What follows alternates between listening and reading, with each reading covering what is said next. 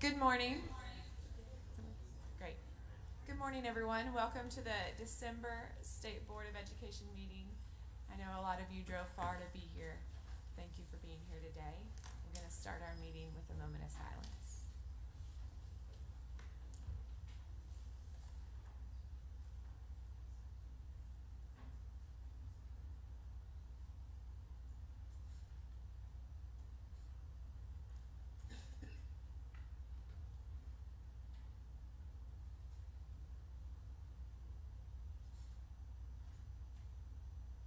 Thank you. This is a busy time of year. I know my kids go to school through next Friday, but I know some districts are ending today and are on their break. So I wish teachers and everyone, as we work during quite a busy time of year, the best of luck. We have a fun morning to start. We get to have some recognitions. First up, we have Miss Fight from the School Board Association to recognize school board members. There you are.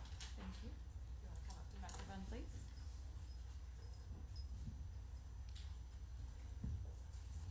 Well, January is School Board Recognition Month, and I believe the board has a resolution.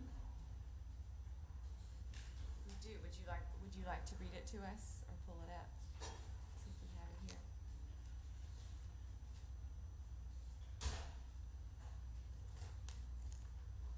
Yes, it is attached on our agenda. I did not bring a copy. I apologize. That's okay.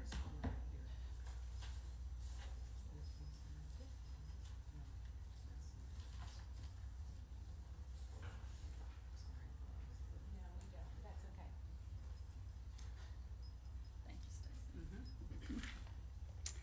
Okay, whereas the quality of education is a cornerstone of our great state's prosperity, and whereas education is the foundation upon which the future of our children and success of our society are built, whereas Arkansas is committed to providing its students with the highest quality education possible, and whereas the dedicated members of Arkansas school boards are the essential link between the community and the classroom, and whereas the public servants are elected to represent the concern of the community in ensuring that our schools are meeting the needs of all students, and whereas the Arkansas School Boards Association and the Arkansas State Board of Education work tirelessly to support and provide guidance to these dedicated individuals, and whereas the month of January is an opportunity to recognize the outstanding contributions made by Arkansas School Board members who tirelessly give their time, energy, talent, in service to the public education system without payment.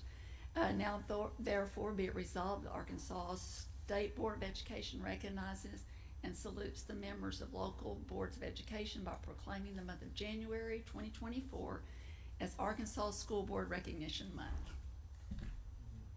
Thank you. Thank you for your work and for your time to come up here today. We appreciate it. Thank you. Next, we have Miss Leslie-Ann Tell from the Conway School District. She received the Fulbright U.S. Distinguished Teaching Award, and board members, if you recall, she came last year before she left for her Fulbright, and now is back to share about her experiences. I'm excited for this today. Yeah. Good morning, Ross White. I promise I won't talk as long as I did yesterday, but Ms. Tell is here to join us today from the Conway School District. And so she's had this amazing experience that she's going to get to share with you all today, but we are very honored and want to take a second to recognize a little bit of her credentials there. She's in her 22nd year teaching with the Conway School District, most of that as a family and consumer science teacher. This year she's got the great opportunity to lead their culinary arts program for this coming year, and so I'm going to turn it over to Leslie to share with you about her experience in Vietnam. Thank you.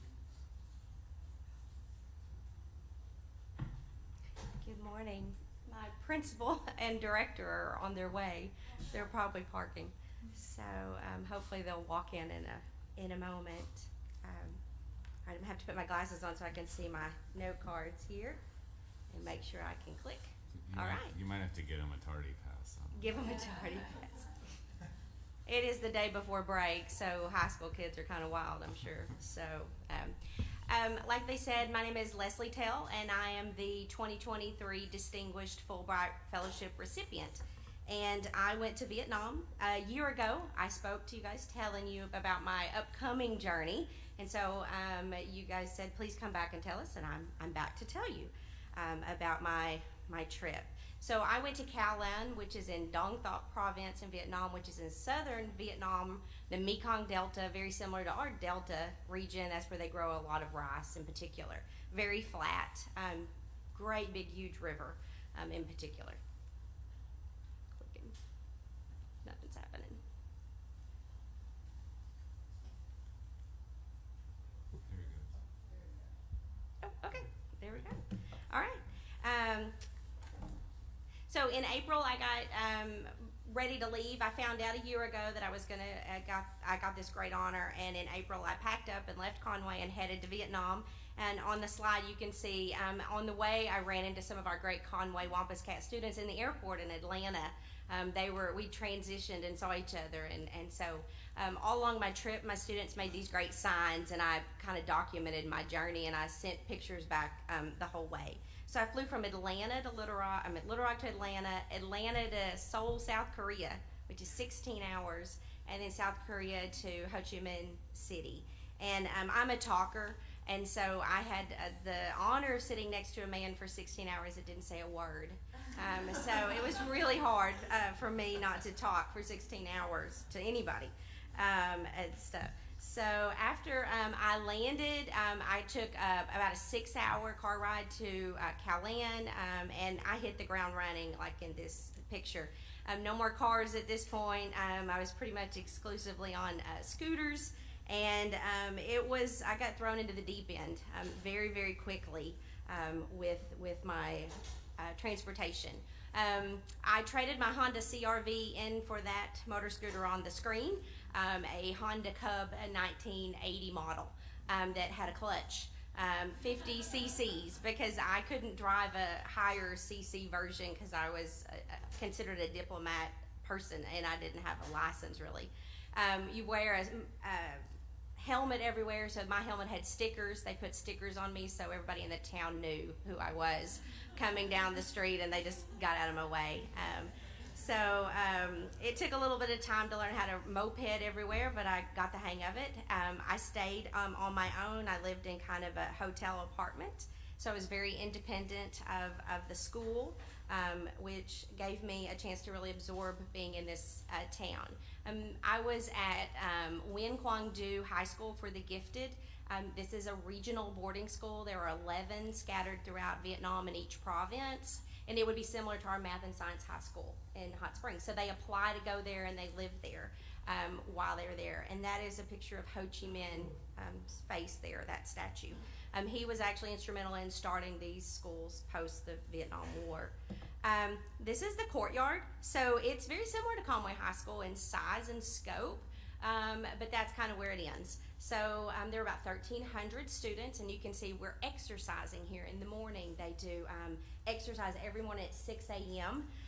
So the whole school does, and you can either do calisthenics or Tai Chi, or on alternating days we meditate.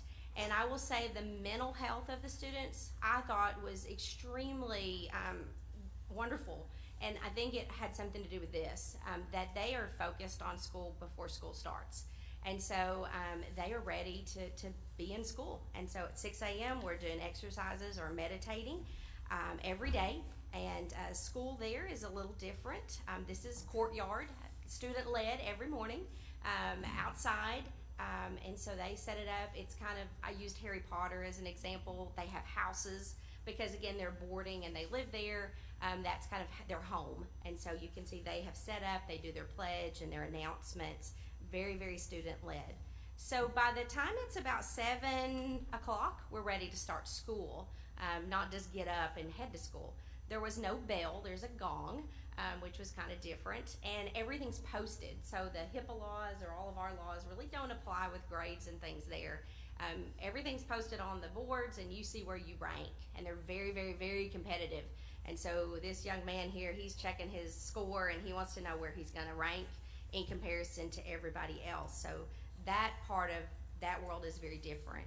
Everybody knows everybody else's scores, and you're vying to get better grades because of it. Their school day is quite a bit different. Like I said, it starts around 6 a.m. It goes to 9 p.m. so it's all day, and it's 6 days a week. So y'all don't change that. We don't want a 6-day school week, and we don't want to go till 9 p.m. either. But it works for them, and so they don't have but one day off, which is Sunday, and Saturday is just a normal school day, just like all the other days for them. They also take 13 credits per semester in high school to our 6 or 7, so almost double of what it is that we're doing. The school day is into 3 blocks, so a morning block, and then a lunch, an afternoon block, and then a dinner, and then an evening block. And so they vary within there what they're taking when. So electives kind of are an afternoon block, where I kind of fit in. Sports are an afternoon block, things like that. The teachers also have the variety to pick. They may not teach all 3 blocks, depending on their family situation, or where they're in their career. Some might be a retired teacher who only wants the evening block and they tutor, or they want all day because they're a young teacher. So it depended on their pay and what they negotiated with that particular school. They take, like I said, 13 credits, typically 2 maths, 3 different sciences. They take biology, physics, and chemistry every year of high school with a lab. So not once, but all 3 times. They speak English, French, and Vietnamese at this school. They write it, they read it, they speak it, they know it. And a lot of them also spoke Chinese as well. And then they have the classes that they get to select. Their arts, music, drama, PE, swimming. They play some big pickleball there, and soccer, different things that are like that.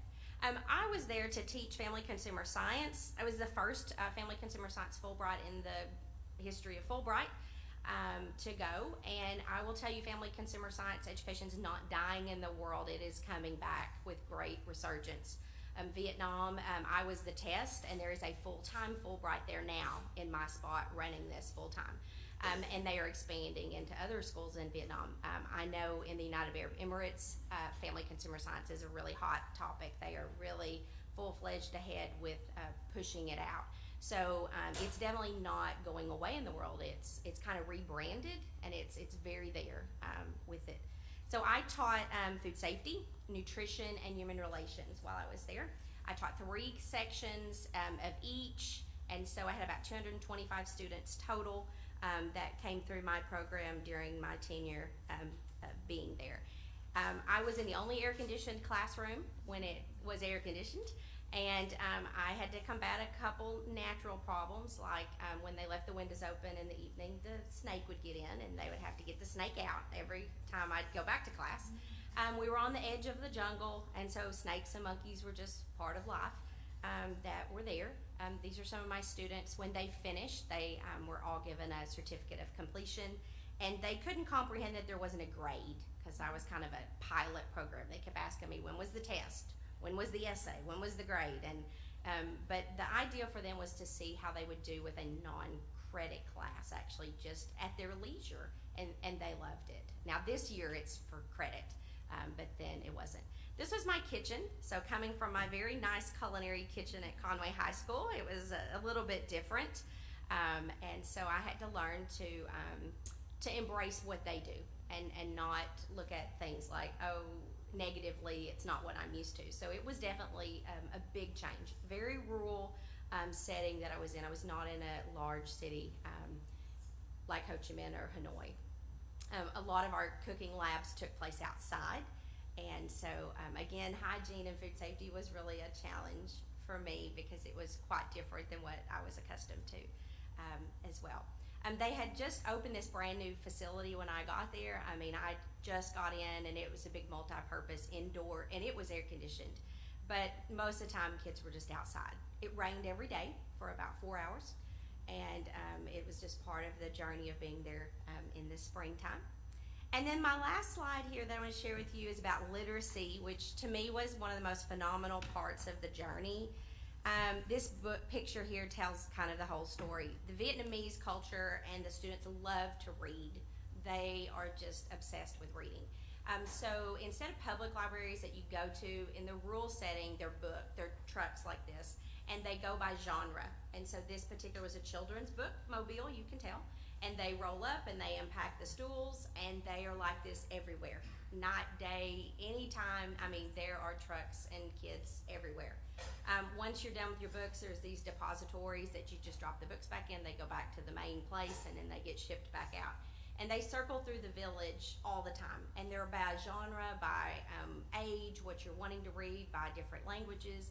And so as the trucks come by and they stop, if that's the kind of truck you want, you go and check out books.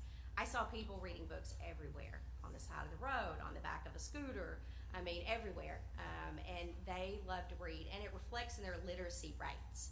Their school children that are in school are definitely on or above grade level. It was 94% is what the Supreme Authority, that's what the school principal's called, explained to me, was 94% or proficient or better. So they are readers, and I just thought that was very inspiring as they took that away to service their rural areas and to get books in people's hands, not iPads, not digital reading, but actual real books. And so this spoke to me as someone who continually likes to learn, that this was the avenue that they chose, and it's working for their country. I appreciate you guys letting me come again, for everybody's support, Conway Public Schools support, for letting me go, Dr. Cullum for giving me the time off to be there, gosh, everybody who just was on board, Congressman Fritz Hill, Asa Hutchinson, former governor, who was gracious and had an audience with me as well, and this board for hearing me last year.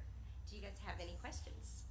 So, if I may, I'll Sure. ask the first question. So I think your Supreme Authority is here. I just want to make sure we say hi to them and Yes. recognize them. Dr. Kate Worley is the principal of Conway High School, and Ms. Carrie Smith is my career and technical director, because I'm part of the CTE program. Well, thank you, Leslie, for sharing that. Besides advocating for school 6 days a week, what would be one part of your experience that you think is going to fall into your classroom here? Like one takeaway or one thing that this experience is going to make you better that we want every teacher and everybody listening to know. These are some great takeaways. It has been something that's taken me a couple months to implement, but and this might not be super popular, but the phones weren't an issue there. I didn't battle phones there. So cell phones. You just didn't battle them. They weren't out. Kids had the respect of the teacher and the learning process not to have them out. So I have gone to phones in the bags and bags at the front of the classroom in high school, and I'm not battling phones. And I'm finding that my kids are more engaged when I'm not battling a phone. And I tell them I can't be as entertaining as whatever they're watching, but maybe I can be. And so you can just kind of see they've kind of brightened up, and they're more interactive now that their phones are out of their hands, at least just for the class time. So that would be the biggest one for me that I loved about them. Phones weren't a battle. Did anybody else have a question? Other questions, board members, comments? I just wanted to say thanks for sharing. I was in Vietnam about 13 years ago, and it still has a very special place in my heart. It's a neat country where they say it's a lot like the South, where people will bring you in and they want to feed you, and everybody's very kind, and often people would stare at the white lady that was there, and that was you had to just kind of get used to that. But I know it was an amazing experience, and I appreciate you sharing it with us. And I was the only Westerner in this town, and it had 100,000 people. I say small, but that's small compared to Hanoi and Ho Chi Minh City. Food was a little challenging for me because it was so seafoody, and it had some definitely undertones that I didn't care for. But I was gracious and polite and would eat it and smile, and but it was an amazing experience. I think it definitely gave me that push to get to the end of my career. And I changed careers right here at the end again to teach culinary arts, and so I think that keeps us going as teachers when we do a reset. And so it was a great opportunity reset for me, and I appreciate that you guys let me come. I left you a token there of Vietnamese culture, and I brought my certificate if you would like to. We would love to get a picture with you. Thank Okay. you. I did want to ask though. You said that you get to continue on as a ambassador. What does that look like? And will you be able to share this with other teachers in the state to encourage them to apply? Yes, in fact, I just got confirmation I got accepted as an Fulbright ambassador. So that gives me, I'm in like a really small club of 20 from this class. Only 20 went out across the world in my group. And so I will now, I'm open to applying for grants with Fulbright, continuing education, other opportunities. And then like with the ambassador, I would do this, come and speak and let people know about Fulbright and continue on their legacy of education. You know, William J. Fulbright was from Arkansas, and so we're continuing his legacy of education. So with that, I will continue to apply for things. I applied to present at their national conference in May in DC, and then there is a chance in 2 years, there's an Africa trip that we can apply for that's in the summer. That's 2 weeks of touring African schools in different parts of Africa. So just that continually getting to try to hone my skill as I get to the end and keep myself fresh and you know, moving. That's awesome. Thank you for coming in today. Thank Appreciate it a lot. you. Let's get a picture of everyone.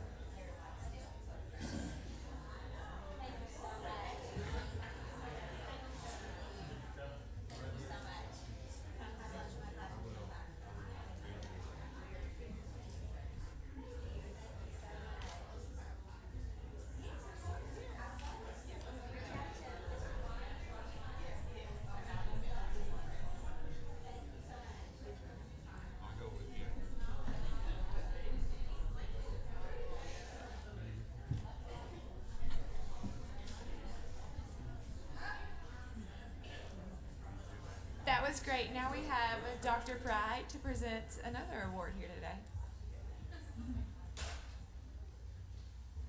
Good morning. Tiffany Pride, Assistant Commissioner of Learning Services. And I am here to present the Gilder Lehrman History Teacher of the Year Award. This award is presented to, let me start it over. So I'm here to present the Gilder Lehrman History Teacher of the Year Award. It's presented annually by the Gilder Lehrman Institute of American History, the nation's leading organization dedicated to K-12 American history education. Inaugurated in 2004, this award highlights the crucial importance of history education by honoring exceptional American history teachers from elementary schools through high school. So we're excited today. Pamela Cummins is here with us today. She's been named the 2023 Arkansas History Teacher of the Year. Desi is honored to present this award, and we would like to recognize her accomplishments. She's attained a bachelor's degree in journalism and political science. She holds 2 master's degrees, one in education theory and practice, and one in American history and government. Pam was a social studies teacher at Lisa Academy Public Charter School in Little Rock. Currently, she is a 12-year employee of the Benton School District.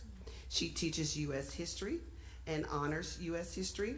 She sponsors the Model United Nations organization at the school.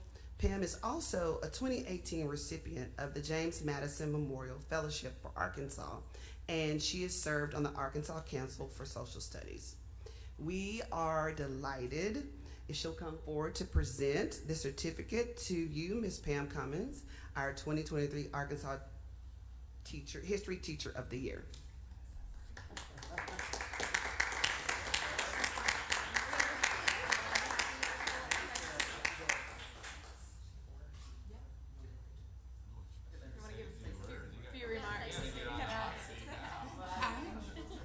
I didn't know I was going to speak. History education is really important because it teaches our kids to like critically think in like all areas of life, and there's nothing greater than to like help the future to become good global citizens for our state, but also for the world. So, Well, thank you. Congratulations. Thank you. On your award. I appreciate you coming in today. thank you so much. Yep, we'll get a picture with board members. She has her principal here with her today, and it's Mr. Bert Berger. Did I say that right? Barger. Did I say it right? Barger. Yes. Okay, sorry. One second. I just wanted to Awesome, recognize thank him you. here.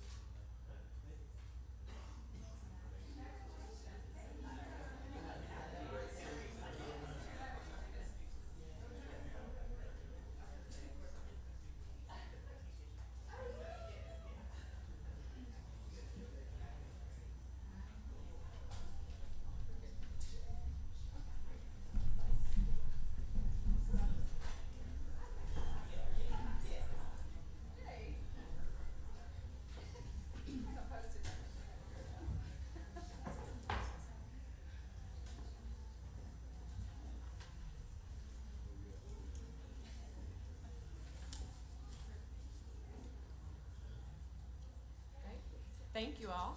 Now we will move on to our action agenda, but I did want to mark, we have Mr. Sutton here on Zoom.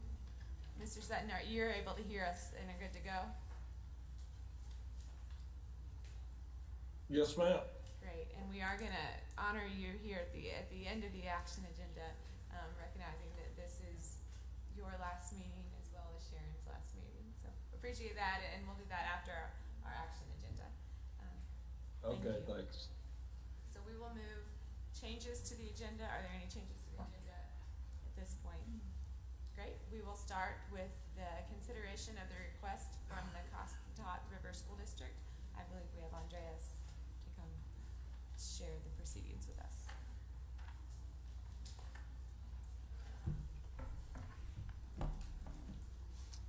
Good morning, Chair and members of the board. Before you is a petition by the Coscatot School District to close the Umpire campus, an isolated school within the district.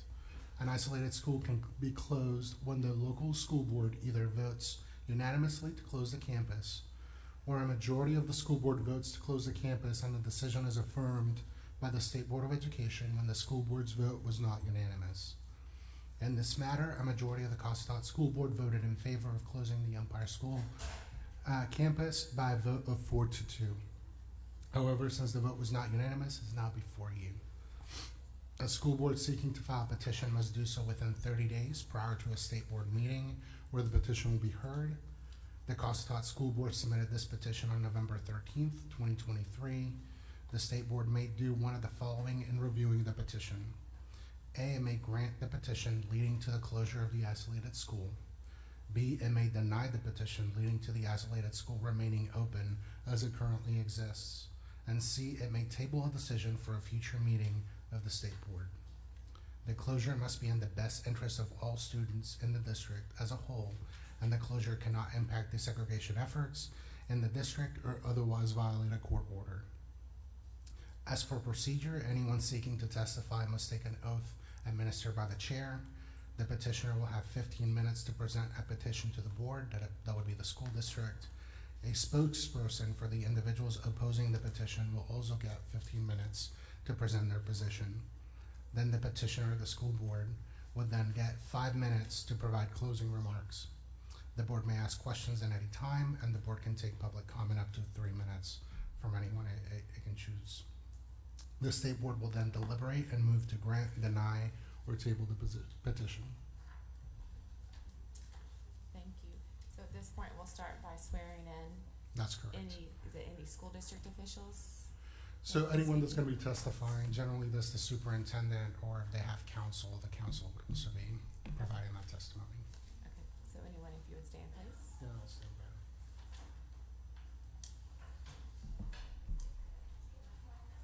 Do you swear to tell the truth, the whole truth, and nothing but the truth? I do. Thank you.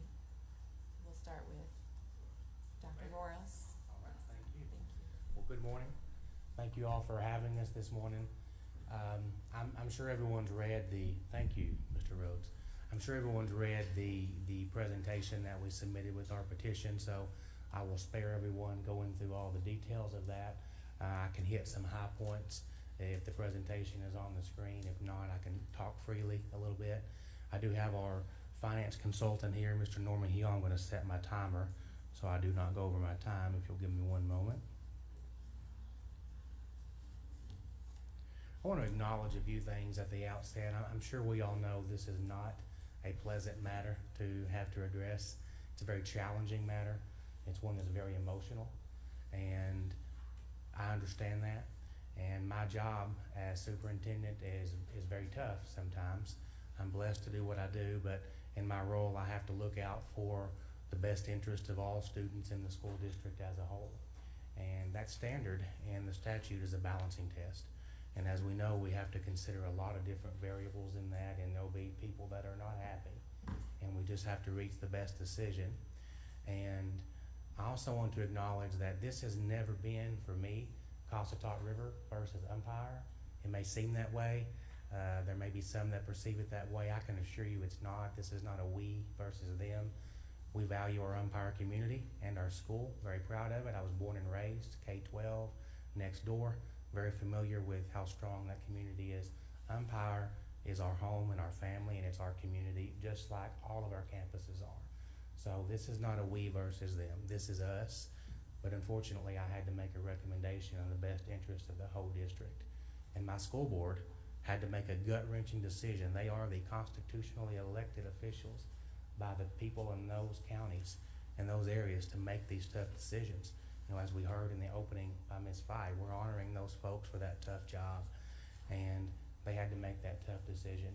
And I want to acknowledge that as we go into talking about this. Is also not just about finances. We're going to talk a little bit about finances today, but this is about finance. This is about educational opportunity and what is in the best interest of our district as a whole. And as I go into that, I want to talk about academic integrity, and let me acknowledge at the very outset, we have great teachers at Umpire. We have great students at Umpire. That's not in question. What makes a school great is not the walls of an institution, of course, it's the individuals, it's the students, it's the teachers. And that will continue no matter where these individuals end up.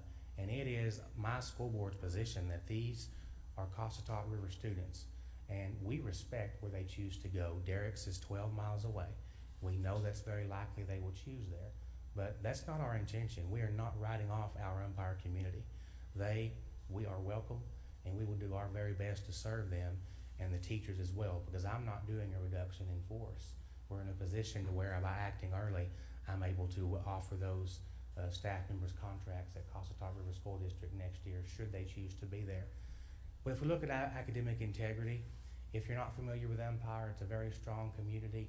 I will say there's not a whole lot there. It's not a small but robust community. It's just a tight-knit community. And all students after this, if this is finalized, if they come to Cossatot River School District, they're gonna have more opportunities for collaboration. They're gonna have more opportunities for extracurriculars, more educational opportunity overall. And that's what I have to consider beyond finances. And I'm confident Cossatot River School District can serve that if they choose to attend here. And I respect the right to choose. I have 2 kids of my own, and I value the right to choose where they go to school. And we'll respect that decision if they choose to go elsewhere. But they are absolutely our students, and we will serve them at Cossatot River. If we focus a little more on the elementary, right now our elementary does a great job. We're very efficient there right now. We have tightened the belt there a lot in the past 3 years and not hired staff and gotten it more efficient. Right now our 1st and 2nd grades in a classroom, 3rd and 4th grades in a classroom, and 5th and 6th are in a classroom. And those teachers are champions for doing that. I don't know, with all due respect, that that's in the best interest of our elementary kids. The whole model is based on accountability at the grade level. Professional development is based on the grade level, and as champions as they are, I have to consider that and consider if that's in the best interest of those kids, if being in a combined classroom like that. Without that, if they're in a normal standard model, the teachers can channel their professional development to a single grade level, and kids can focus on a single grade level. Our elementary students, they do great there, but they'll have more opportunity at our elementary school or any elementary school they choose for other extracurriculars. And the other campuses, our other campuses in the district will benefit from those wonderful students and those wonderful teachers if they choose to join their Cossatot River School District. And as I stated earlier, the recommendation is not based on poor academics at Umpire. The primary consideration is the best interest of the students in the district as a whole. And my board, when they considered this, they're aware of everything. They're aware of the emotion. They're aware of isolated funding, buses, they're aware of everything, but they made that decision of what they felt was the best interest of the students, as gut-wrenching as it was. I have a list of things you've probably seen, some additional opportunities that would be available if they choose to stay at Cossatot River School District, which we hope they do. We have about 35 concurrent credit hours that are taught in person at Cossatot River High School by teachers there. They would have access to, except for college algebra and trig. We don't have that person on staff, but the other hours are offered there in person. We talk about fiscal integrity. Mr. Hill will talk about that in my remaining time as I check my timer. But briefly, we have about, over the past 3 years, about a $735,000 cost above revenue balance there. ADM, that's at about ADM of about 90 last year, $250,000. At 99 students, which is what we estimated it was around $200,000 gap. By acting now, the reason that we did it at this time is Umpire will be offered positions at the other campuses. Any staff overage will be addressed through attrition. We lose about 14 staff members a year. And my position was prolonging the action would unfortunately probably result in me standing in front of you here again. I can talk about opportunities and other options that we've explored if you have that question. But cost is about $18,000 per student at Umpire compared to about $11,000 at our other campuses. I've put a picture here of ADM for you to show the decline. That's in your packet as well as I go through this. But since 2021, We've lost about 23 students to other districts, mainly Derricks and Kirby, and we've lost about 28 to homeschool. And now I want to close here and talk a little bit about promotion efforts. I can talk more about that if you have questions. Bunyard Broadcasting, so we've partnered with, advertise, radio ads, social media, visits, all sorts of things we've tried to do to promote, and it did help a little bit, but families are just choosing other schools is the unfortunate truth. We've done things, you see our former principal there and one of our great teachers that went to the radio station for a visit. We've done videos, we've recognized our students at the school board with our Cossatot River Pride Award, much like we did here this morning. We've done a lot of things to try to promote the campus. Funding matrix concerned, as you can see there, the highest enrollment we have is 10 students in one grade, and as you know, funding matrix becomes a concern there. We have a capacity to serve about 231 students there.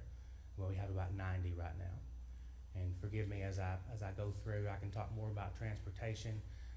We have 2 buses right now, consideration of adding a 3rd one if we need to, Wi-Fi hotspots, iPads, whatever we can do to keep those kids engaged on the bus. We have some challenges to overcome, but by acting now, we can implement some solutions, invite students to the campus, invite parents to the campus, and try to make that transition much easier for them. I'm going to conclude by saying that it's a very exciting time in Arkansas. I'm going to turn it over to Mr. Hill. We're doing what we can. I have a vision for my district. I'm doing what I can to make my district the best choice for the people in my area, and sometimes that means tough decisions. And I put that to my board, and being aware of all the circumstances, they made that decision, and it was a very tough one. And with that, I will turn it over to Mr. Norman Hill to talk about finances for you. Unless you have questions, of course. We'll let him go and then do questions for both Okay. of you. Thanks. Thank you. Thank y'all. I'm Norman Hill, a financial consultant. For the past 18 years, I've owned a financial consulting business that works primarily with Arkansas Public Schools to work in school finances, and all of those schools that I work with have one thing primarily in common. They're losing enrollment and having to make major adjustments in their budgets and organizations, staffing, transportation to be able to continue to exist financially. Prior to the 18 years, I spent 2 years as a co-op director over 22 school districts, southeast Arkansas.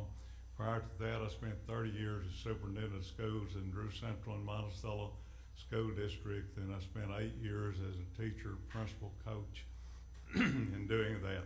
Last spring, Dr. Broyles called me and wanted me to come to Cossatot and look at their school district and give him a financial analysis of where they would be. He told me there were consolidated school districts that were made up of 3 former schools, Wicks, Cove, and Umpire, and that over the past few years they had been losing students at a steady decline in that. And when I came in and looked at the district, I noticed that they were constantly declining in enrollment district-wide, and on the Umpire campus, they were declining quicker than they were district-wide in doing that. And Umpire had got down to where they were 90-something students in that. And I looked at the overall financials at the current time. The Cossatot River School District is not in financial straight, but they are, if you look at the past few years, heading that way, because they're constantly been spending money on a day-to-day operation that's not coming back to them through state, local, federal funds and so forth. And you say, where is it coming from? They have started reaching in and spending a big amount of their debt service millage that the patrons voted for buildings, bond issues, and to maintain buildings on day-to-day operation. And there's nothing illegal about that. The 2 major problems with that is, one is that's not a guaranteed source of funding that continued forever. It goes away when the bond issue that it is attached to is paid off, and do that. Another is if the district has needs to upgrade their buildings or to build new campuses, if they've got the money voted for that tied up in a day-to-day operations, they cannot do that. When I looked at the overall district, you noticed in FY '23, they had less money to operate than they did in '20. With the loss of students, they had lost somewhere in the neighborhood of 1.2 million in the last 5 years in foundation funds, which the biggest portion of those foundation funds goes for salaries and fringe, and do that. Then also, when looking at it, I noticed that they had cut expenditures in that time, but the cut of expenditures was just about a third of what they had lost overall in those 5 years. And how did they do that third cut? They did that by combining the Wicks and Cove Elementary School that were separate into pre-K2 school, a 3-6 school, putting those schools all together, which was within the authority of the local school board and administration to do that. Then looking at Umpire, they had lost a tremendous number of their student body, but it was not within the power of the local board to do anything about that other than appeal to the state board to give them some relief on that. And looking at a 3-year history of Umpire, it looks like it's a district that in the 3 years has spent somewhere in the neighborhood of $735,000 more on Umpire, which is $250,000 per year, pretty well average. And that more money than they get on a daily basis. And again, where did that extra money come from? It came out of their debt service millage money that they used to do that.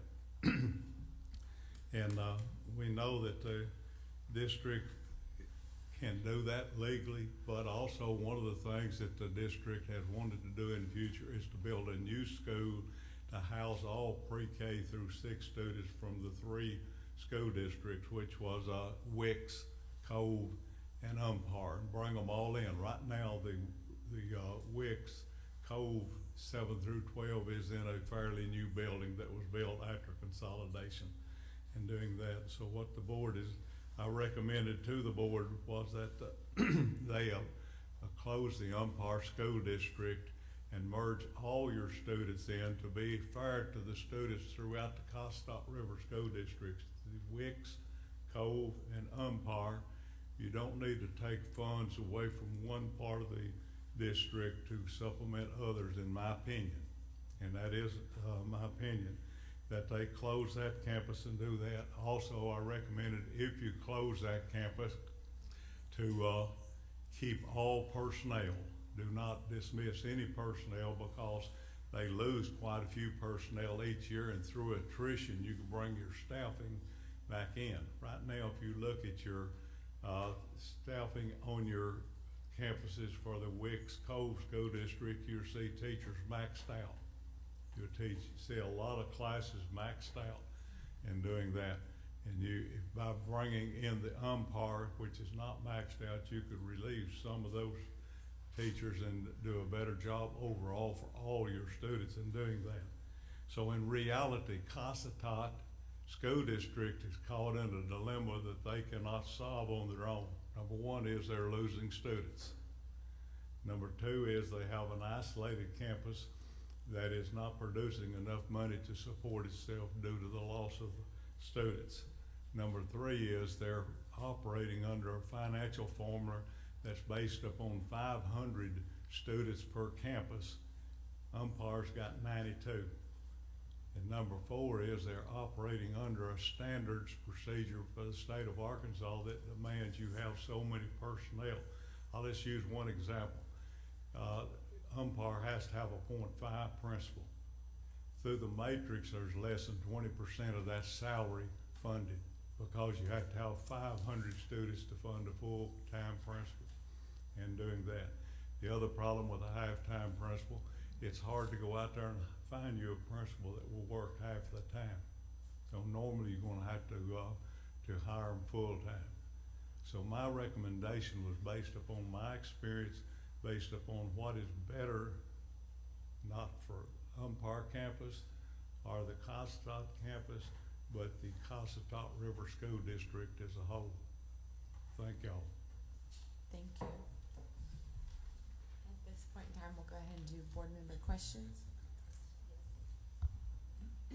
Chair, before we do questions, I want to make sure the board has some background knowledge and context of what are the steps that we've been taking that have led up to this point, if that's okay. So want to just commend Dr. Broyles for the generosity of time that he's been giving us and his staff when this kind of first knew that they were considering this item going to their board, which didn't get a unanimous vote at the local level, that it was going to come to us. We've immediately began working on going through all the data, all the facts, and what does that process look like to make sure that when this item comes in front of the board, that it's an informed decision, an informed recommendation. So we immediately started having conversations, visited the campus a couple times. In fact, some of the board members on this board here was able to participate in a little bit of a roundtable discussion. The governor came and we met with community members to hear some of their concerns and hear what some of their questions were that we want to make sure that we can address. And I think one of the challenges that we face when we're looking at this is geographically, when you look at the school as a K-12 site, it's in an isolated part of the state. And we're not talking about a failing school. We're talking about a high-performing school that has found a way to meet the needs of the students and families in a small community. And they've had to be innovative over the last several years to be able to do that, because they have been, as we've been hearing, facing declining enrollment. And we all know that enrollment is one of the foundations that are built on the dollars that are generated for the school district. So when we met with the superintendent and their team, the first thing we want to do is make sure that everybody agreed on the finances. And there was some questions about how do you come up with some accurate numbers when you're saying that the dollars are not being offset by the dollars that are being generated versus the expenses. If this was easy to figure out and calculate, we could all sit here really quickly and figure out calculate, but when you're looking at the complicated nuances of school funding, weighted funding, general revenue, millage rates, how does how does each student, depending on the programs they need, generate the funding that dollar would qualify? It takes time, and one of the things that we expressed when we were with the community is that we heard pretty clearly from the community is that they want some resident of a solution for a school in their community. And I don't want to speak on their behalf because I'm imagining some folks may have signed up for public comment. But what we had said at that is that we need time to go through the finances to make sure that we can have a clear number. And one of the things that I think is just even more special about this region of the state is the neighboring districts have a vested interest and value in seeing success in the students. They don't look at it as our school district versus that school district or this campus versus that campus. This is our community, this is our region of the state, and we all take care of each other. So one of the things as we're having these conversations and you're asking questions, we had our finance folks go through and kind of make their own cost and revenue analysis of the state of Cossatot schools in the Empire, which really kind of mirrors some of the recommendations from the financial consultant, but then talk about are there options, because what we had heard from the community, are there other options to explore? And I think there are some other options that we've had conversations with the districts and neighboring districts to explore how we move forward with seeing the feasibility, because I think when you go back to the initial question, are we providing access to high quality education for all the students in that district? And are we able to do it in a financially responsible and sustainable manner? As we go and look through those options, we have to look at it through those lenses and then make sure that we can bring a finalized decision to this board. But I can tell you where one of the challenges is some of you got to visit the school, and you'll know firsthand from your experience, you have dedicated staff, teachers, and leaders that go above and beyond to meet the needs of the students in that community. And it's not necessarily in a traditional approach that you would typically see in most schools, because they don't have the staffing to make things happen. And those are some of the things that we're looking at as we went through that lens and had our team make that analysis. So I want to make sure our board knew that we immediately began having immediate dialogue to make sure that when this becomes before you, we'd be able to answer questions not only with the district, but also through our folks as well. Thank you. Should we move forward with questions for the district and then Dr. Saunders is going to present? Okay, so let's do that. Let's go ahead and do questions for the district right now, and then we'll have another chance to go back. We'll start here, Ms. McFetridge. Ms. Rollins. When we're looking at transportation, can you talk to us about how far away Sure, the sure. school is versus Cossatot, and what does that look like for students on school buses and transportation? Absolutely. Very good consideration. Transportation is one of those variables I talked about that we have to balance. I have 2 kids of my own. We don't want our kids on a bus any minute if we can avoid it. That was one of the first things I considered when I looked at this. I called my neighboring superintendents, even some in neighboring counties, and asked about what their bus rides were. All of them told me they had several routes that were 2 hours one way. Some of them had longer, some of them had shorter. In the research that we did, if all of our students at Umpire chose to choose one of our other campuses, it's looking at, I think, the farthest, and talking with my transportation director and looking at the routes myself, just under 2 hours, which is not ideal. I don't want that either, but one of those variables that we have to consider. What I did find was, as unideal as that is, it's within the norm of what our neighboring districts do, and it's not what they're used to, of course, but it's within that norm, and it falls kind of within the norm of what we've seen districts come before you in the past. Some research I've done looks at maybe 40 miles being kind of the cutoff, or 18 miles from building to building, from our Umpire campus to our elementary campus, and 24 miles from our Umpire campus to our high school campus. Of course, there are families that are on some side roads and so forth, but our estimations and talking with my folks was just under 2 hours, somewhat within the norm of what our other districts do. And we hope that, of course, they choose Cossatot River School District. I've been told by the community there that that won't happen, that they want to be severed from Cossatot River and they will choose another school, and I respect that. If they do that, what makes this unique, Ms. Rollins, is that Derrick's is just right up the road 12 miles. And 20 years ago when they consolidated, they chose Cossatot River because they had 3 choices: Kirby, Cossatot, or Wicks at the time. Kirby was no, and this is in an article from the Arkansas Times. Derrick's was, we'll take you, but we'll close the building. And then Wicks said, we'll take you and keep you open as long as you're financially feasible. So naturally the community had no choice. They chose to keep their buildings open like anybody would. And they chose Wicks at the time.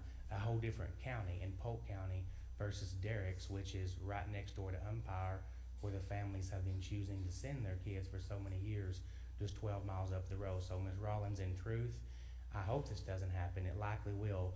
They will most likely choose Derrick's, and you're looking at bus rides of 15 minutes, an hour most, if they choose Derrick's. But at Cossatot River, you're looking at our estimations of a bus ride just under 2 hours. Ms. Hunter. Not sure how I want to pose this question, but you went through a little history with us there and Right. explained the choice that Umpire had several years ago. Has there been any renewed conversations with Derrick's, and is their position the same? I mean, like, do we only have 2 choices here, for Umpire to stay open or closed and still part of the Cossatot River School District, or could Umpire, kind of carve themselves out of the school district and join another school district? I'm not even sure if that's legal, but is that an option? Has it been discussed? It If has it's been legal. yeah. Is it legal? It has been discussed some. Mr. Oliva can testify to some of that. At our roundtable meeting, we brought, they were very conscientious and brought Derrick's and Kirby superintendents to the table. Obviously, I can't speak for what their boards will do. And speaking with Mr. Hill, when I talked to him about that, the premise is, if it's unsustainable for Cossatot River, a district twice the size of Kirby and Derrick's each, then one can reason that it's going to be unsustainable for Derrick's and Kirby as well. So if they were to take Derrick's and Kirby one, Ms. Hunter, my understanding is both districts have to agree to that. I have Ms. Street here to testify to that. I will say I can't speak to what my board would do, but in history I don't know of a district that has agreed to that. right, understandably, because that's meals and everything are tied up into that. And part of the choice of consolidating was to become part of Cossatot River. Will my board consider that? I'm sure they would consider that, but there's not a lot of precedent for that. But no, that is not the only option, and I can go into more details, Ms. Hunter, and explain some of the options. But my opinion, Derrick's or Kirby taking them under the same model we have them, if it's not sustainable for us, it won't be sustainable for them. And we've heard comments from those superintendents that it does depend on financial sustainability. That was the comments they made. But they also said, of course, it depends on their board. So we'd have to speculate, would their board want to take it under the same model as we are and end up possibly being before you on this same matter.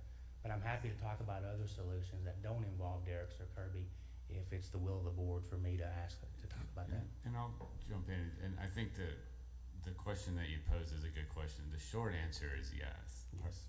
Are they complicated options? Yes. And so I think superintendent did a pretty good job explaining that if they were to join a neighboring district, the neighboring district obviously have to want to receive them. How that looks for the board to Cossatot relinquish, it would require them to come into a mutual agreement.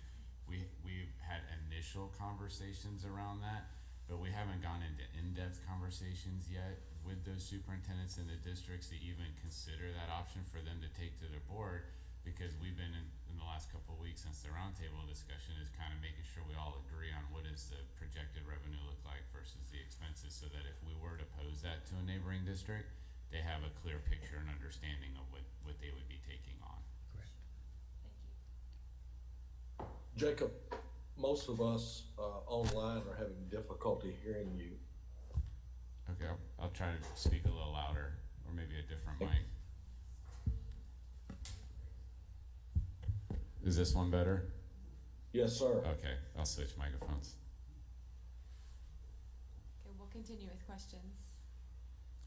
Ms. Hunter, did you have questions?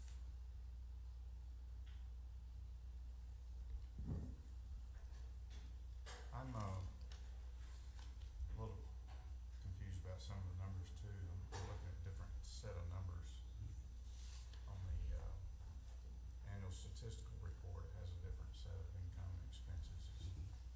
We can't hear any of that. I'm looking at the annual statistical report for Cossatot River School District, and I'm seeing different numbers for income and expenses as well. Sure, I can speak to some of that, and I know one of the things we did, Mr. Bragg, in the past few weeks was try to get some finality on the numbers, because it is very complicated. You have to, it's not just a checkbook for umpire and a checkbook for Cossatot River. There's certain, it lends itself to some estimations. Dr. Saunders can talk about that too. What we were able to do when I came up to Little Rock Wednesday and met with Deputy Commissioner Smith and Dr. Saunders was get to some finality on the numbers that Dr. Saunders had run. And those numbers show, as Mr. Hill talked about, I gave him an updated one. What we were able to agree to in working with Dr. Saunders was cost above revenue about $735,000 in 3 years. How that breaks down is about around 200,000 fiscal year 23, around 80,000 22, and around 500 and something thousand in fiscal year 21. Why the variance? Because each year we buy 2 buses with isolated transportation funding, because that's what we have to do, and how those invoices come in make a difference. Some of those isolated transportation funding can be spent on things like a part of a transportation director, maybe diesel fuel. But in the years that we've been open, our fiscal agent with First Security has always told us, districts with isolated campuses buy buses. That's where the lion's share of the money has to go. We don't need that many, but we do that, and then our neighboring districts love us because they end up buying all of our buses when they're just a few years old. But those expenses are in there as well. But those numbers, Mr. Bragg, we were able to come to with Dr. Saunders, and he can speak to some of that. It is cost above revenue, and there's some that's complex. There's some comments there, but I think that will help. I haven't seen that report you're seeing, but Mr. Hill can speak to it as well, and so can Dr. Saunders. And Chair, this may be a good time, because one of the things that we also heard from the community when we visited is that they wanted us to confirm the dollar amounts as well. So I think it would be, there'd be value in having Dr. Saunders come up and kind of present a little overview on some of the dollars that we've come to consensus on this week, so that it's clear for neighboring districts, it's clear for the community, and it's clear that everybody, I think we all have an agreement that we're working off the same document now. Correct. Dr. Saunders, you want to come up now, and then we will hold to continue questions of the district after you share a little bit more.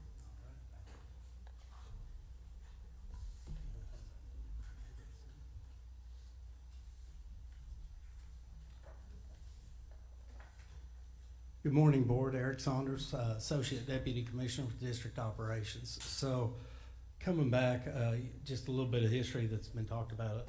Some of the first initial financial reports that we received and trying to verify, we observed some discrepancies and worked with their contractor and had those corrected to come back to some other numbers. So the numbers that I'm going to share with you are numbers I've met with the district on that we do agree on and have agreed with. So I have that in this slideshow if we could, right here. All right, I will try not to get into all the details, but I'll hopefully be able to answer any questions that you have. So because as you know, it can be very nuanced on school finance. But just to give you an idea, these are the revenue numbers for the last 3 years for the entire district. You can see the district numbers and you can see the umpire numbers, and that is just revenue. And I'm going to move on to the next slide, and then the next slide would be expenditures. You can see some funds broken down. This does not include everything because you could have a whole lot more other funds, but this is the bulk of the revenue and expenditures. I think that's part of the discussion. So those are similar expenditures, and did break out some of the isolated transportation and special isolated fundings. The isolated transportation, I think, is worthy of discussion, and I will cover that here in just a moment. So going past this slide to the next one, this is just using the same figures that you would have seen in the previous graph. So this is looking at the last 3 years, umpire only on the campus. You can see essentially what the revenue would have been and what the expenditures would have been. This does not factor in any of the debt service or anything like that on the revenue side, as was discussed earlier. So if you're looking, say in 2021, you could say $517,000 deficit as far as there were more expenditures than revenue. The next year, $57,000. And the last year, which we really focused on because our initial numbers that we started focusing on was 22-23 all by itself. We did go back after talking with the district and pulled additional years. That's how you got the 3-year thing. So just focusing for a moment here on the 22-23, you can see the deficit of $159,553 when you're looking at these revenue and expenditures. The asterisk, I think, is the point of contention with the isolated transportation funds, because with those funds, you do have to use those for transportation. And so there were expenditures that are shown there in that 1.775 million number for school buses, roughly $230,000. And because I would view those buses as being a benefit to the entire district, even though the expenditure is just assigned to umpire, it's an asset that the whole district benefits from. So, you know, however you would want to prorate those expenses, if you did it on student enrollment or however you did it, there are lots of ways to do it. I think that just looking at the 22-23 school year by itself, considering that those districts or those buses are a benefit to the district as a whole, that I would say it was cost neutral.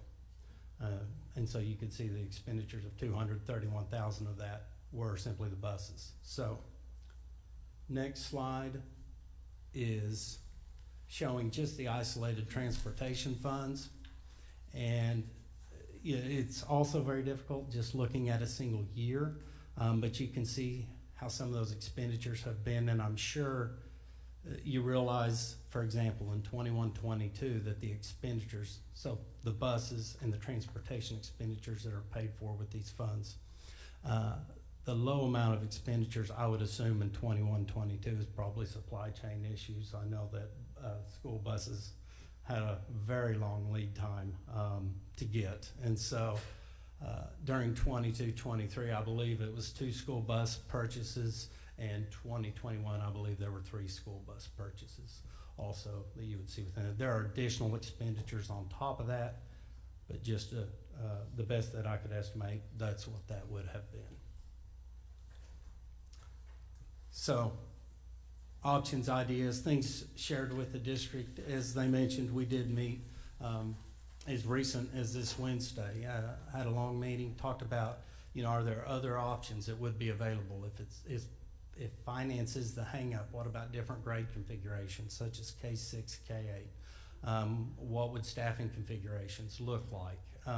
Would you have efficiencies if you had a satellite campus there as part of the entire district? Also talked about student opportunity expansions, which I believe they covered in their presentation about students at one campus being able to participate in all the activities that are offered at the other campus. Also, ideas shared with the district, Secretary Oliva referenced earlier, such as neighboring districts and servicing the umpire school or exploring charter school network options. So that's kind of a summary, I think, of the finances and where that's at. Thank you. Yes. We'll continue on, Mr. Bragg. Questions? Yeah, thank you. Well, the difference in the 21-22 transportation, the surplus there, does that carry over to the next year? Yes, it does. Just, I think to give you just a little bit of reference in regards to that is they closed out the 22-23 school year, I believe, with about $380,000 in the isolated transportation fund is where that's sitting. Okay, thanks. Yes.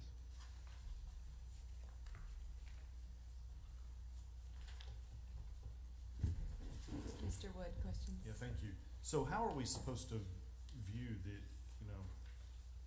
this isolated transportation slide that you showed us? Yeah. In the whole 190,000 one year plus 220 the next year minus 26. How are we supposed to process the drastic variance in those numbers? What can we fairly assume as an annual? It's really tough when you're trying to look at that because you really have to go back and look at over so many years and to look at that. Personally, I think that a better representation is the previous slide because it does include those numbers in that as well. Even that slide's difficult. Yeah. I mean, 500,000 in the hole, 57 in the hole, 160 in the hole. Those are drastic. Yeah, but I think that when you use that in combination with the information from the other slides, you realize that the larger, I guess you could say the larger deficits are during years that they're purchasing more buses. The buses are causing those expenditures because the purchase of the bus is solely coded to the umpire campus, but yet it's kind of hard to just nail down to quantify to say that. Yeah, you have to look at it. So they receive additional funding for the isolated campus that had, I don't know what the exact word is, but a significant portion of that funding must be spent on transportation. But it doesn't necessarily have to be the purchase of a school bus. Is that what I'm picking up on? They can, fuel would I suspect qualify for that, or it has to be used for transportation expenses. It's very restricted in that sense. So, but not necessarily a $150,000 school bus. Right. Correct. That's my understanding at some point, of that. Umpire's going to have enough school buses. I mean, you can only buy 3 a year, and at some point, you don't need to keep buying 3 a year. Yeah. And I think the choice on doing that would be because buses are a single one-time purchase that you're coding, and you may not have enough expenses in the other areas to spend those funds that you're getting. So it's a way to spend those funds, whether you should or not. Fair enough. And then that goes to why the buses are an asset to the whole district, because they're using umpire special funds to purchase buses that will bus kids from Wicks to Vandervoort to whatever, I apologize. So that's why they're an asset to the whole district. Right. If I could add to that too. And, No, go ahead. And then, you know, after so many years, then they sell these relatively new school, so it's just a constant cycle, and which they end up net positive because of the sale of the buses? Is that how that works, or I don't know what the depreciation of a new bus You want- is. Speak that just a little bit if you want to, Dr. Saunders. I have some data with me here today, and just to clarify, the isolated transportation is a complicated thing. Each year with our fiscal agent, with our auditors, we're spending it the way they tell us to spend it. And Mr. Hill can speak to some of that as well. Districts with isolated campuses usually buy buses, and it is a district benefit. It's a district benefit we don't need. We will buy one bus every 3 to 5 years. If the campus had not been there, hypothetically, the last 3 years, I don't like to put it in just finances because it's not just about finances. I don't want to lose sight of that.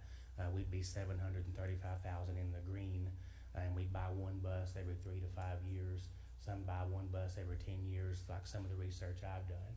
Even if we bought one a year, we're still coming out ahead after you consider the net loss in 3 years. But to answer your question, remind me specifically of your question, Mr. Wood. Well, I don't know. I think I was just starting to figure out how the buses were an asset to the whole district, and, Right. and why the drastic variance of the numbers. And It was Ms. Hunter that asked the question. To answer your question, in 3 years, we bought 6 buses. The way they're invoiced, it comes in different years. That's why the drastic difference.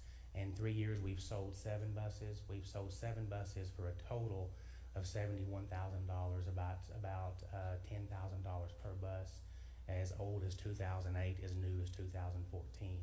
And we would love a waiver to not have to spend isolated transportation funding on this, but my talks with Dr. Saunders and Deputy Commissioner Smith was that's probably not possible because of the nature of that expense. But you can see it as a benefit to the district in terms of a shiny new bus fleet. Well, with respect, we don't need that. We have a better bus fleet than many 7A schools. It's just we're handcuffed to do that. And we would resort to one every 3 to 5 years and come out way in the green. But again, I can talk more about this. It's not just about the money. That wasn't just the basis of my recommendation. So I don't want to get hung up on that. Did that answer, Ms. Hunter?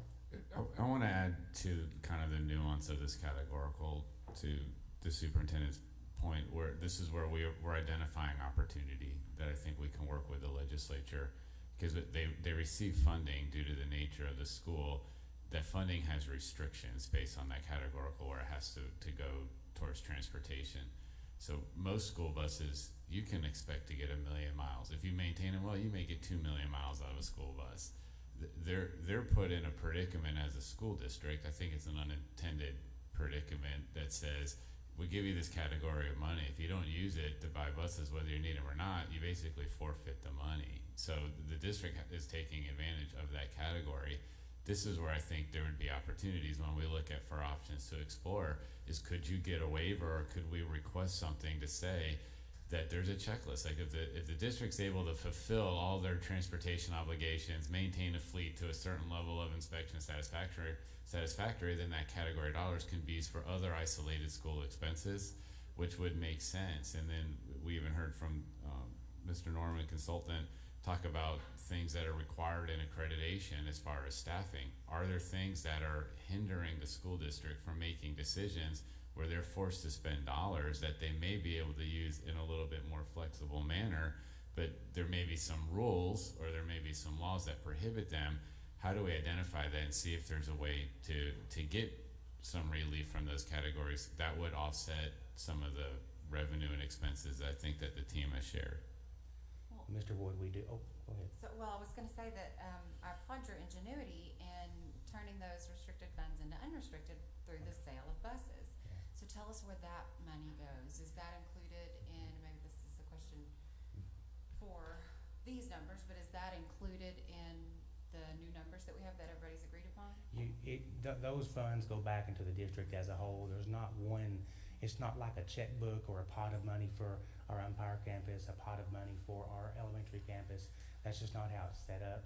If you look at the last 3 years of 71,000, even if you attributed all of that back to, you can knock off 71 of 735,000.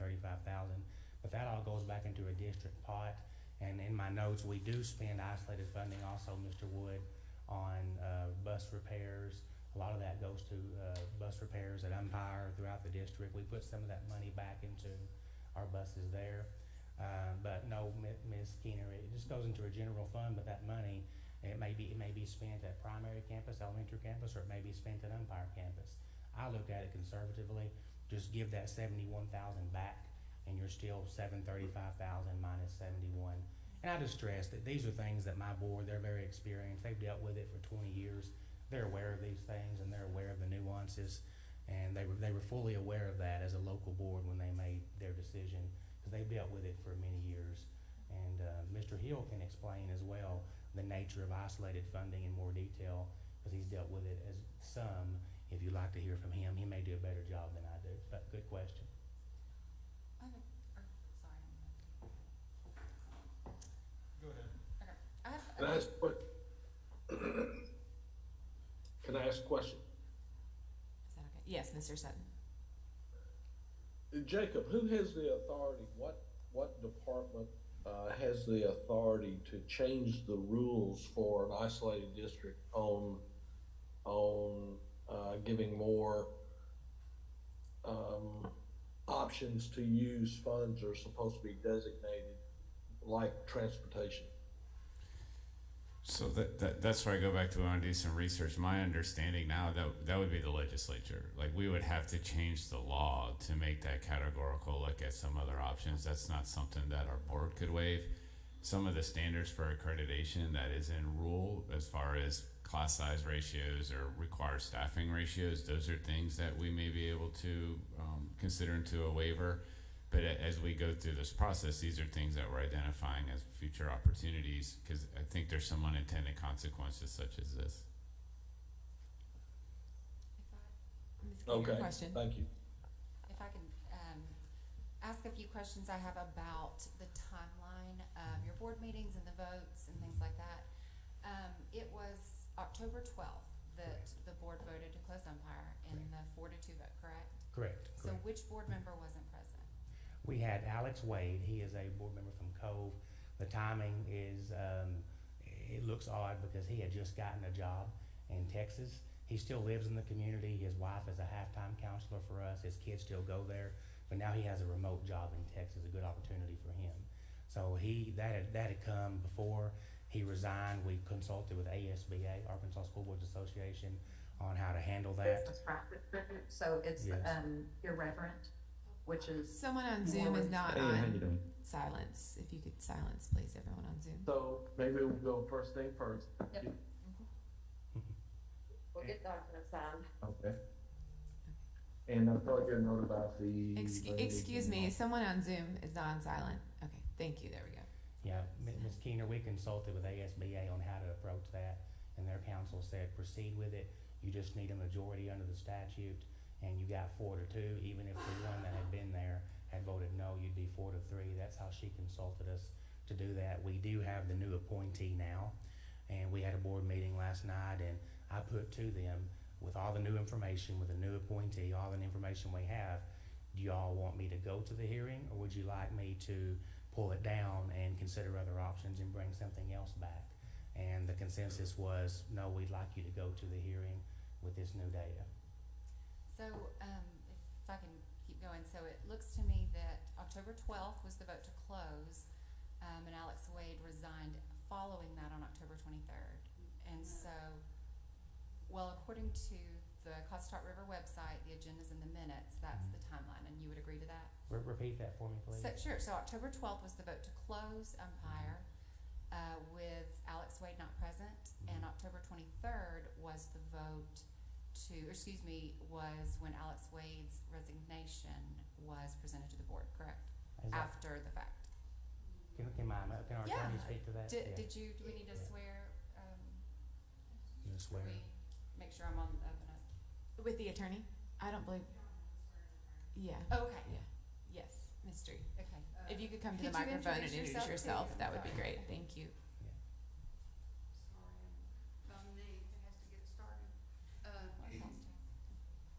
Under the Arkansas law, a vacancy occurs on the school board when the school member resigns. There is no requirement that the board accept his resignation or do anything else about his resignation. When he resigns, that board member is no longer on the board, and therefore you have 6 board members as opposed to 7 board members. And then the next meeting after his resignation was the one where they voted on the closure of the school, and then you have to go through a process to appoint a new board member, and that's what was presented on the 23rd. And a lot of school boards think they have to approve resignations, and they do some. If you have a contract, for example, with a teacher, and she resigns, that contract has obligations, and so she's not truly gone until the school board accepts that resignation, and sometimes they don't, and they argue whether or not she has to fulfill her contract. But school districts don't have that kind of contract with superintendents, with board members. There's no contract to be with the board, so that's not required.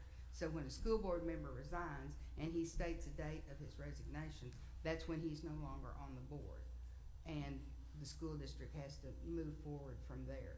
So I looked at this. I have no problem with it. I think it's unfortunate for the school district because it raises that question, but I totally believe what they've done is legally what they should have done. So do you have documentation on when the resignation took place? Yes. Or is it an email, or It's dated, or? what I have is a picture of the letter.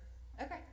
Well, and then, assuming that shows that he resigned prior to the October 12th meeting, we're still left with an empty seat, meaning you're not voting with a full board, which the statute requires. Well, actually you are, because the board has only 6 members after his resignation.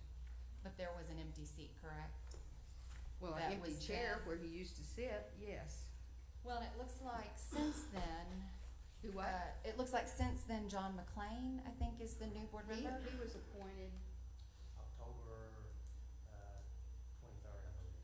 So at that point, that was an empty seat, and it, in my opinion, was not a full board, correct? Thank you. legally it was a full board because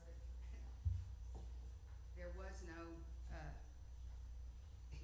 it's still a legal full board when someone resigns from it. It's just a 6-member board instead of a 7-member board. It becomes 7-member board when they appoint someone. So yes, there's an empty slot. Can we, But all the people that could vote after his resignation were the people that still remained on the board. so, And we don't mind to brief that for you. yeah, I'm struggling with that single word, full board. I have a lot of concerns that this was brought to us prematurely, that if this resignation was prior to this vote, then there was an empty seat, and someone in your district was not represented in that vote. Some students, some families, some taxpayers. And if the resignation, regardless of this letter, if it was accepted or not, if it wasn't presented and approved by the board until the 23rd, again, we're looking at not a full board. And so, Well, I understand your argument, and I have a different legal position on that. can we, Yeah, Ms. Skeeter, do you have more questions? no, not, You can as far as ask the timeline. For the agency or for the district? Well, that's what I was wondering. I was wondering if I could hear from the agency, an opinion on there. I'm going to try to make the best use of this podium currently. So this is an issue that we flagged for the district when we received the petition on November 13th.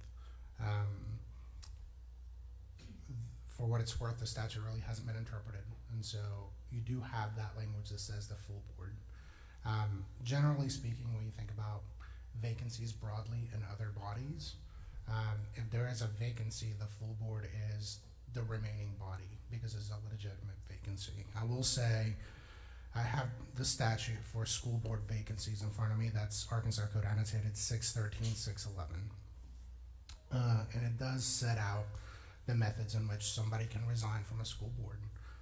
And one of them is just simply resigning from the school board of directors. So it's pretty broad. If you continue on the statute, it does go into, and I'm looking at B3 and B4 of that statute. B4 says a vacancy under the subdivisions of A1 to A3 of this section, which I'll read in just a minute, does not exist until affirmative vote has taken place under the subdivision B3C of this section, which means it would be an affirmative vote of the school board. If you go to 3 right above it, which is the B3C that's been referenced, it says, at a hearing held under the subdivision B1B of this section, a majority of the members of the school district board of directors, excluding the board member whose eligibility is challenged, shall be presented with written or oral evidence, act as the finder of fact to determine whether or not the vacancy exists, and vote whether or not a vacancy exists based on the evidence and the conclusion of the hearing. So while vacancies generally exist when somebody tenders a resignation, there is language within the statute that speaks specifically as to when the vacancy formally occurs, and there's a question as to whether it occurs when the school board itself determines there's a vacancy. At the time when we received the application, we flagged the issue of, hey, looking at this, I see a vote of 4 to 2, which is 6 members. School boards generally have more than 6 members, right? Whether it's generally an odd number regardless to have a tiebreaker, but you can have 7 or, you know. And I asked, what is the nature of the 6 votes as opposed to 7? And I was informed this vacancy. And I believe you got the letter from council, and it is dated October 7th, which is in advance of the meeting. Again, if council wants to speak to this section that speaks specifically as to the board itself recognizing the vacancy would occur at the meeting itself, right? Could I ask a follow-up though? What is the effect of a vacancy? I think that might be the most fundamental question here is, right, if there is a vacancy, can 6 people show up and be considered a full board? So again, this specific statute has not been interpreted to answer that question. I will say, generally speaking, when you have vacancies, even of this board, for example, right? Now, our statutes for the Board of Education don't say the full board. It generally goes to a quorum of the members, right? But generally, if you have a vacancy, it's still a full board if it doesn't have the full composition. Again, the question is somewhat, when did the vacancy occur? What we recommended to the district is you now have a member in that seat. Have you considered retaking a vote? I know that they had some questions about doing that, and obviously it's their decision to bring this item before you. I'm here simply for process. But yeah, that is a question that we raised from the onset. This may be a question for the district, but that seat that was filled by Alex Wade and is now filled by John McLean, who does that represent? Which piece of the, yeah? That vote represents the Cole School District. And if I may, Ms. Keener, just clarify, as this came up when we submitted the petition, we were not told to revote. We were told the statute says a majority of the full board, which it's 4, because the full board is 7. We need a majority. So we were advised the majority means the majority of a full board 7, that being 4, and we weren't told to revote. We were put on the agenda, which implied to us that we had met the statutory procedures, because my attorney and Mr. Rhodes had been conversing. He raised the issue, then we were placed on the agenda. So we was our belief that we had complied based on the statute. But Ms. Street can say something. If you don't mind coming to the microphone, I'm sorry to make you get up. Come to the microphone, please. We have to have it on the record. Thank you. And then I'll give you a copy of the statute when you get through. Thank you. The provisions of the vacancy law, you only have a hearing on the vacancy, or just because some of the reasons for the vacancy are If a board member fails to attend so many meetings, that may create a vacancy. If he's convicted of a felony,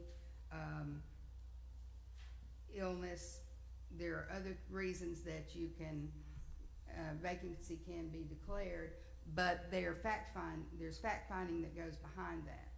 There's no fact finding that goes behind a resignation if you have a resignation letter. So all the provisions in that statute that deal with the board having to make a decision about whether or not a vacancy occurs relate to those other decisions. But I'd be glad to give you my copy. That's okay. Well, Okay. so Andres, did you wanna, you had stood up, Mr. Rhodes, did you wanna? That's just what I, oh. Sorry, thank you. No, I was making myself available. I know that the superintendent mentioned us having some go-ahead. Again, they've put forth a petition for your consideration. The statute merely says that they've put forth a petition. Because they're on the agenda does not necessarily mean that they meet the statutory, that the burden is on them to prove that they are properly before you. And so they're getting that opportunity to do so now. Again, we had conversations from the onset about, hey, I have some questions about the fact that there's a 6-member board. The vote is 4-2. Tell me some background about that. What was there a vacancy, a missing board member? Again, having vacancies is pretty routine, and the statute does give them 30 days to fill them. I mean, the statute does not require that they fill them at the first meeting of the school board. So they did fill that vacancy within the 30 days if you count the day of resignation. And if you were to count a future day because the board had to make some determination, they would, in theory, have additional time to meet that requirement. So again, we didn't discuss, the merits of their petition or whether they met that statutory burden. The onus is on them to do that before you, and you get to make the determination whether they did so or not. So understanding our 3 options to grant, deny, or table, personally I'm leaning towards tabling so that a revote can happen where all of the families, the students, the taxpayers can all be represented in that vote of 7. That's just a thought, part of the discussion. Questions? Let's go down here and we'll come back to you all. Mr. Henderson, I've been patient, thank you. Yeah, I have a question directed to the superintendent. First, we appreciate your comments, and you did a good job of explaining the bus route projection as far as under 2 hours. Right. One thing that I didn't hear is, when you think about, let's say, variables as far as cost and expenditures, have you guys considered, or do you have a breakdown on the variables? Let's say the decision is made to consolidate Cosata River schools, and let's say, explain to me a little bit about, have you factored in stuff like staffing? Obviously, with extra travel, there's going to be maintenance, fuel, and things like that. Mind speaking on that some, or do you have some information? Sure. I don't have an exact breakdown of fuel and maintenance and things like that. It's hard to predict that. Obviously, there'll be some, but we run 2 buses in the Empire community now. They will be going a little farther. We're 25 miles from there, so there will be some expenses in the fuel and the maintenance. I think based on what we spend now, I don't know that exact number. It's going to be minuscule when you're looking at the total deficit balance over the last 3 years. And again, I stress this point. We want all of our students at Empire to come to Cossatot River. The community has said they will not come to Cossatot River. We have to accept that and respect that. So, Mr. Henderson, in theory, we want them all and we're ready to serve them all. But in practicality, that they will probably choose somewhere else, and we probably will not be running that much. When you consider there's only 90 kids there, even if half of them choose, you're looking at 50 kids on a bus. Most of them, sadly, may choose to go to Derrick's or Kirby. So in theory, we probably would not be running those lengthy routes. Staffing, to your question, one of the reasons why I acted on this now is because we are in a position to where we can accept the staff from our Umpire campus and offer them a job next year. It will be, we'll accept some financial bulge there, but attrition will take its course based on history in my district within a year. And we lose about 14 a year, the theory being we'll let attrition take its course. That way nobody has to lose their job with a reduction in force if they choose to come over to Cossatot River. Thank you. Obviously, there's no crystal ball to predict this, but, just thinking about, it's impractical to obviously have a bus going 2 hours for to fill 1/3 of the bus or a quarter of the bus. Correct. Yep. Yeah, and we'll do what we have to on that. I mean, it would not be practical, but to serve those kids, if we have to, we'll do that. We have van or something like that. We'll come up with some solution if they are in that quantity. Thank you for that question. Can you talk just for a second about what some of your other considerations were for closing? We've talked a lot about finances and we've talked a lot about buses. Right. But considering it's actually it's a great school. Right, correct. What all did you all have to consider in that? One of the things we considered was looking at a K-6 option. And some districts previously have done that model. They've closed a high school and then kept a K-6, and that's what Dr. Saunders and Ms. Smith and I talked about on Wednesday. I did not recommend that to my board after speaking to our consultant because of funding matrix concerns. We have 52 kids there, K-6. I have a report that says of those 52, there are 11 families who would have a high school kid and an elementary kid next year. Of that 11 families, there are 32 kids that are affected. So you're looking at if the families did not want to have a high school kid at Derricks or Kirby and an elementary kid at Umpire, potentially you could lose 15 to 20 kids because they don't want to split their kids, bringing the campus down to 30 to 35 kids, brings in funding matrix concerns of feasibility for an elementary for 15 or for 30 kids or so. And it's hard to project what that number will be for an elementary. Dr. Saunders, I think, is working on that for me. But we'd still be infeasible there on the finance side. But again, it's more about finances to me. Then we go to the best interest of the kids in the combined classrooms. But to answer your question, we did consider a K-6. We're one LEA right now, K-12. That's easy enough to overcome. We're not an elementary and then a high school, but we could overcome that. But that's why I didn't recommend a K-6 over there, just because, in long story short, I believed it to be kicking the can down the road, and I feared we would be standing here again because of infeasible elementary in the future. And then, of course, the other options, Miss Woods of Derricks and Kirby taking them on. More questions, Ms. Long? So I know we've talked about the buses a lot. Mm-hmm. Do you have a number? How many of the students ride the bus? You say you have 2 buses. Yeah, we have 2 buses. Yeah, I would say about 50%, and talking with my transportation director, ride buses, maybe a little more. It varies sometimes from day to day, year to year, estimated around 50%. So we're looking at 50 kids on a bus right now in that community, but it's hard to say exactly. Thank you. You bet. Mr. Sutton, do you have any questions at this point? Not really any questions. My comment would just be that I would hope that the potential options could really be explored.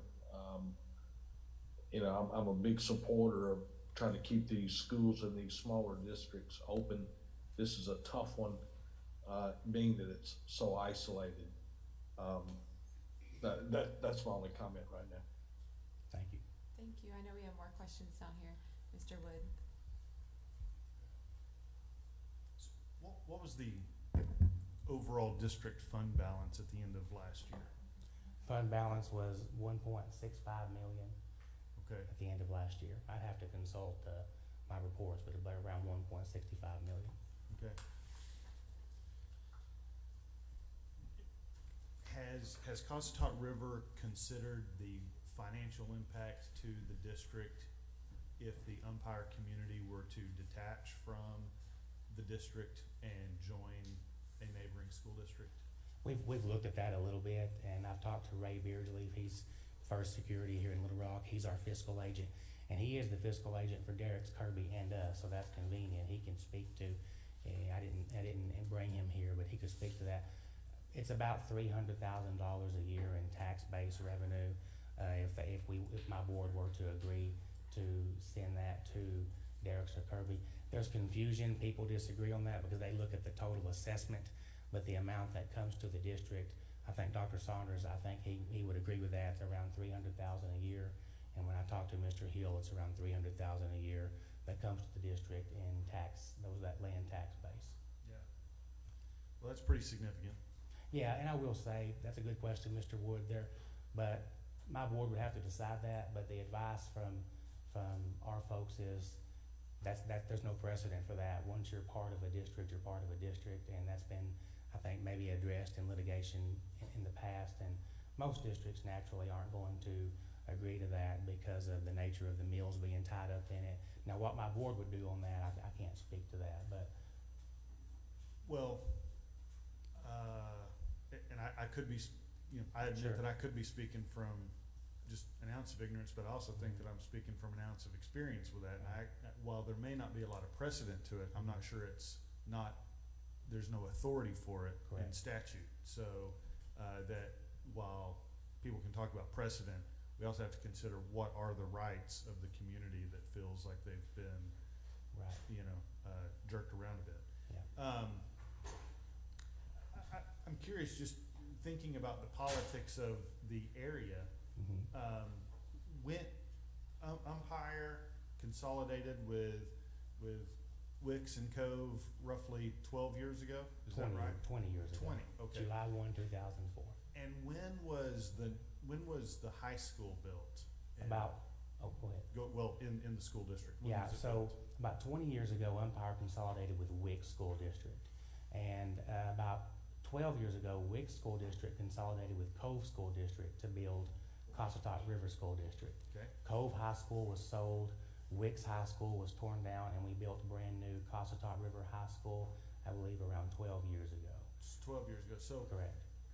I'm curious as to why you chose to build it in Vandervoort instead of in Wicks. I really can't speak to that. That was a long time before me. That was a plot of land that my understanding wasn't zoned as a municipality to Wicks or Cove. It's closer to Cove and Vandervoort, but it's in the middle. You have Wicks here, that's 7 miles from our high school, and then you have the high school that's a little closer, but about 5 miles to Cove. Yeah. So I think that the thinking back then was split the difference for the two communities, but it is closer to that Vandervoort Cove area. Yeah. But geographically, it's kind of halfway between where our district is. I understand that, and you're looking on a map, it looks to be roughly halfway between those two communities, but it does seem to be a little more burdensome on the Umpire community. Yes. That if Wicks had been chosen, it would have been far more central for everyone involved. And so when we're talking about the distance nature and the burden that community has, Wicks and Cove knew that Umpire was a partner community in their school district when the decisions were made to locate the high school where they chose to build it. And now you're talking about, maybe in the near future, a new elementary school for the district. It seems, I hesitate to say self-serving, because I understand the hard decisions that are made on local school boards. I've been on them, okay? I respect that. But nonetheless, it seems to isolate Umpire even more when you continue, to favor Wicks and Cove.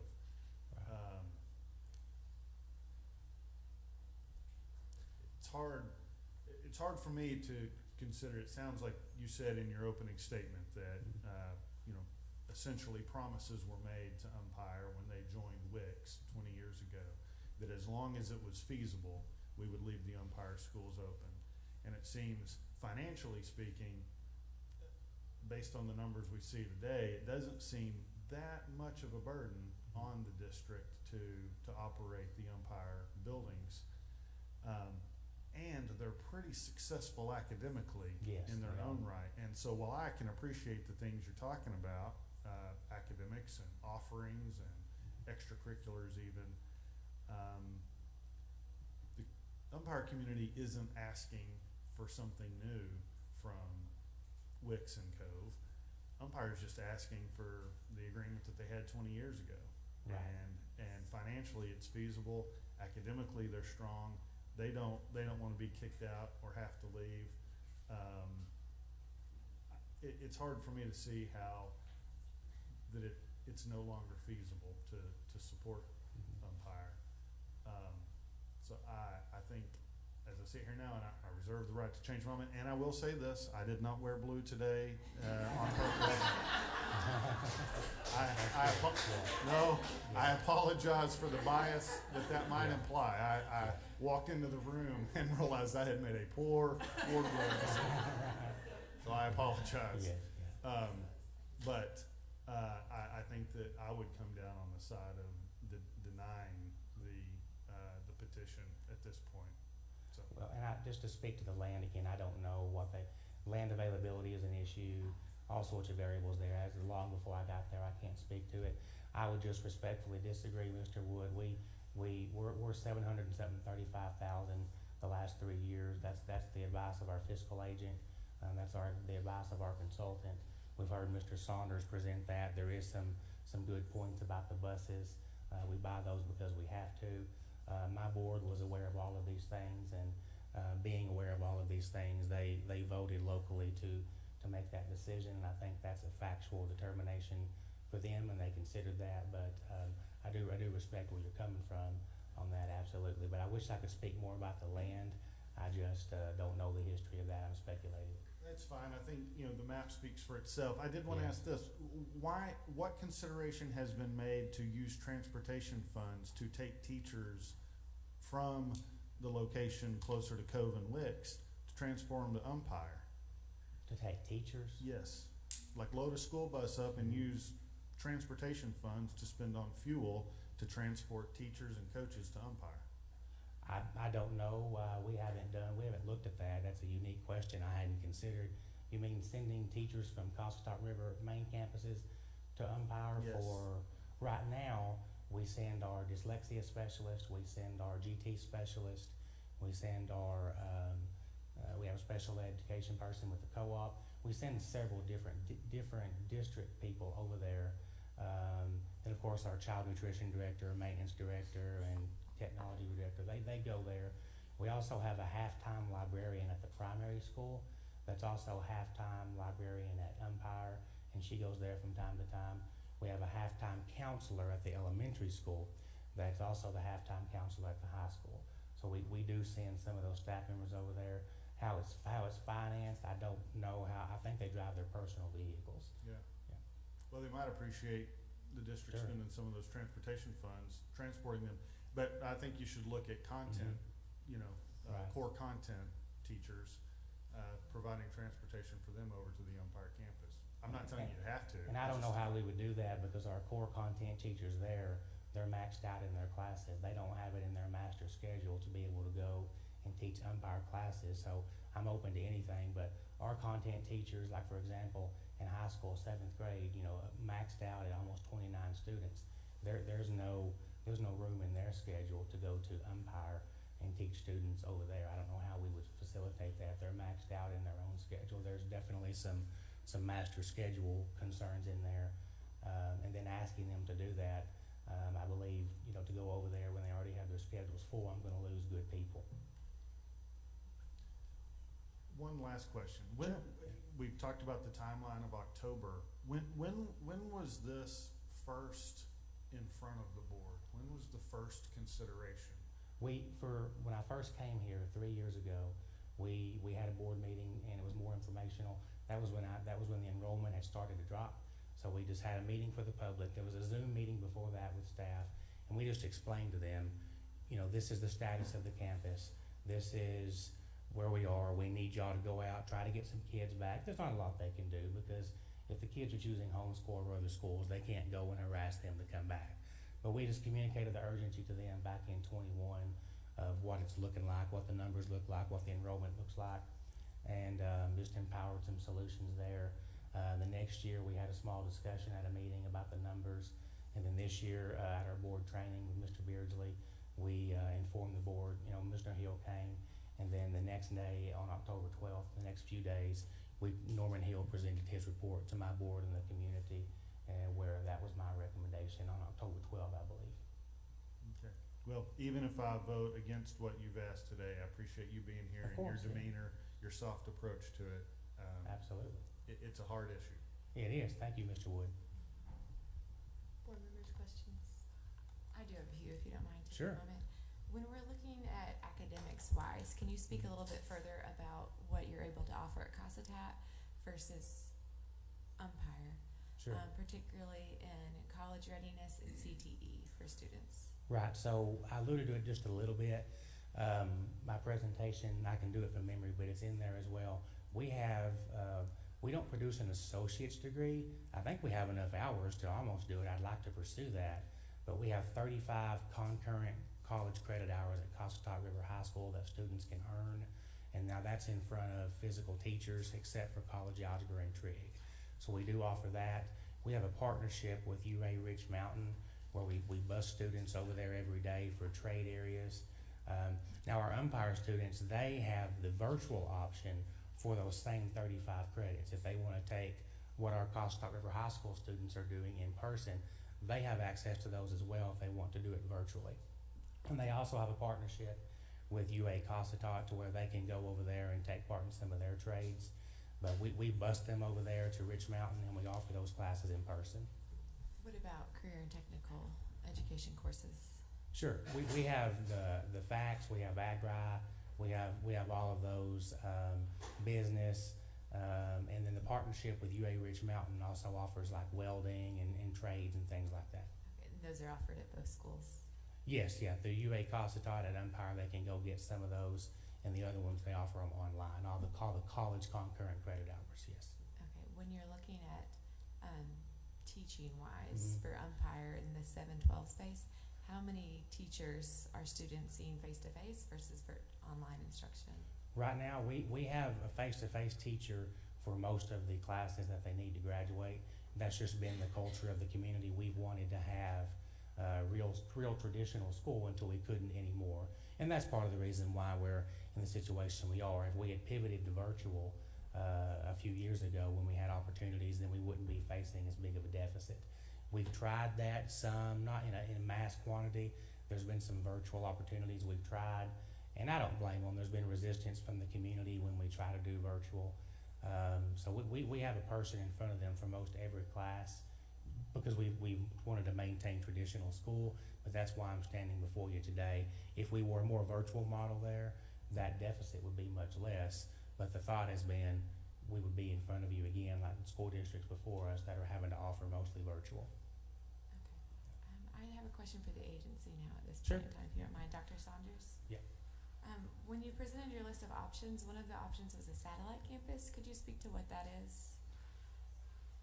Yeah, the question about the satellite campus. So I think part of that discussion was, talking about on Wednesday, and it was a lot of, if you did this, if you did that, just really brainstorming. But if Umpire was a K-6 campus, LEA in that regards, but then have a satellite campus where they could be students of Cossatot River, but yet take their courses in Umpire. And that could help reduce some of the, I guess you'd say, requirements with standards of accreditation of trying to duplicate, say, the requirements in a separate LEA, but the students could still participate in that. They could also participate in the activities at Cossatot River. Do we have any, is that being done anywhere that the district could to look at and talk to? Yeah, I'm not sure if it is or not. So Stacy Smith, Deputy Commissioner. So one of the things I just want to make sure was clarified. Eric did say it, but because this is a separate LEA with its own high school, they have to meet all the standards of any other high school in the state. They have to have their 38 offerings, they have to have their ratios, all those pieces.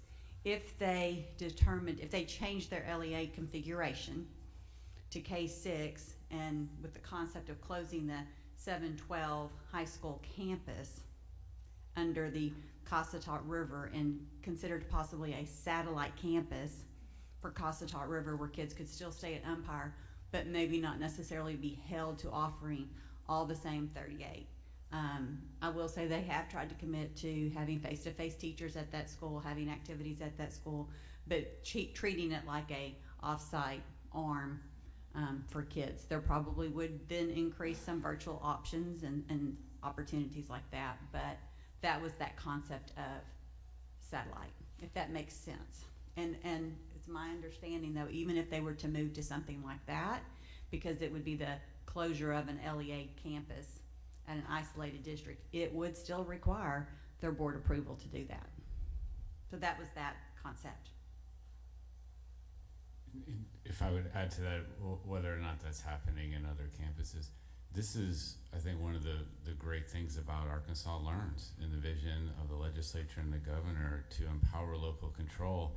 There's provisions in that legislation to provide for innovation.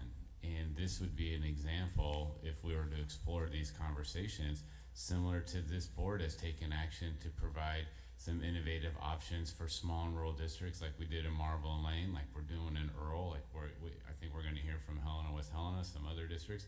There's flexibility that we have now that we may not have had before.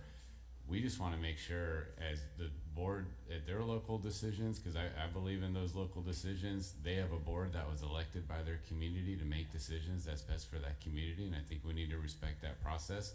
Have they been able to explore all those options? Have we been able to talk to the district, neighboring districts to explore those options, and then be able to report to this board that these are all the options we explored, this is why we may or may not determine the feasibility of any of those options.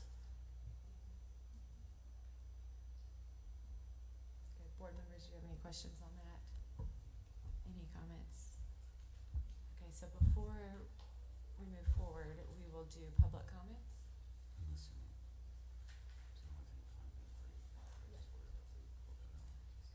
Let's do that. It's 11:02. Let's take a break and start back at 11:10. At this point in time, I have 2 people signed up to speak for public comment. So the way the process normally works is you have a spokesperson for the group of folks that are opposing it, and they get 15 minutes. If you want to split up that time between those 2 individuals that have signed up to speak, that's certainly fine. And then after that, if you want to take additional public comment, you can. Okay, so let's do that. Let's start back here right at 11:10, and we'll have, so it's the 15-minute period for the spokesperson. Yeah, and you could, again, if there's 2 people, you could break it up between the 2 of them if you'd like. Okay, thank you.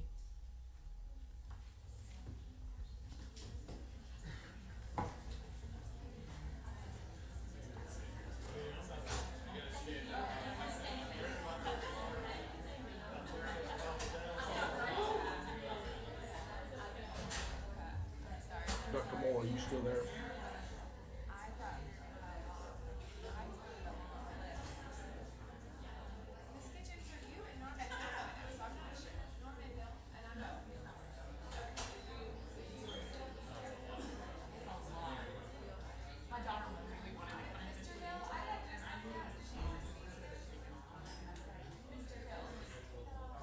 Dr. Moore, can you hear me?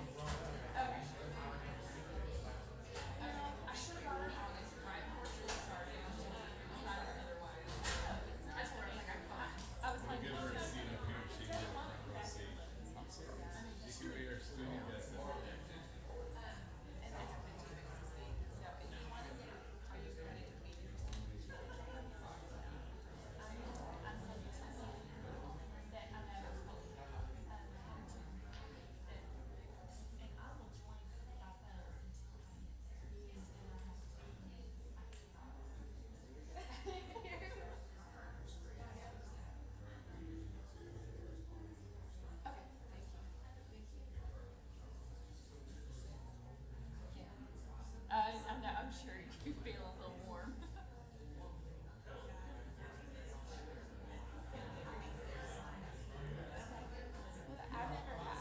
We've never done the 15-minute, and maybe because we haven't done many of these type of hearings. Usually it's everyone and maybe themselves, so. Yeah. And then the other Pine Bluff people will do after they do that. Yes. Yes. Yes. Yes. Yes. Mr.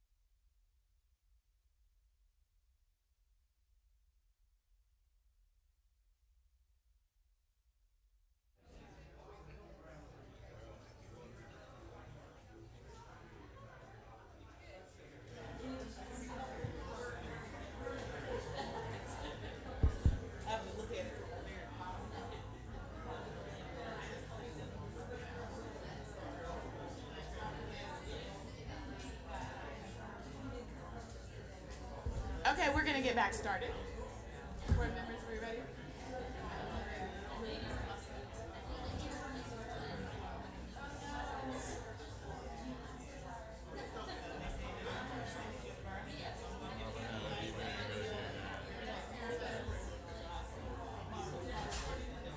Yeah, my question is, are you taking up Steve's legacy of always dismissing him? Okay, we're starting back, please. Thank you all. Per out. Oh, I got it. Yeah. Per outlined in procedures, we have received an opposition petition for closure of Umpire School District. That person has 15 minutes to speak. If there are others in the audience, I know many of you drove a long way to be here early this morning that would like to speak. We have a typical rule of 3 minutes per person for public comment. You may sign up at the back of the room, or should we say out in the lobby? Either in the back of the room or out in the lobby here in a minute, and you would get 3 minutes per person to speak.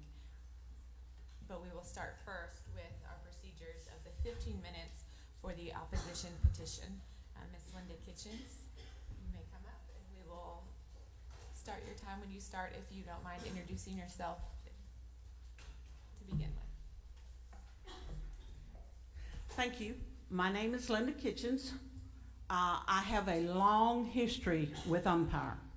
I have been in that community for 50 years. I started there as a young married person. I began my teaching career there. I stayed there 25 years. Then I went to the DeQueen School District as their special education supervisor. As part of that community, I just want to let you know that I have seen some remarkable things that take place in that school. But I'm going to start with a couple other things first. I know they say that closing this school is what is in the best interest of the students, and I don't think it is. First of all, I know you touched on the full board, and that was, that has been addressed. But then I got to thinking, what if we had had 3 members to resign before this vote was taken? What would have happened then to a full board? And the votes wound up 2-2. So, sometimes my mind wanders. The other thing that's in the law is that that Cossatot River, according to the law, must notify the contiguous school districts of the intent to close an isolated school at least 1 year in advance. Now, in your packet, you have 2 letters that show that 2 districts that join CRSD have not received any notification of their intent to close Umpire Campus.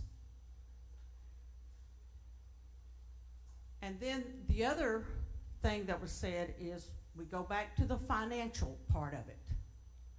And when this was presented back in the summer, it was initially presented as we had lost, or Umpire had exceeded its revenue by about $400,000.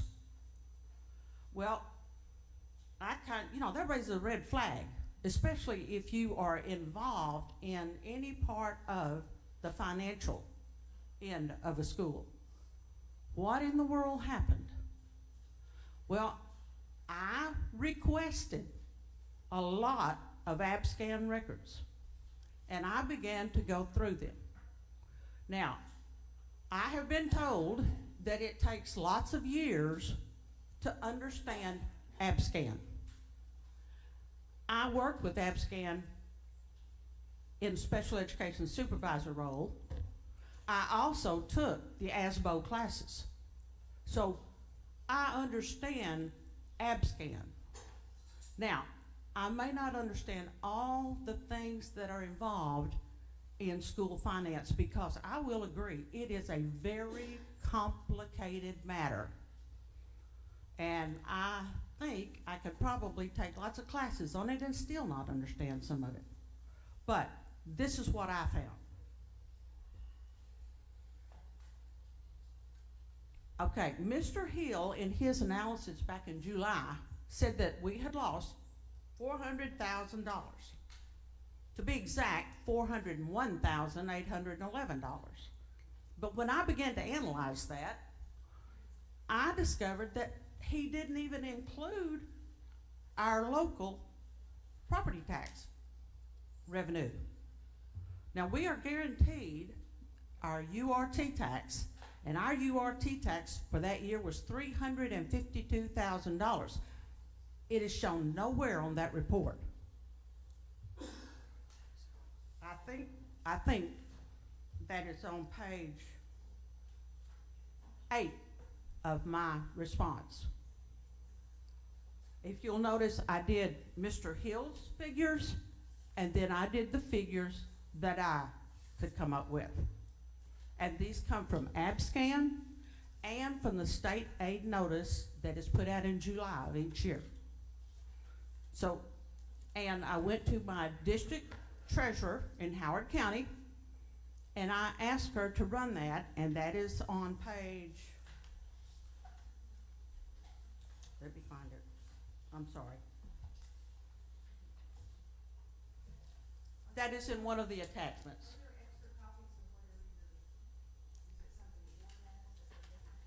I think they have a copy of it, yes.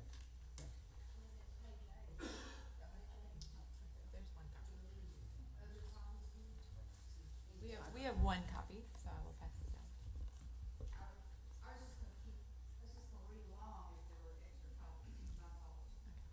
Okay. Continue. Huh?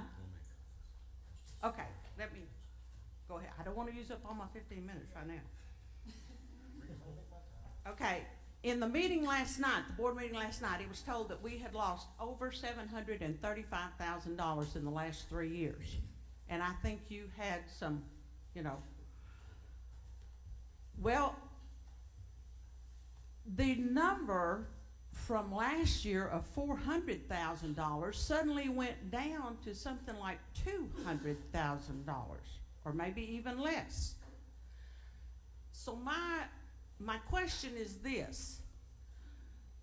I think we need to do a more thorough research of the figures. I'm not sure all the revenue has been accounted for, and I'm not sure all the expenditures have been accounted for. And when I say that, I've got another attachment on there about cost at Umpire and how they have escalated in some areas. And so my question is, why suddenly do we have more cost? And the example I gave was the lunchroom. The cost in the lunchroom for food went up substantially last year. And it even went down in some of the other cafeterias.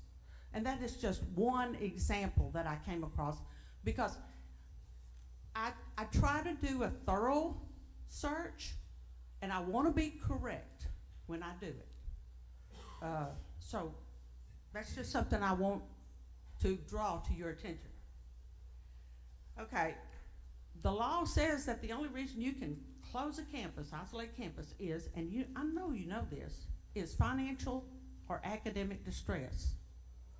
We are not in academic distress. We are a B-rated school, and we do this with classes that are combined. And I know some of that has been brought up as a detriment. It is not. In the 30-something years that I was in education, I was privileged to be principal at Umpire, and every class in elementary was combined except kindergarten. Kindergarten was a standalone, and then first and second was combined, third and fourth was combined, and fifth and sixth was combined. I believe if you took a poll right out here of the students that attended umpire, they would tell you, yes, I was in that class with second graders. I was in that class with some fifth graders. My daughter was in all of those classes. She works in Little Rock now. She started, and we talked about college careers. I know there are students that have left umpire that have 1 year of college credit behind them. My son and daughter was one of them, or two of them. I may get in trouble. But they have lots of academic opportunities. They are a very close-knit family up there. They include children that come in there. I still sub up there. As a matter of fact, I've been, I won't say privileged, but I've been called on to do long-term subs. And I see those children, and I see how they react with each other. When one hurts, they all hurt. One gets hurt out on the playground, I guarantee you there's going to be 20 kids bringing that kid, he needs to go to the nurse. They are that type of a family. Okay, we've talked about declining enrollment. In 21,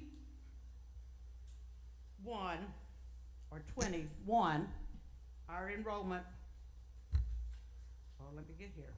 In 22, the enrollment was 88.44.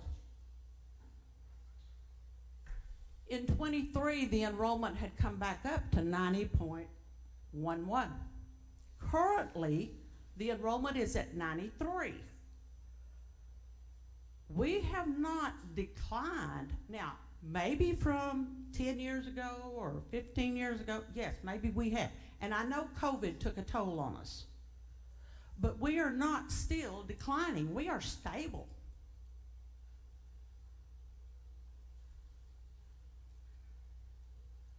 Okay, another reason has been because we're inefficient. That it costs too much to keep us open. I don't know how much more efficient you can get when you have one teacher that's teaching first and second, one teacher that's doing third and fourth, one teacher that's doing fifth and sixth, and still our test scores are good.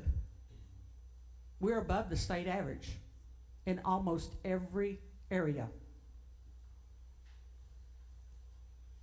Now, they've talked about the isolated transportation and how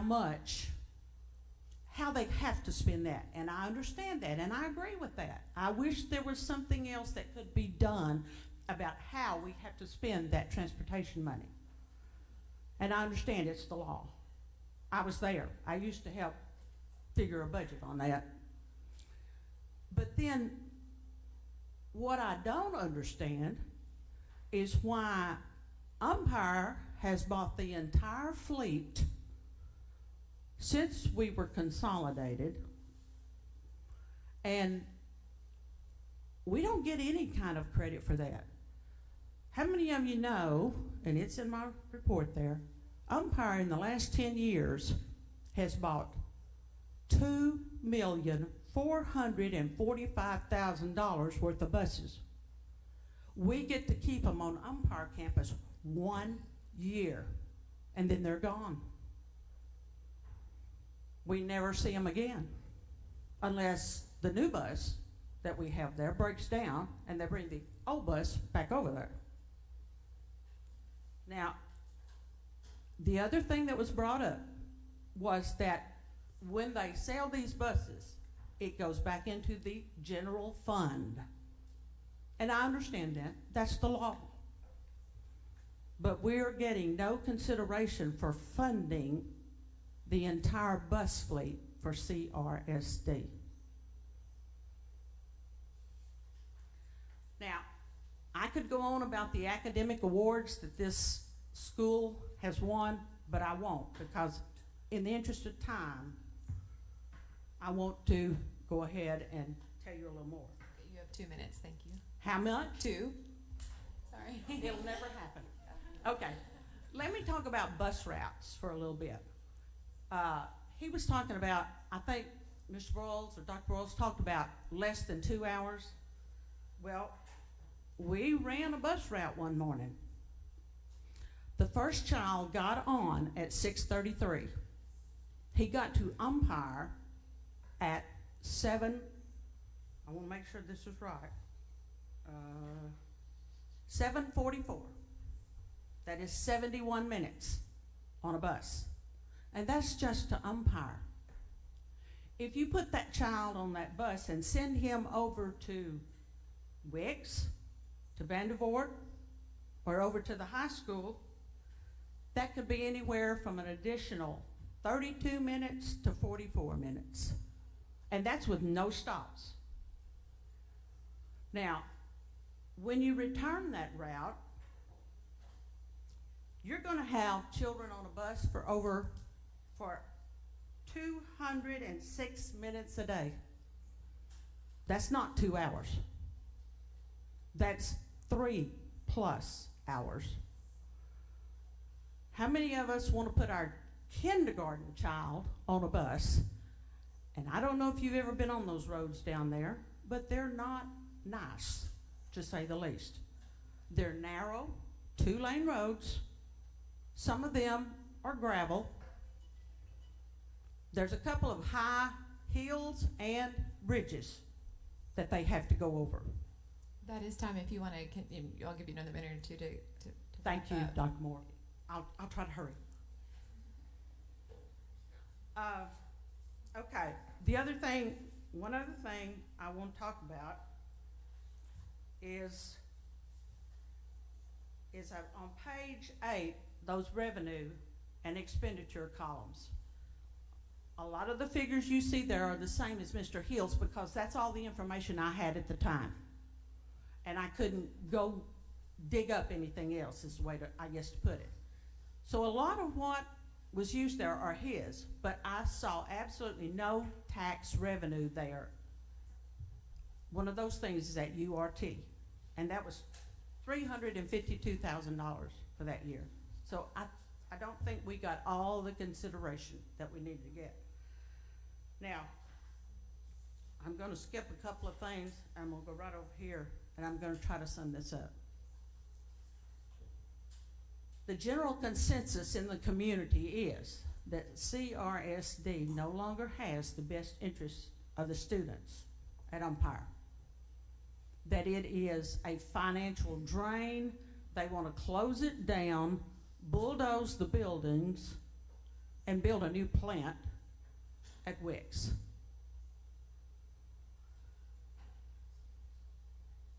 Our elementary building is only 12 years old. It is not an old building. It is in good shape. It is not one of these that you hear that we have window unit air conditioners. It's central air. Our high school is now central air. It's central heat. The only building on campus that is not air conditioned is our gym. And I don't know, you might have people chained to the walls if you brought a bulldozer in there to try to get rid of that gym. I think we've proven that Umpire is not a drain, that it is a very good school, and that it is devoted to its students, and that this community wants to keep this school.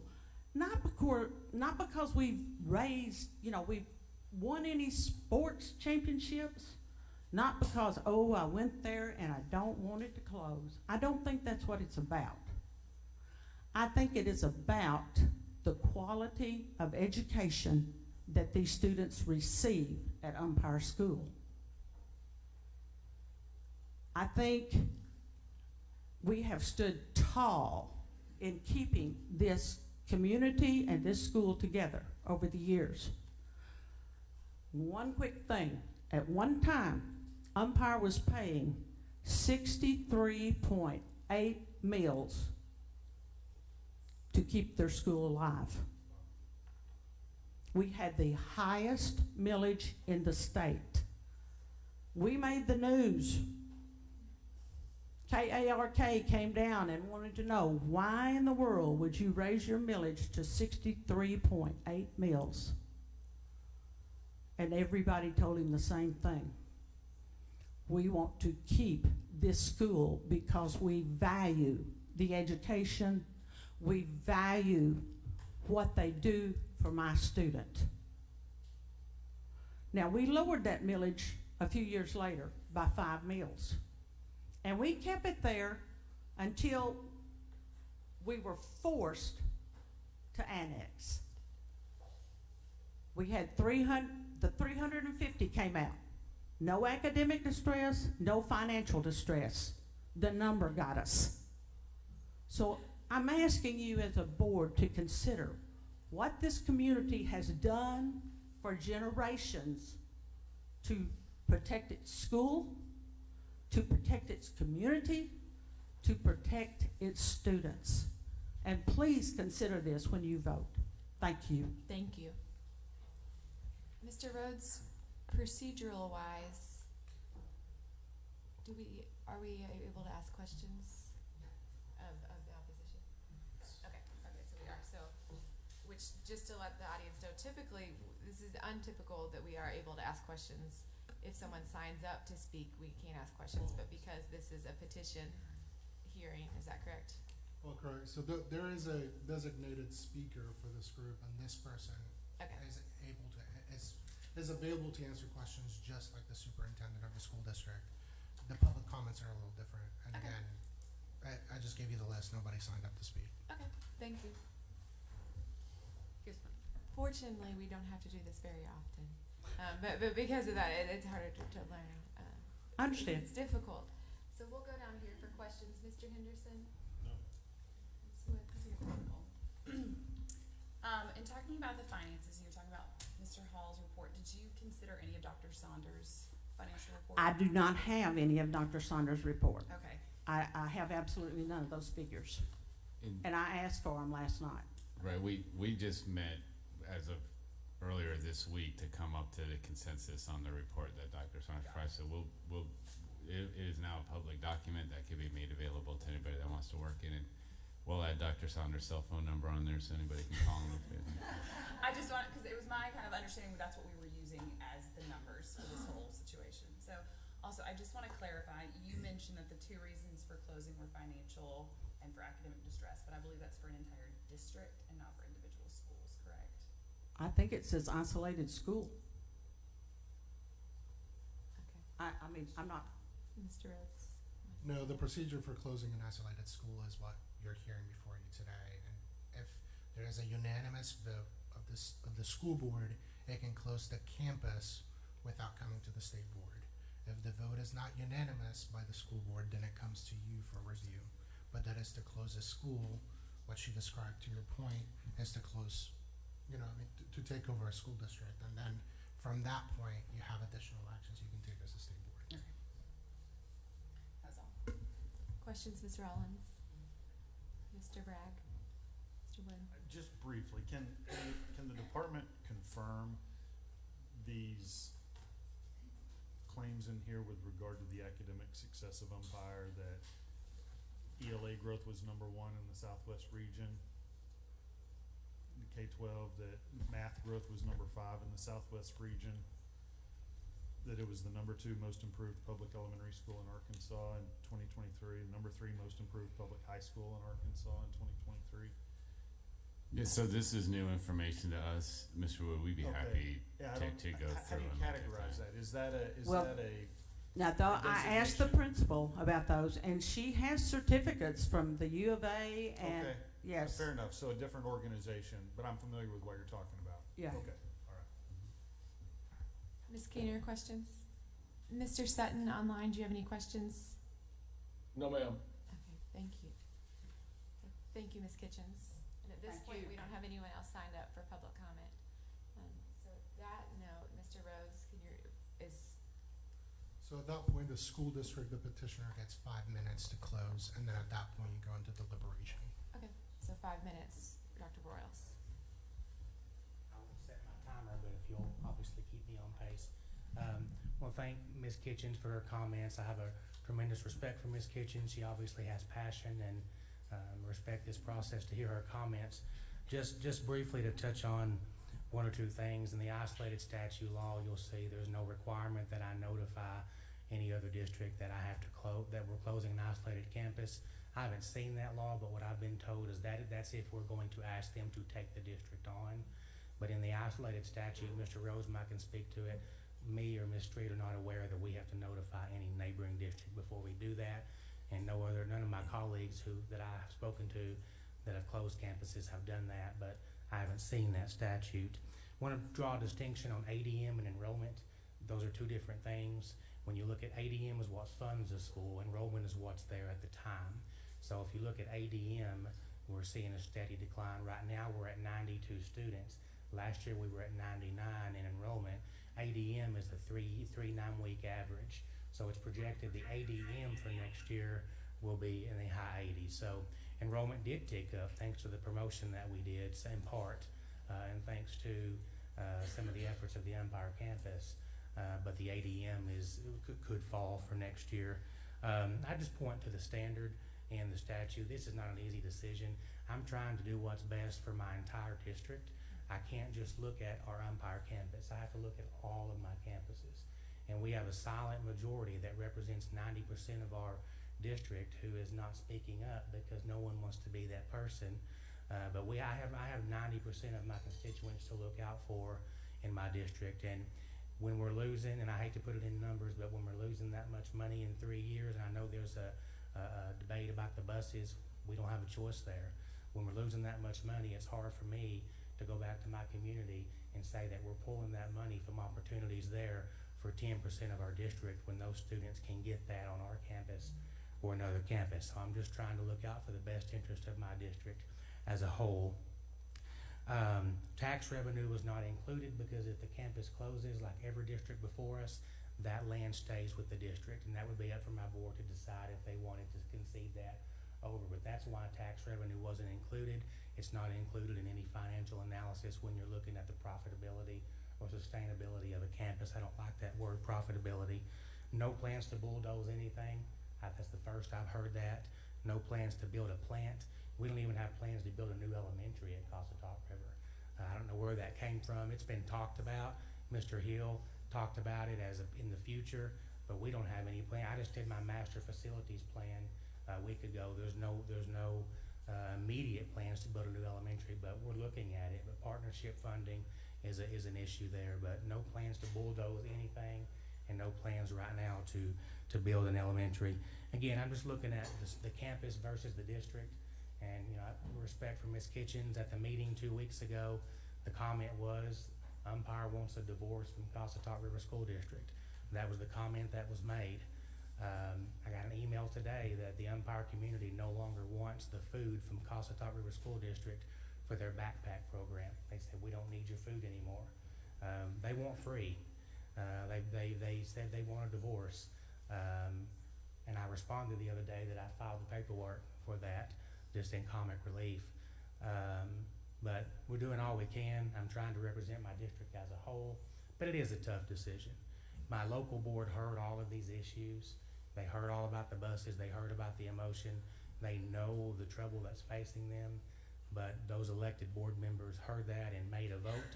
They made a decision, but we are happy to go back and look at other opportunities with Derek's, look at opportunities with Kirby, and look at opportunities for charter or private. That really doesn't involve us. I have talked to one individual there who has a private.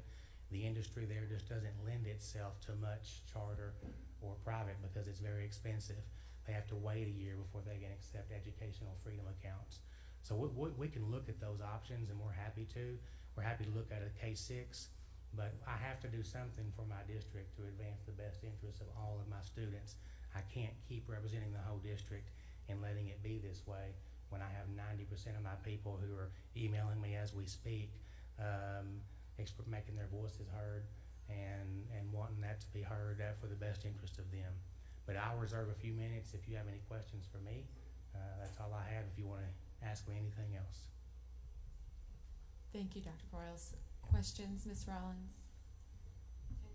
Have you thought about keeping the elementary school? You something about building an elementary school. Right. If the one in Correct. Yeah. Thank you, Ms. is only Rollins. 12 years old, Right. We don't want to be clear that I don't want to get off in that because my district didn't have any immediate plans to build a new elementary school in Cossatot River.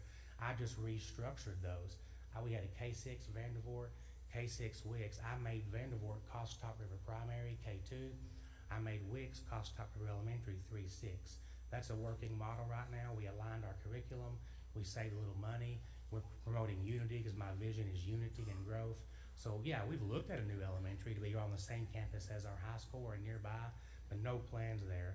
But to your question, Ms. Rollins, we have talked about keeping a K-6 at Umpire, and that's something that we'd be more than happy to look at. It would be a restructure, and we'd have to bring it back before this board. But I want what's best for all students, including our Umpire, and if K-6 is worth a try, then we can go back and we can look at that and see if that's something we can bring to you. I'll put it before my board if they want to consider it, and we can bring that before this board. But absolutely, it's worth looking at a K-6 there. it's just so difficult to think about a young child on a school bus that long. It is. I mean, I'm sure it wears you out. Yes, ma'am, it is. Yeah, that's something I acknowledge and understand early on. Yeah. Yeah, you're correct. I mean, it's something that weighed into the decision for sure. And again, we want those students, but I can't discount the likelihood that if it closes, they are going to go to the Derrick School that's just about 12 miles up the road. If they stay with us, that's a long bus ride. I'm not gonna say that it's not. It's not outside the norm of what my colleagues in our area do. As unideal as it is, I did some research on that. It's not ideal, but it's being done right now in this county and counties I've been in before, although it's not ideal. But more than likely, they would choose the district right up the road where their bus rides would be much less. But I don't dispute that we don't want kids on buses that long. That's one of the variables that went into this decision, and a very tough variable for sure. One of the things I really haven't heard much of today is what is the benefit of the students being transferred into Cossatot? What truly are some of the benefits? That's a good question. One thing that would help is if you could see both campuses. I think some people here might have visited Umpire and visited Cossatot River High. We have a nice elementary school at Umpire. We built it about, I forget how many years ago, but when Wicks consolidated with Umpire, with Wicks. The elementary school there is good. Facilities-wide overall, we have a much better high school facility at Cossatot River. We have many more extracurriculars I put in my presentation, many more athletic activities, the concurrent credit classes with physical teachers in front of them.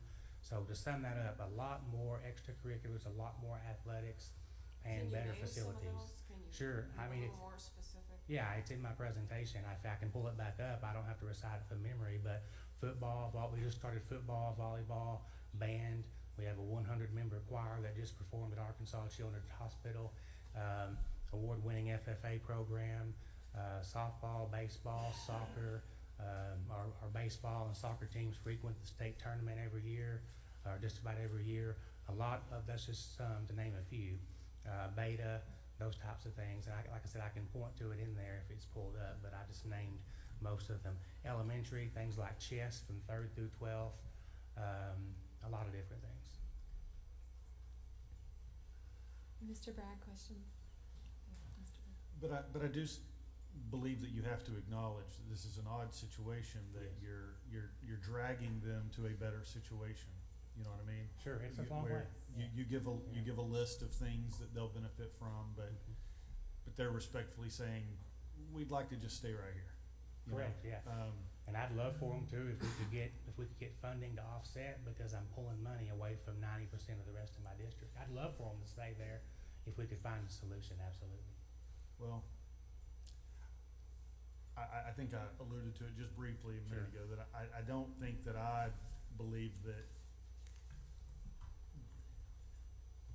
a quote-unquote unsustainable burden exists. All schools cost money. Right. And in the Little Rock School District, one school may not be in the black, and another school may have to support that school. You know, that's normal across districts all over Arkansas. I feel like, given the academic success of the schools in Umpire, given the challenges that they face, given the small size, given the combined classrooms in the elementary school. I mean, it's really remarkable. Yeah, it is. Okay, I really kind of think that it would be a travesty if this community lost its schools. I think that they should more appropriately be a model to small communities all across Arkansas as to how to efficiently deliver high quality education in rural communities. And so I generally, I have a general rule in these types of things to defer to local decision making. Elected people in that community have a little more skin in the game than an unelected state board of education. I respect that tremendously.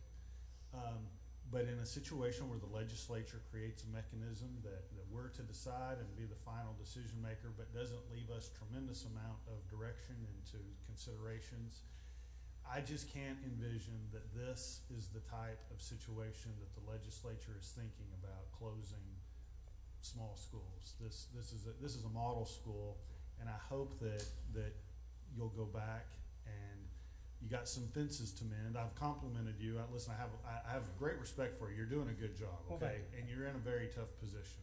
And you do have 90% versus 10%, and I respect all that.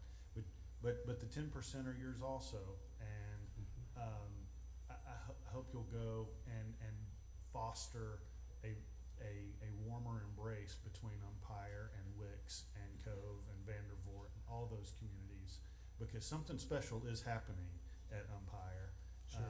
Even if it costs a little more money than their neighbors wish it did, it's really good, and I think it should be celebrated.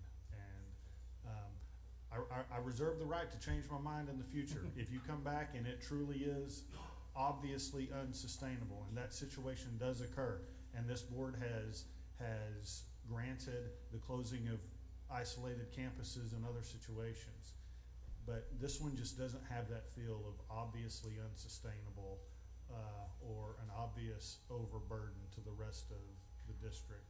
So I'll vote to deny the petition. Thank you for your comments. I appreciate the candidness on that. Thank you. Questions, Ms. Keeter? Mr. Henderson? Yeah. Initially, I didn't have a question, but you made a couple of comments, and I just want to get clarification on. You said 90% is in favor of a school closure, and 0% is in here representing. Right. I don't know 90%. I can't say everybody is in favor of it closing. My point is, I have 90% of a district to think about. I don't know their opinions, but my point is, I have 90% of my district over there. I call it across the river, and then 10% at Umpire, which I said in the beginning, we value just as much. But I'm trying to adhere to the standard and the statute and do what's in the best interest of all my students as a whole. And what I mean by that is I have to consider the vast majority as well as the 10% in Umpire. But I haven't polled everybody in that 90%. No, sir. Okay. Thank you. That help? Yeah, it does. Yeah. Ms. Woods, questions? Mr. Sutton online, do you have any questions for the district? No, ma'am, I don't believe so. Okay. Thank you, Okay. Dr. Borealis. Thank you. I'll have to stay for the other matter later today, so I'll be here. Yes, thank you. You bet. Thank you. Before we begin, I did want to make a comment. I often wish that we could pull up data sort of in the middle of a meeting, but I do think it is important to put things in context and pulled up, which the assessment is one mark in time measure. And what we're looking at last year was that the Umpire School District, 33% of students met readiness in math and 46 in ELA. The average ACT for the district is 17.5. The state average is 18.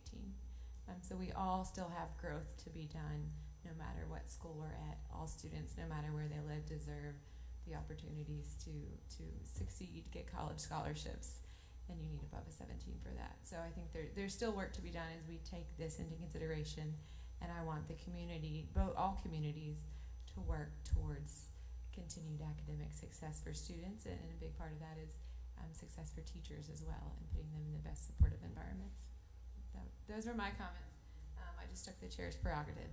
I will open the floor now for any more discussion, considerations.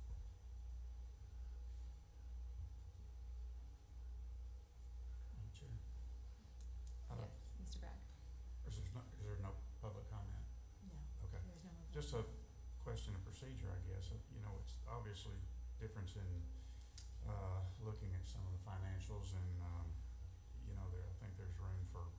Can't hear him. If our board, I think we're having a hard time with board members. So board members, if we could get as close to the mic as possible, that would be great. Well, it seems to be, there's a difference in interpretation of some of the financials, and I don't think we've really had time to look at all the options. And instead of a yes or no vote, is it an option just to table this and do further analysis of it? Yes, sir. So at the beginning of the presentation, you have three options. So you can either grant the petition, close the school, deny the petition, keep the school open as it sits, and it kills their petition, or you can table the decision for a future state board meeting. Now, you would ultimately have to make a decision in public, in a public meeting, but you can table it for future consideration, yes.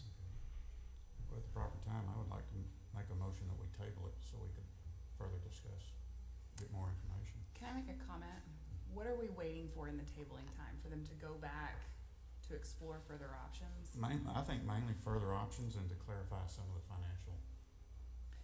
Because here's my consideration. I agree with Mr. Wood. I don't know that they've met the burden from the district, that it's an unstable environment. But I'm also thinking we could just deny the petition and they still can go back and have work to do at this point. That doesn't negate them coming back in the future, right? That's true. I mean, these people have taken off all day to come here. I hate to leave them with a maybe and send them on their way to only make them come back in 2 or 3 months. That's just my opinion on it. Okay. So there's a motion on the floor, a discussion of the motion. You said you'd like to make the motion. Yeah, did you make the motion or you'd like to?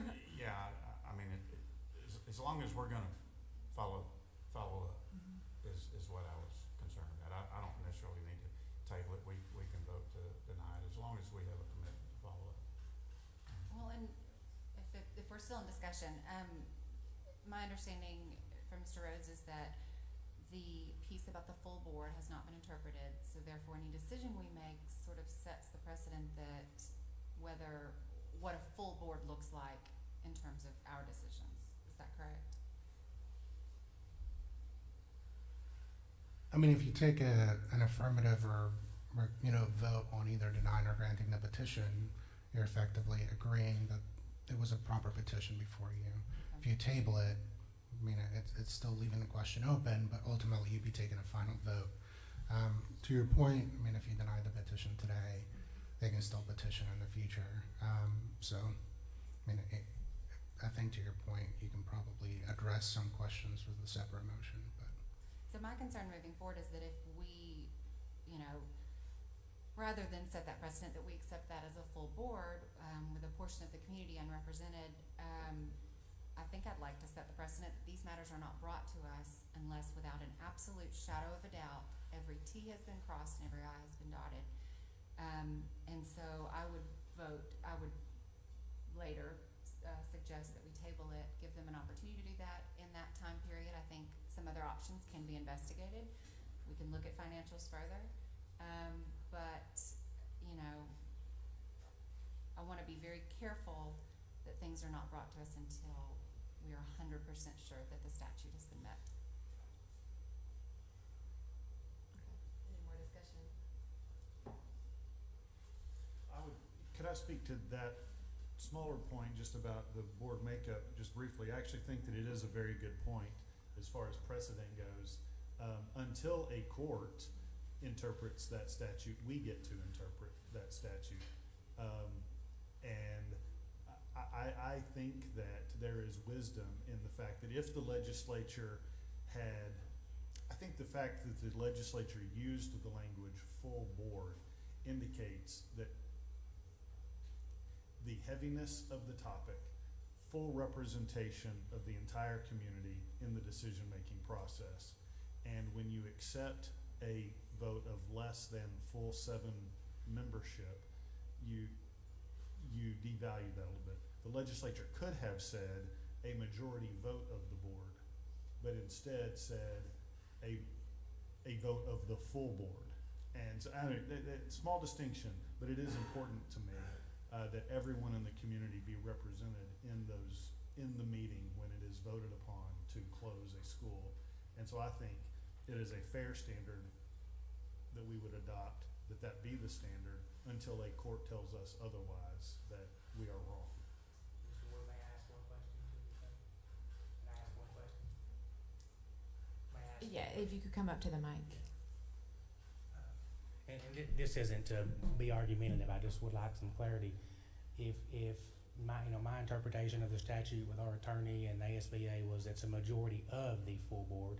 So my question is, in the future, for our district and any district, if we set that, if there is a board member for any other school in the state who wants to defeat coming before this board, if they just intentionally do not show up for that meeting to defeat that, what's the implication of that? I don't come to the meeting, they won't have a full board, and I'll prevent it from coming to state board. When I read that, I saw full board, and I'm like Mr. Wood, I thought they chose that wording. That's why I went to ASBA and our attorney. But I did wonder, well, what if a board member wanted to defeat that by not coming to the meeting and prevent it from coming to the board? So as we're considering precedent, I'm just curious how that might weigh in, if it's worthy of any thought. My opinion on that would be that if you were to run into a situation like that, you need to take pause and really reconsider what you're doing. That if you would end up in a situation where an elected official would step down solely to stop something, you might be on the wrong path. That's my interpretation. So at this point in time, Mr. Bragg, I'm sorry, did you say that you made the motion or you would like to make the motion? What do you? Well, I would like to make I just want to, maybe a question for staff, I just want to be sure that if we vote to deny Can't hear him. Okay, if we vote to deny it, is there a process to continue looking at alternatives? Okay. Okay, so question for staff. Representative Vaught would like to make some comments. So we would allow you to come up. And I'm being critiqued. My question is, if we have somebody who resigns from the legislature and they're in our committee room, we continue to still have committee. So I don't know, and I do agree, you could have somebody just not show up. They do it in the legislature all the time. They don't want to make a vote. They go to the bathroom. They leave the room. They do whatever. I don't know who the person is who resigned. I came in late. We've been in ALC this morning. But my question is, if you do this and you set a special session for this, a special election for this seat to be filled, how far out does that put this entire decision? Because I know that we discussed at umpire this, when we were meeting there, that this needs to happen sooner rather than later.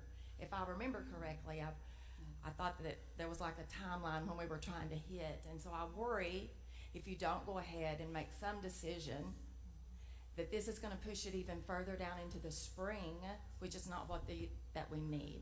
So just keep that in mind, and I don't know if the secretary can answer that question for me about the special election and everything. But that's just my 2 cents.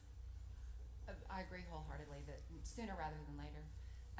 My understanding is that another board member has been appointed, and the board is now full, so it could happen in a regular meeting in January. In January? The second Thursday would fall before similar to this month, in February. It would fall the night before our second Friday meeting, correct? Mm-hmm. Okay. And at that point, I would also hope that despite the short timeline and the holidays and all the things in between, that every consideration has been, things that were brought here today that hadn't been considered would be looked at. And I don't have a problem with that. I just didn't know about how that would take place. Thank y'all for your time. Thank you. Thank you, Representative Vaught. Okay, back up into discussion and questions. I'll withdraw the motion to table. Okay. And I'll move to deny the petition. Discussion on the motion to deny the petition. A second. There's a second. So motion by Mr. Wood to deny the petition, a second by Mr. Bragg. Any questions? Okay. All in favor say aye. Aye. Any opposed? Okay. Motion passes. Thank you. At this point in time, We could, or we can discuss the rest of the action items. Some of the people are here from their districts. let's at least do a vote. That's what I'm saying. I will vote in favor of your next proposition. Because those are our people. Like, we'll do the rules and stuff, but the waivers, I don't think, because they're still here. Okay, our board, we're gonna continue on so that Cossatot River is still on it for the waivers standards, so We're we're gonna do the waiver request. Because the rules are our people, we have outside. yeah,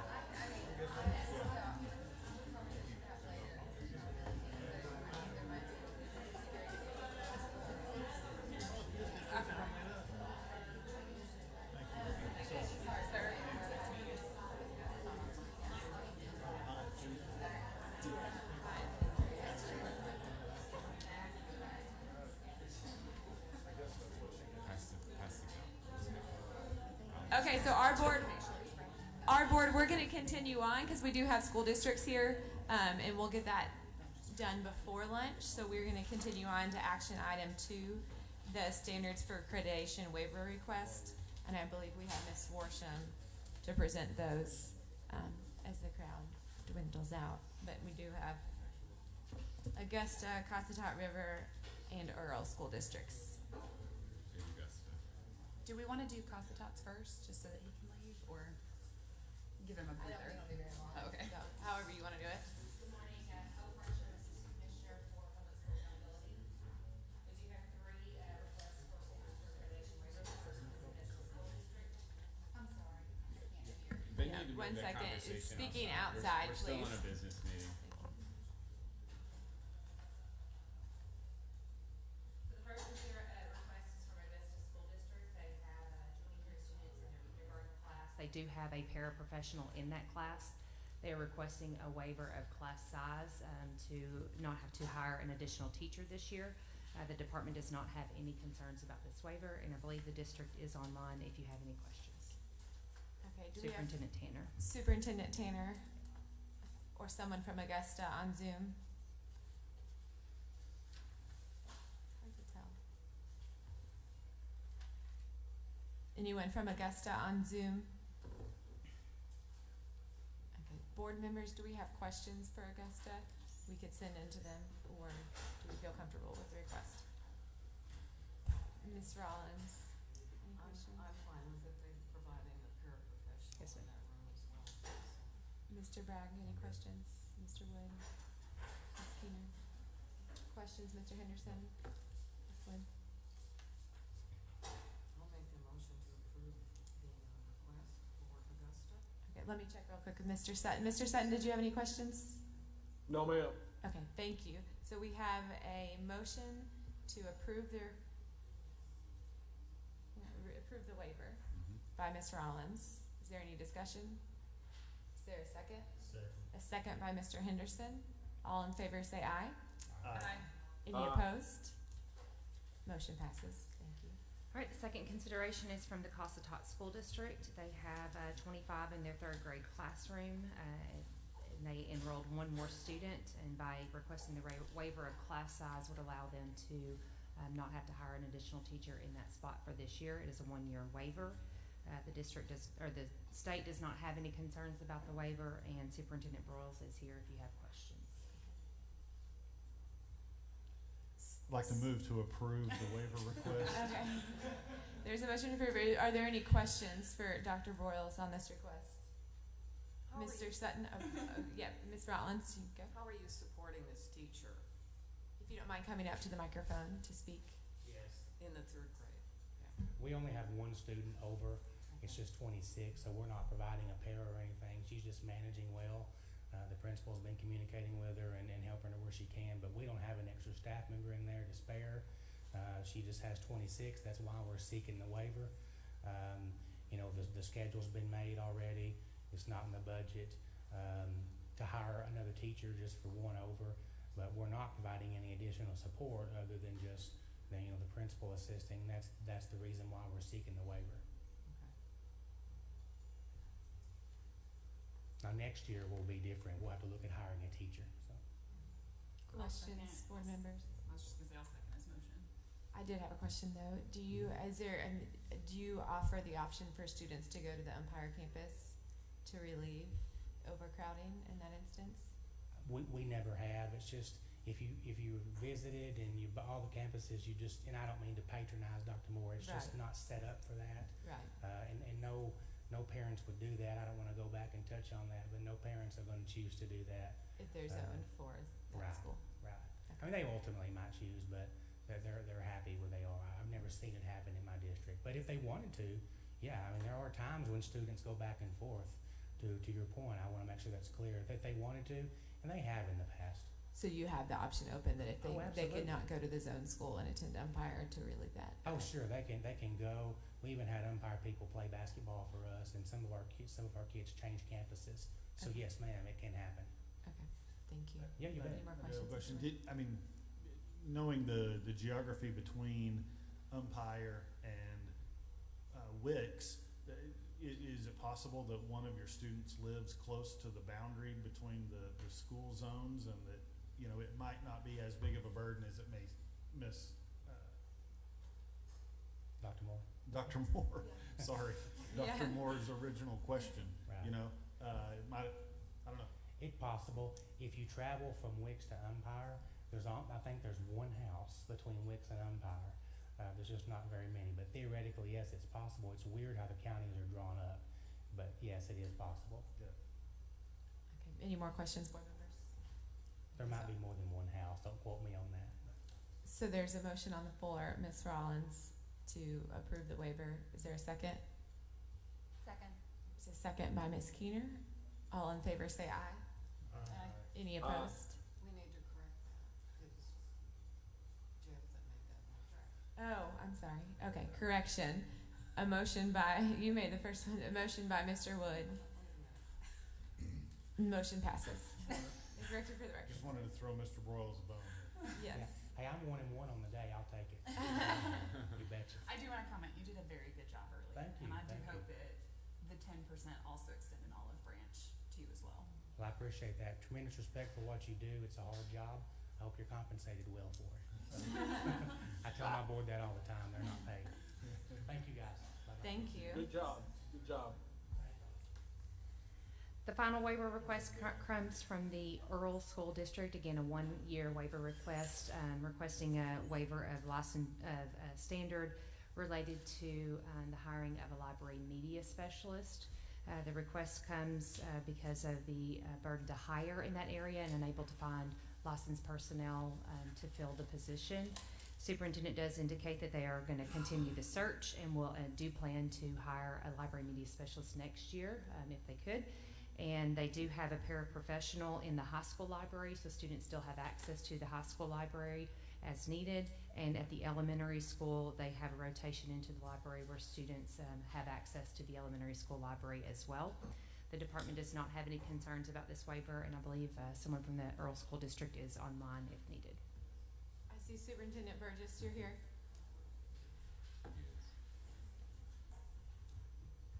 I am. Thank you for joining us today. I'm going to see if any Yes, of our ma'am. board members have questions for you. Ms. Rollins? Mr. Bragg? No. Ms. Keener? Mr. Sutton online, do you have any questions? No questions? I did want to ask Mr. Burgess, I recall visiting the school and seeing the library and that you have a new at the elementary campus. Students are able to check out books from there weekly and get access to those materials. Is that correct? Yes, ma'am. Excuse me. Yes, ma'am. That is correct. Okay. And classroom teachers are then picking up the standards that would be taught by library media specialists for those students? Well, what I know is that what the teachers do is they have access to the media center. They are allowing students access on a rotation basis, and students do have access to go into the library for their personal needs as relates to the classroom and interests. Okay, thank you. I know my second grader looks forward to getting a new book every week, so I hope yours do too. Any more questions of our board members? Okay, the floor is open for a motion then. Motion to approve? A motion by Mr. Sutton to approve. Is there a second? Second. A second by Ms. Rollins. All in favor say aye. Aye. Any opposed?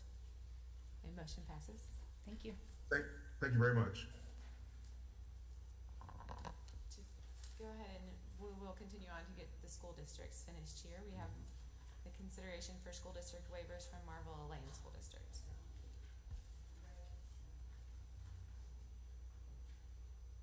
Good morning, Stephen Reynolds, staff attorney for the department. I'll just go over the procedures real quick. This is an Act 1240 waiver request from the Marvell-Elaine School District.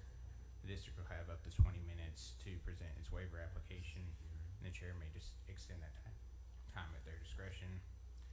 Any party opposed to the waiver also have 20 minutes to speak in opposition. To my knowledge, the department hasn't received notice of any opposition to this waiver application. Anyone speaking on behalf of the district or speaking in opposition during the hearing must be sworn in by the chair.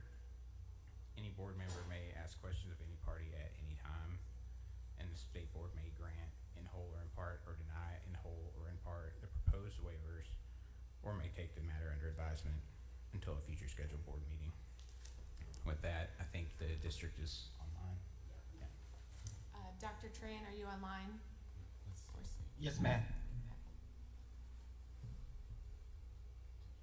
Yeah, Dr. Tran is online, and I do want to remind the board that we went into a contract with Friendship earlier this year, right before school started, to help us manage Marvell-Elaine School District.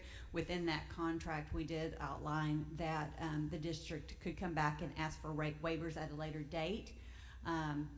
Most of the waivers that you're seeing that they're asking for today are the standard waivers that they have with Friendship Charter. But the reason why we didn't get them, we didn't come that very first month, is we wanted Friendship to get in there and actually see what their needs were, so that we weren't just saying, here's every waiver that you think you might need. We wanted them to be able to come and ask for what they specifically needed. And so Dr. Tran is online today to answer questions if you have any. Okay, and I do believe I do need to swear in Dr. Tran and anyone else. Is there anyone else from Marvel that will be speaking? Yeah, we have our high school principal, Mr. Collins, and our elementary principal, Ms. McNutt. Great. I will swear the three of you in. Do you swear to tell the whole truth and nothing but the truth? Yes. Thank you. Yes. You may proceed. Hi, good afternoon. Deputy Commissioner Stacy, we're just here to ask for some waivers which we have at the charter school. The standard waivers, apart from one which we have rescinded, the gifted and talented. We hired a gifted and talented, we're in contract with a teacher to provide those services. And so the waivers that I'm asking for are pretty much standard waivers that again we have at Friendship. And also just to provide some information to you all, ever since we have taken over the management of Marvell-Elaine. So we just completed our NWA assessment, which was just completed on, I think it was on Tuesday. And I can tell you, we saw a lot of growth in our students. For example, our third grade mathematics, 93% of our students had growth, right? So we're talking about growth because what we found out when we looked into the school and everything model, that there was so many things that the students were missing. It was kind of like let them move on to the next grade level, let them move on without actually looking at, what was the problem. So we've been working very hard to get the kids to a place where, I'm not saying where they can function, but we try and get to a place. And so with the results that we got now, a lot of hope and a lot of joy to see that our kids can learn if given the right opportunity, the right environment to learn. Thank you. We will go to questions of board members. Ms. Rollins. Hello, thank you for joining us today. I have a question about employing a social worker instead of a school counselor. I have some concerns about there not being a school counselor on campus. Can you talk to us about that? So at this moment in time, it's trying to find human capital for Marvell-Elaine. We've been and that's why we've asked for some teacher licensure waiver as well. It's been difficult because of the school's past history. So that's what we're trying to do. I mean, our principals that act as a counselor, right, to provide that service to our kids. But again, that's why we're asking. We have a social worker on staff that does a lot of the social emotional component with our kids. But again, it's trying to find people in there. And I'm not saying we're not counseling our kids, but our principals are acting in that capacity at this moment in time. Yeah, and I would just piggyback on that too. Even our neighboring district in Helena, West Helena, they were having a very difficult time finding counselors, even mental health workers, to be able to push in. And so in this model here with Friendship, you have the high school principal who's assisting with like the career planning and helping us determine courses to be offered and what courses students are taking. He's very active in the classrooms and throughout the building when you visit the school. And so then addressing the social work on the aspect of mental health needs actually in the school. So they've kind of split those responsibilities up. Do they have really a counselor to help also with directing their future studies, and do they That's where the high school principal is pushing in. So when you look at their total enrollment for their school, it's about 250 kids K-12. And they have both an elementary principal and a high school principal. So that high school principal is stepping in and kind of filling in some of those roles in that counseling piece of courses and what students should take.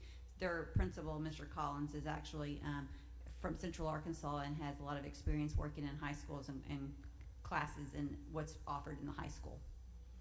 Are they continuing to look though for a school counselor? I'll let them speak to that. Are y'all continuing to post for a school counselor? We continue to look, ma'am, but again, it's hard, difficult trying to find people to come down to Marvell-Elaine.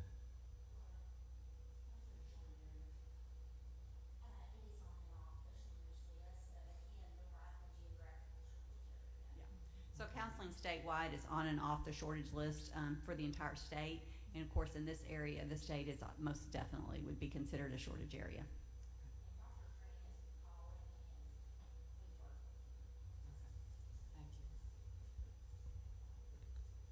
Can you tell us if we were to deny the waiver for the school counselor, that would be a hit on accreditation, correct? And what would that look like? I guess, talk more about that. So it would be a violations for standards for accreditation, which you can only have a violation for standards for accreditation up to 2 years. Which could then put you into state takeover, which this district is in state takeover because they were having trouble with standards for accreditation and just their enrollment numbers. And so most of you have been to Marvell-Elaine and visited the district in the region. This school was on the brink of closing. In fact, we'd actually already voted to close the school and that they were finding a partner when we came back in with the opportunity for more like a transformation contract to have an outside entity come in and try to provide assistance. This is the first in the state that we've done where we've had a management organization come in. The Friendship model is a national model that is in several states. They actually have some schools in our state that have been very successful. We knew that when Friendship went into Marvell that they had an uphill battle. They took over in August, and even at that point, the district, most of their teachers were unlicensed. They brought in new administration in the high school. Ms. McNutt was there prior, but they have been working with the current staff they had to kind of improve that. So if you didn't grant the waiver, they would have an accreditation violation, and you can only have that for 2 years. A single violation for 2 years would put them where? It goes back to this board for you guys to make a decision on, do you close them, do you annex them, do you consolidate them? It puts it back to that decision. Counselor waiver throughout the state is a pretty standard waiver if you can show that you have a plan, which I think they're doing with the social worker aspect. And Dr. Tran, correct me, do y'all have the social worker employed, or is it a contract staff member? No, she's employed. So she's Ms. employed Johnson. full-time? Yes. Yes. Thank you. And then, Dr. Tran, I had another question about the first waiver. Well, first of all, I am so excited to sort of see this come to fruition with the transformational contract and you guys coming in, and I'm going to be watching this very closely. I'm super excited. Tell me about where you are in the process of getting licensed to be a superintendent. Tell me what you're lacking, how you're moving towards that, and I want to be sure that the department has done everything we can to get you there so that this isn't a year-to-year renewal that we're giving. So if you'll talk a little bit more about that. Got you. I mean, I've been in education for the last 17 years. I started as a paraprofessional and worked on my way up, but it wasn't a traditional pathway. I taught a lot of computer and engineering subjects, and then so I was brought in after that as more data, student services, IT, and then again a principal and superintendent. So I did complete the mentoring, the first year mentoring, which was done 6 years ago. So I did that when I first joined Friendship. Looking at pathways, I spoke to Ms. Sheila the other day. So we're looking at that, and at this moment in time, like I said, that we're looking and see what we can do. So, but also one thing, I also have the praxis, the leader of past that praxis leadership. I just not, the state certified. That's great. Okay, good. So it doesn't sound like there's a lot for you to take on. Maybe a few courses, I think, is my understanding. So I would be inclined to, I think deny that waiver request, assuming that that can get done within the year, and, or grant it and expect that next year you won't need another one, that can be completed within the year. Yeah, if you could grant that, I think because that's also a standards of accreditation as well. And again, I'll do what I need to do to go ahead and get that process moving along. And get with Ms. Saraceni. I think she can certainly help you with that one. So. Sure. Great. I would bet most of our charter schools have that waiver. So if that is something you want to look into when we kind of do a deep dive into charter schools, that might be a broader question to ask. Thank you for that. Yeah, and I would ask the consideration for the board to approve that waiver today for the fact that he is an employee of Friendship, and so acting in the superintendent role for the district. So the waiver is covering the district, that the district doesn't have a licensed superintendent, okay? But he is still an employee per our contract with Friendship that they've hired the superintendent. But encouraging him to look into what he could do to up his credentials, I think is acceptable. And then I also had another question about the personnel, the daily planning period. I was just in the classroom not that long ago, and I remember how, how those time periods are so valuable, especially for planning and just to take a breather, whatever is necessary. Going shorter than the 40 minutes is of concern to me, especially when you're in the area that you're in, and we're in such a time period of teacher burnout and people leaving. I think one of the ways you support teachers and encourage them to come back is by honoring the planning periods, the 40-minute blocks that are expected. Can you talk more about the current schedule that you're looking at and how you're going to support your teachers without meeting that requirement? So at this moment in time, we actually give more than 45 minutes. So our elementary schools, they get about 55 minutes of planning period. And so is, I think, our high school. So we have exceeded the minimum of the 45 minutes that's required by that waiver. We were just asking it just in case we need it to do, and sorry, let me rephrase that. It's not just in case.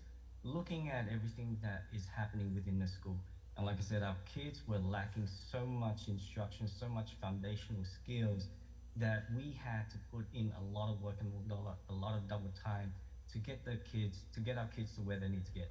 Just as an example, when we first got in, we took the NWA and we saw those results, right? And so we sat back and we said, okay, so what happened? What's wrong here? We actually gave our students a basic fundamental test, and a lot of them could not complete that. I'm talking about basic basic addition, subtraction, division, and multiplication. And I can tell you, many of them could not complete that, and my principals can talk about that more if you want to.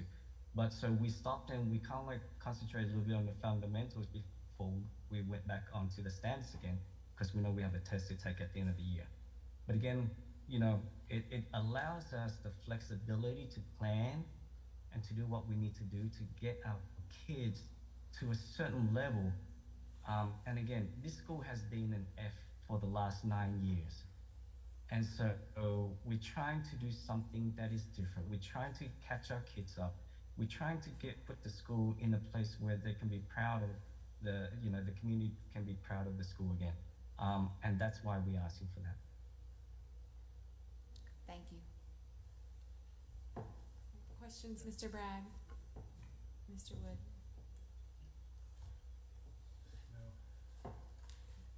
Mr. Henderson? I don't have a question. If there are none, I'd like to make a motion to grant the waiver. Ms. Woods? I have no questions, and I'll second. Let's check Mr. Sutton. Questions? No, ma'am. Okay, before that motion though, any more questions? Concerns? Okay, I do have a few questions if that's okay. What's the enrollment for the school right now? It was sitting last we looked was about 230. Okay, and are you fully staffed as far as at the elementary school? And then it sounds Yes. like at the high school there's some virtual instruction going on, is that correct? Correct. So we've been slowly been able to add human capital to our team to get the necessary instruction to our kids. We still might be missing one or two teachers, but I think the schools is small enough and our team is committed enough to take on extra responsibility to do what we need to do. It sounds like part of the reason for the waiver was, do you use teachers to plug in instead of a substitute? So we do have subs, but we also, it's the waiver for licensure. Some of our teachers, they have a 4-year degree, but they're not licensed. So that's where that teacher licensure waiver is coming in. Okay, thank you. Those are my questions. Okay, so any more questions? So the floor is open, and I believe Ms. Woods made a motion. Randy made a motion, I seconded. I need more sleep apparently. Okay, so Brandy, do you mind to restate your motion? I'd like to make a motion to grant the waiver. Okay, we have a motion by Mr. Henderson. There's a second. I will second. By Ms. Woods. Any questions? Okay. All in favor say aye. Any opposed? Me. One opposed. Motion passes. Thank you. At this point in time, it's 12:30. We have the rules left on the action item. So let's do that and then take a break for lunch. Does that sound okay with everyone? Okay. So action item 4, consideration of request to release for public comment the rules governing literacy and high impact tutoring. Mr. Rhodes, thank you. Thank you, Chair. So Stacy and I are going to tag team these. Good afternoon, Chair, members of the board. At this point, before you is a permanent rule governing literacy tutoring grants and high impact tutoring grants. This rule provides families an opportunity to invoice up to $500 per school year to pay for tutoring services for children reading below grade level from K to 3. These services will be paid from an account of money deposited by the department, and payments will go directly to providers. Priority will be given to students already retained from the previous year. Obviously, that wouldn't apply for this year, but it would be moving forward. Students in the lowest 15% of the K to 3 reporting category, then to the lowest remaining quartile in the 3rd grade, then the 2nd grade, then the 1st grade, then kindergarten. As to high impact tutoring, the department will pay for tutoring services by approved providers.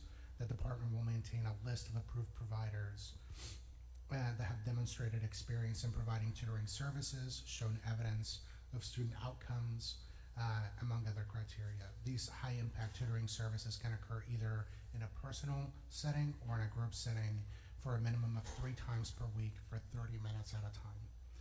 This tutoring is to occur during the school day. Like I said, Stacy Smith and I are available for questions.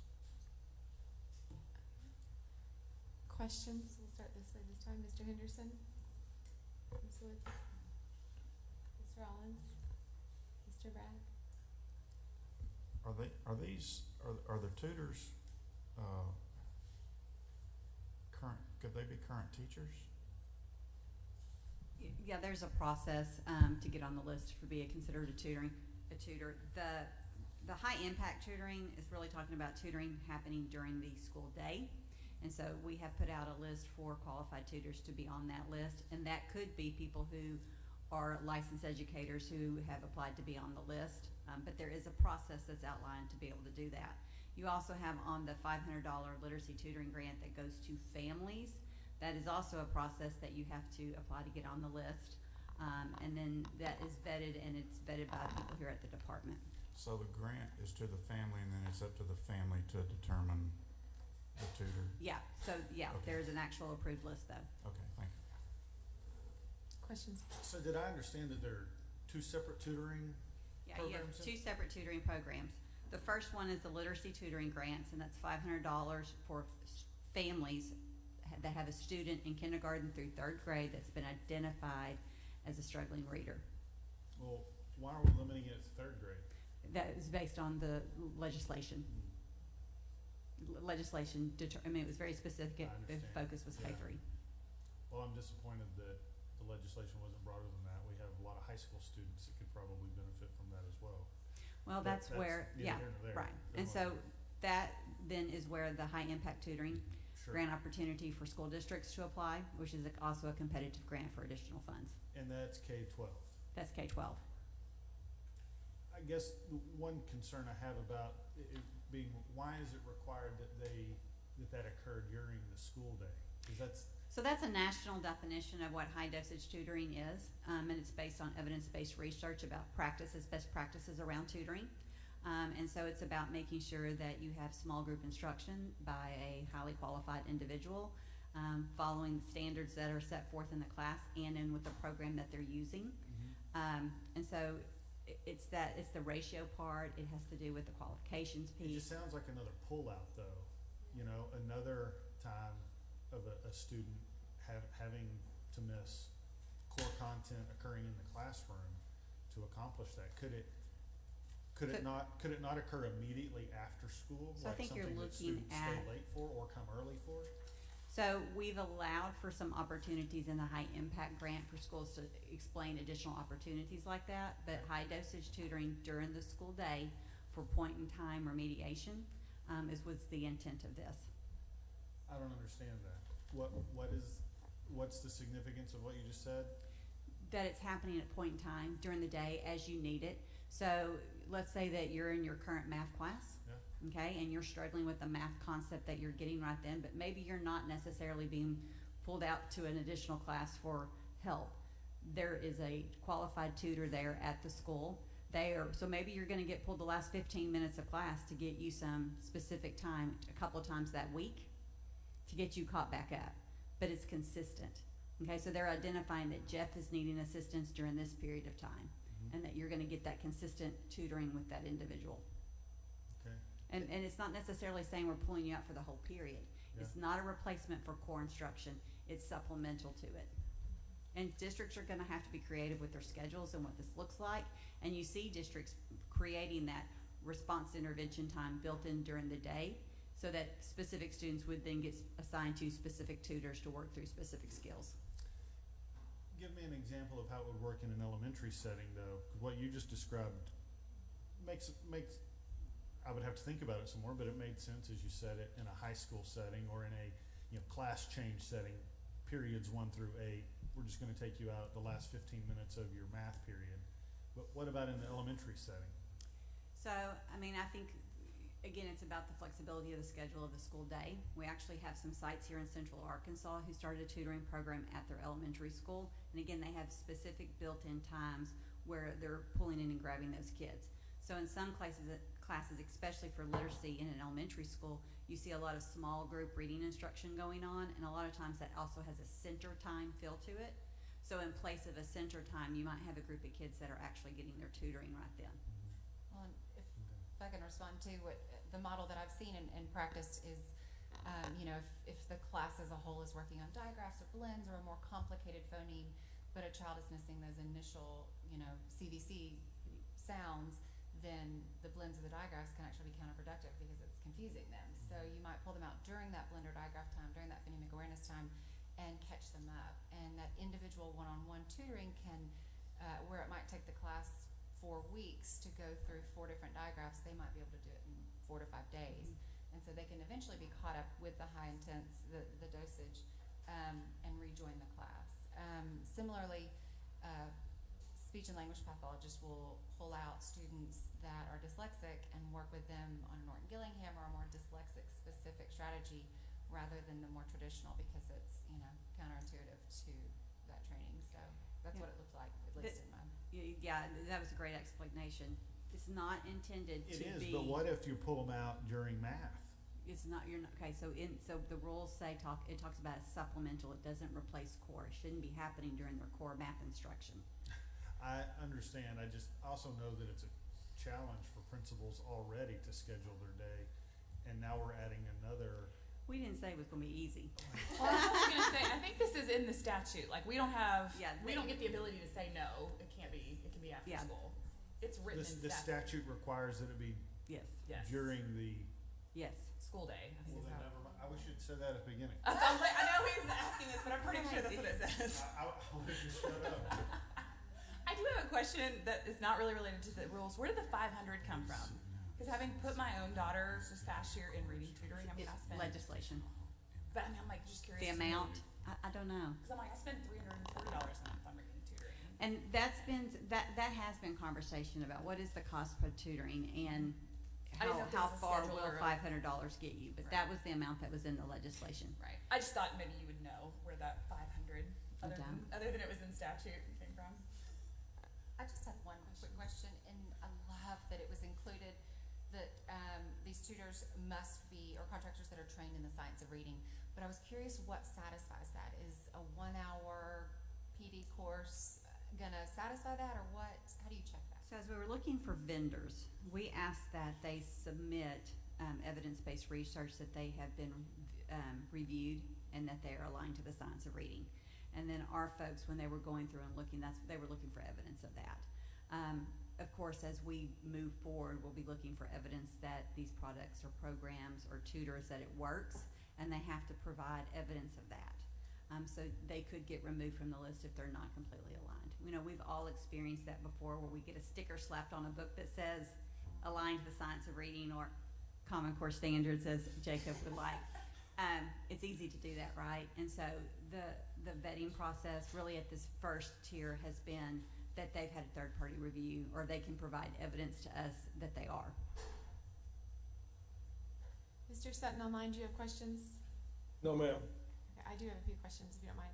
So just to clarify with this, the high impact tutoring required in legislation, are there additional funds available for this? There have been additional funds set aside. Okay, and because this is in-day programming, what do we expect those costs to cover? Additional staff? So those will be applied through a competitive grant, and so yes, it could possibly be additional staff. Where they're actually paying their tutors who's coming in. It could be curriculum programs, materials. It could be technology equipment, whatever services they would need to be able to provide that. Okay, and then did statute limit it so it can't be after school or summer? I want to say that it specifically said during the school day in statute. Yes. Okay. Because I had that question very early on, not that I ever, but yeah.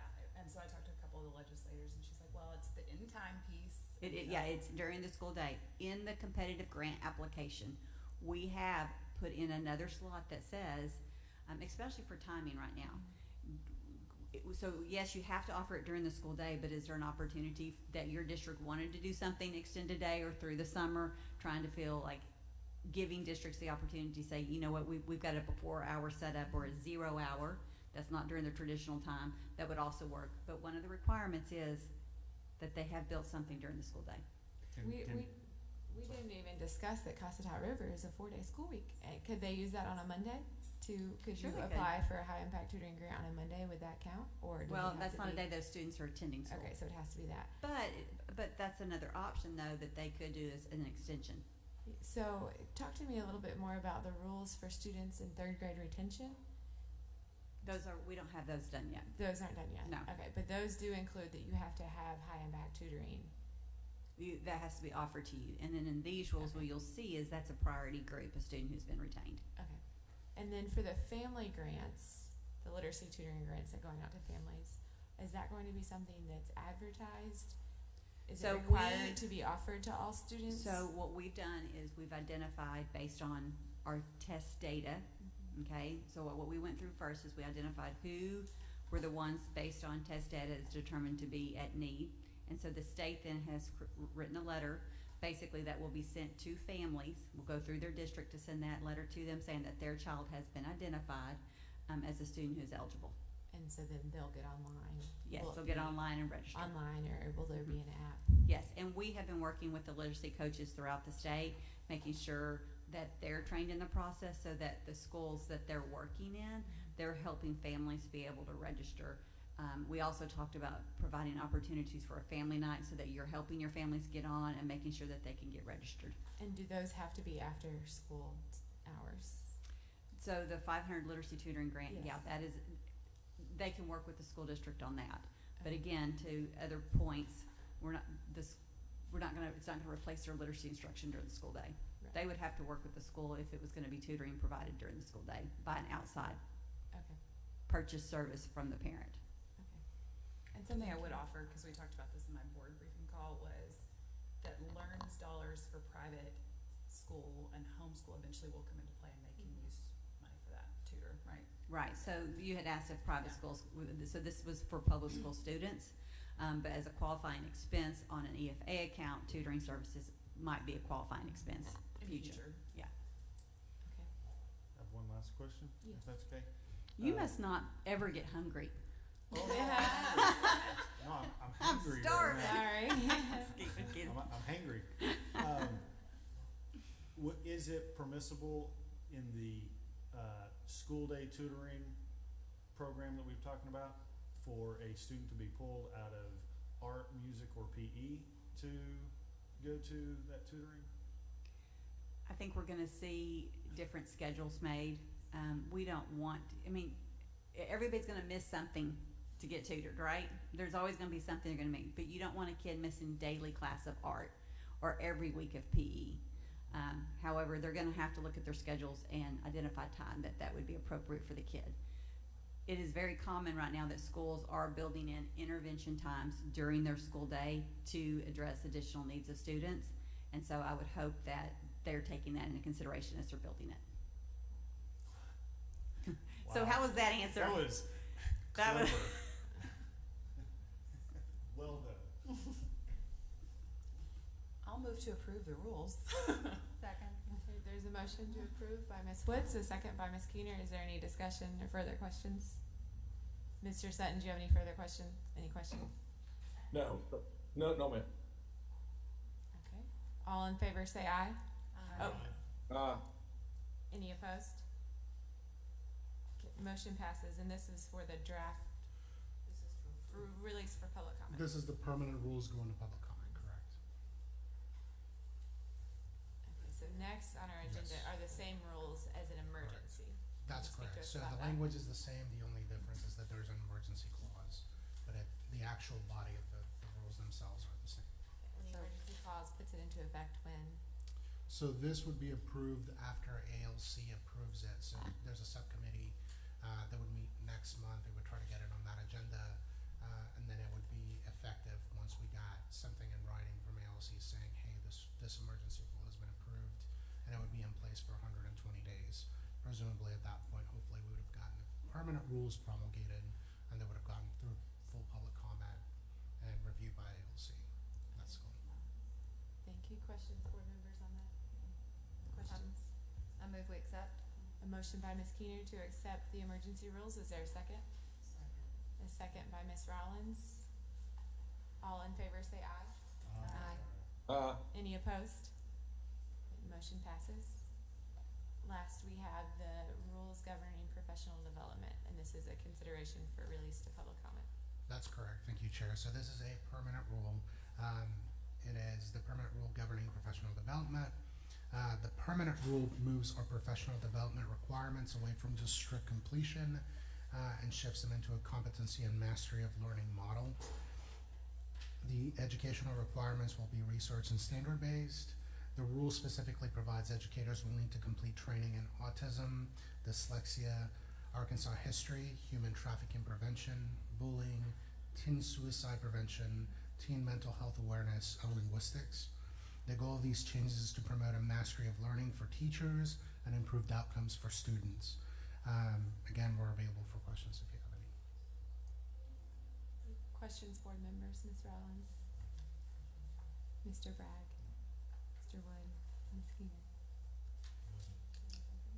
Mr. Sutton, do you have any questions? No questions.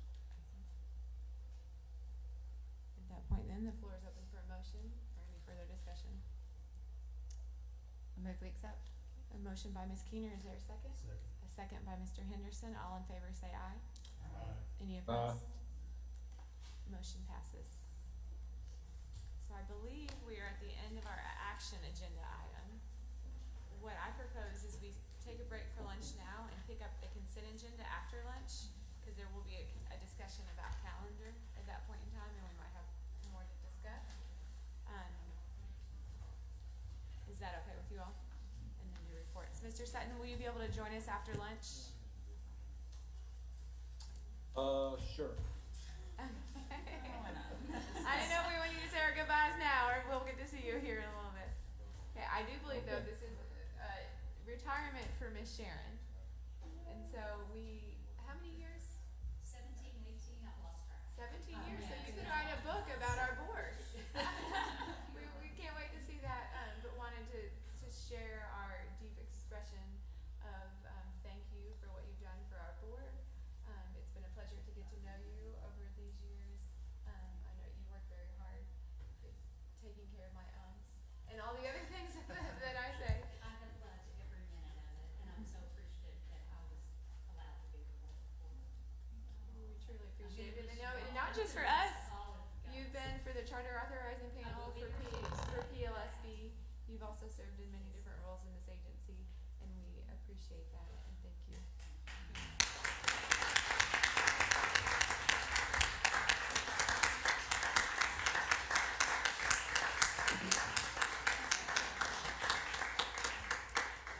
Well, we do thank you and hope you get to enjoy more time with your grandparents, but grandkids, but don't be shy, please come back. I will. I'd love to. Thank you so much. Thank you. We have this for you, and then we'll break until, should we be ambitious and say 1:30 or go ahead and say 1:45?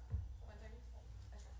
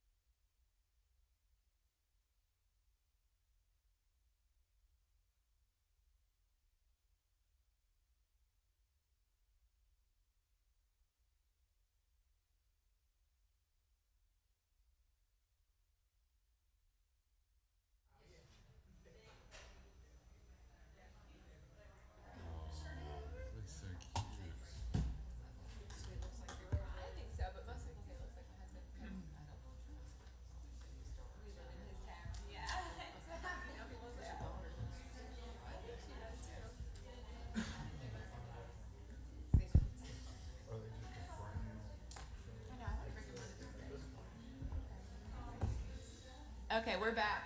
Are we good? Sorry. Good to go. Mr. Sutton, we hear that you're not going to be able to gavel us out today, so we wanted to take the time for a moment to express our appreciation and how much we're going to miss you on this board. It's been 3 years or 4 years? He joined a month after I did. Okay. So 3 years. 3 years, and a lot has happened, and you have brought a lot of wisdom, a lot of insight, and a good dose of humor to our board. And I personally really appreciate that. I'm going to miss seeing you every month and hearing from you, and really have enjoyed getting to know you. I believe. Oh, you're muted. Sorry. Oh, thank you, Sarah. Appreciate that. You know, it has been my absolute pleasure to serve with you and Randy and Jeff and Adrian and I'm trying to think who else was on there longer. But it's been a delight. I've learned a lot and I really enjoyed the camaraderie. Well, you had an awesome career on your local board, and just have so much knowledge and wisdom on that. I hope you're going to keep your same number. So now we can actually call you afterwards if we have some questions and things. But I hope for you that you get some retirement in the near future. I appreciate that very much. And let me say to the folks of DESE, you guys have impressed me since day one. I've never been around a more dedicated and professional and committed group of folks. The state of Arkansas is so fortunate to have such dedicated employees, and you just don't know what you mean to the children of this state. I wish you all well, good luck as you go forward, and I hope everybody has a Merry Christmas.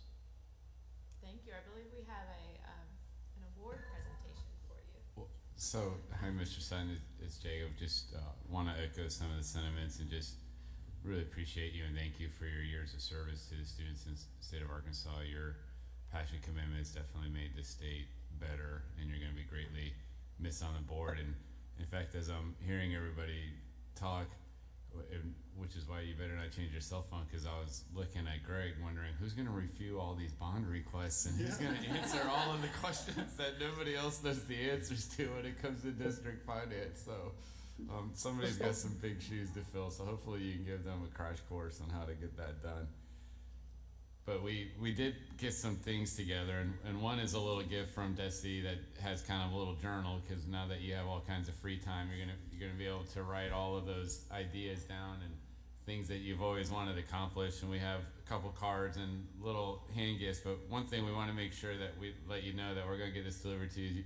We're gonna let you keep your name plate, so that way you're never retired and you're always on call. And when we need to get you on Zoom, we can have this put right in front of the computer screen and get you going. And then since you're retiring and spending more time at the beach, so folks got together and gave you some necessary beach supplies with sunscreen and hat and towels and t-shirt and all kinds of fun things. So we're gonna make sure we get that delivered to you, and just thank you for everything that you do.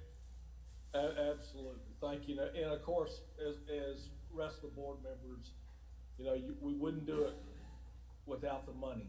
You know, I mean, the pay has been tremendous. Okay, well, I'm signing off. So thank you all, and again, I hope you all have a Merry holiday. Merry Christmas. Merry Christmas. Thank you, Steve. We so appreciate it. Thank you. Bye. Okay, with that, we will move to our consent agenda. Did anyone have any items to pull from the consent agenda? I'll give you a second to look over it. We had a number of licensure cases, charter school, and the state board calendar was also I was added gonna at the say, bottom. can we pull that for discussion? Yes.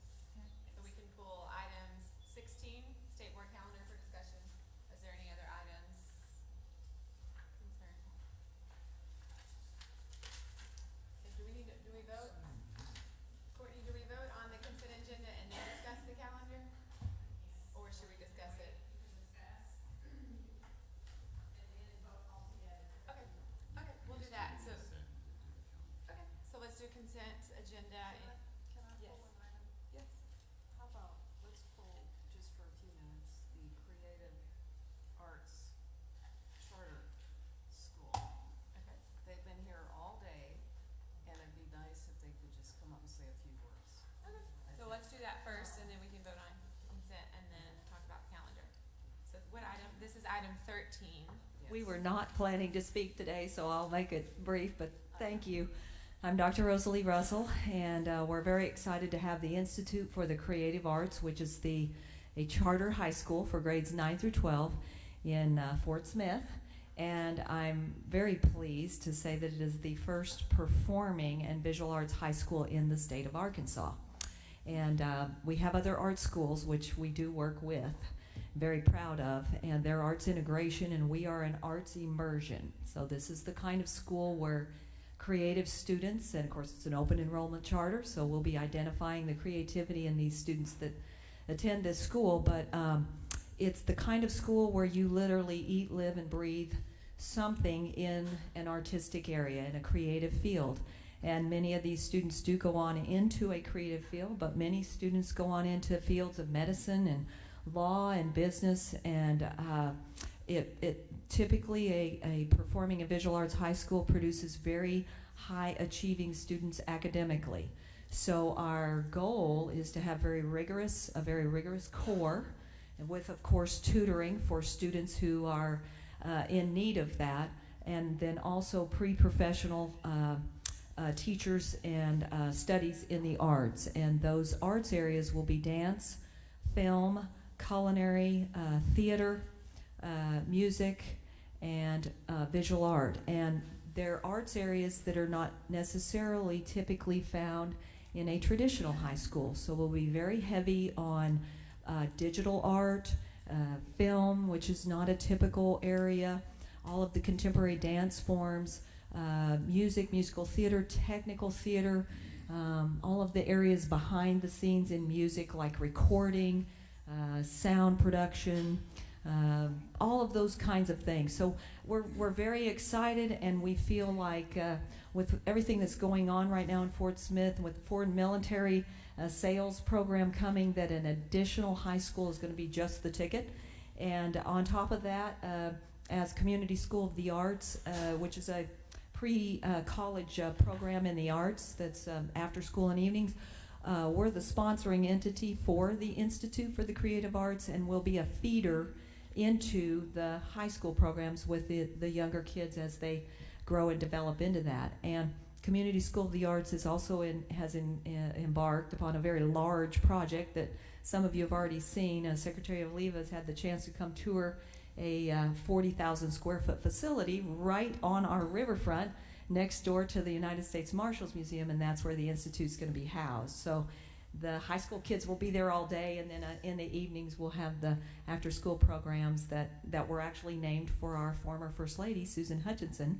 And so we feel like this is going to be a great fit. If we can manage to get it all going, it should be very, very exciting. And so we're thrilled to have the charter approval, and even some of the charter panel members have been up to Fort Smith to see what's going on, and we know that the approval is just this first step, and now the work of recruiting students and all of that's going to be a big deal and a big process. But we're very, very excited, and so we appreciate the fact that hopefully you're voting to support us today, and I trust that we're going to have great things out of that school. So that's kind of it in a nutshell. Thank you for visiting with us. Thank you. Any questions?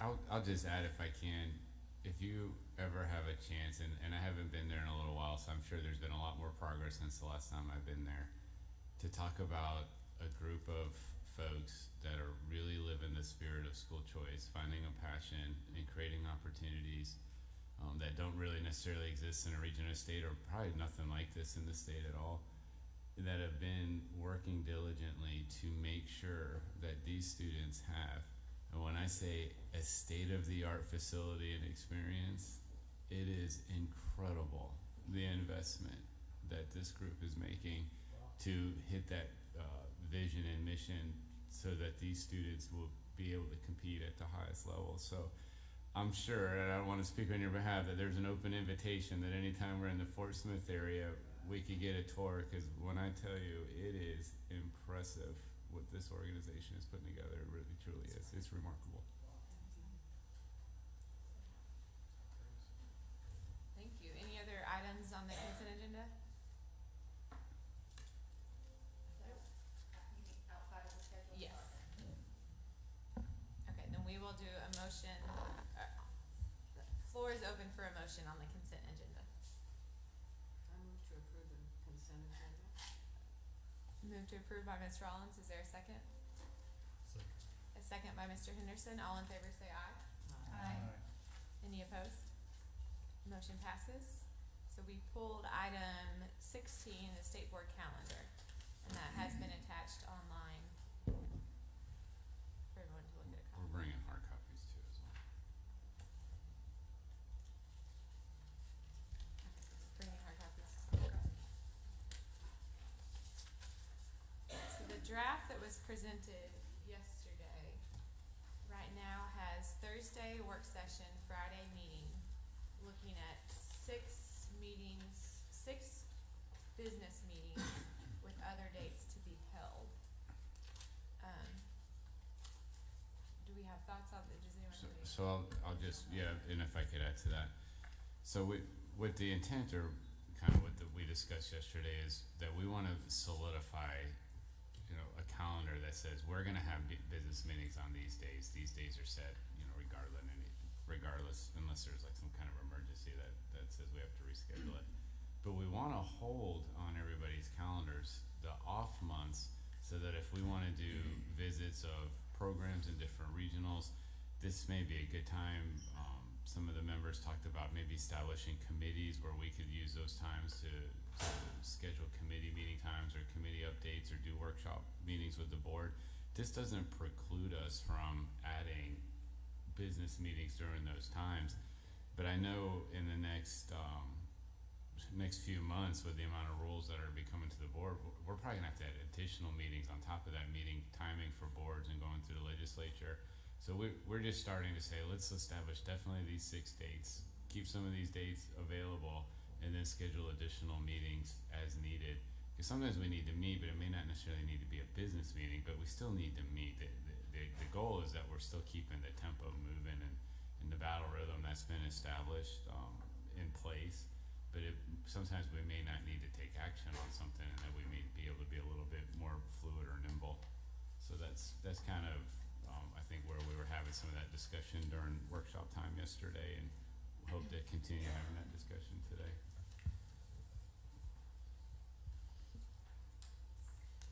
Well, as I thought about it more, and I look at our board, I know we have members that want to be more engaged and involved with decisions, while at the same time knowing we do have shorter business meetings than we've had before. So having fewer business meetings, but also wanting to have more members involved. Do we want to say, not just hold the dates in case, but hold these additional 6 dates for subgroup meetings, work sessions at that time? I think that if we want to have, you know, we want more involvement, and then we're cutting our meetings, we're not going to achieve that goal. Sure. Thoughts on that? Thoughts on this? The floor is open. I will come to whenever the meetings are. I know we talked about a couple meetings back about adding back in the Fridays, and then the next month it came out that we were like moving our meetings to Fridays, and we were having work sessions on Thursdays. Is there any idea, would anybody like to go back to Thursdays? I kind of liked the Thursday meeting day, Friday training day setup, but I just know Kathy and I have talked about, I think we drive the farthest at this point, and obviously this board will last beyond us, but Fridays can be harder from a meeting perspective. It was just easier to drive down on a Wednesday or Thursday morning and then get to be home by Thursday. Just tossing that out there. Well, I think that's respectable. I don't love the back-to-back days. A little difficult to do a day and a half off, or maybe 2 days off.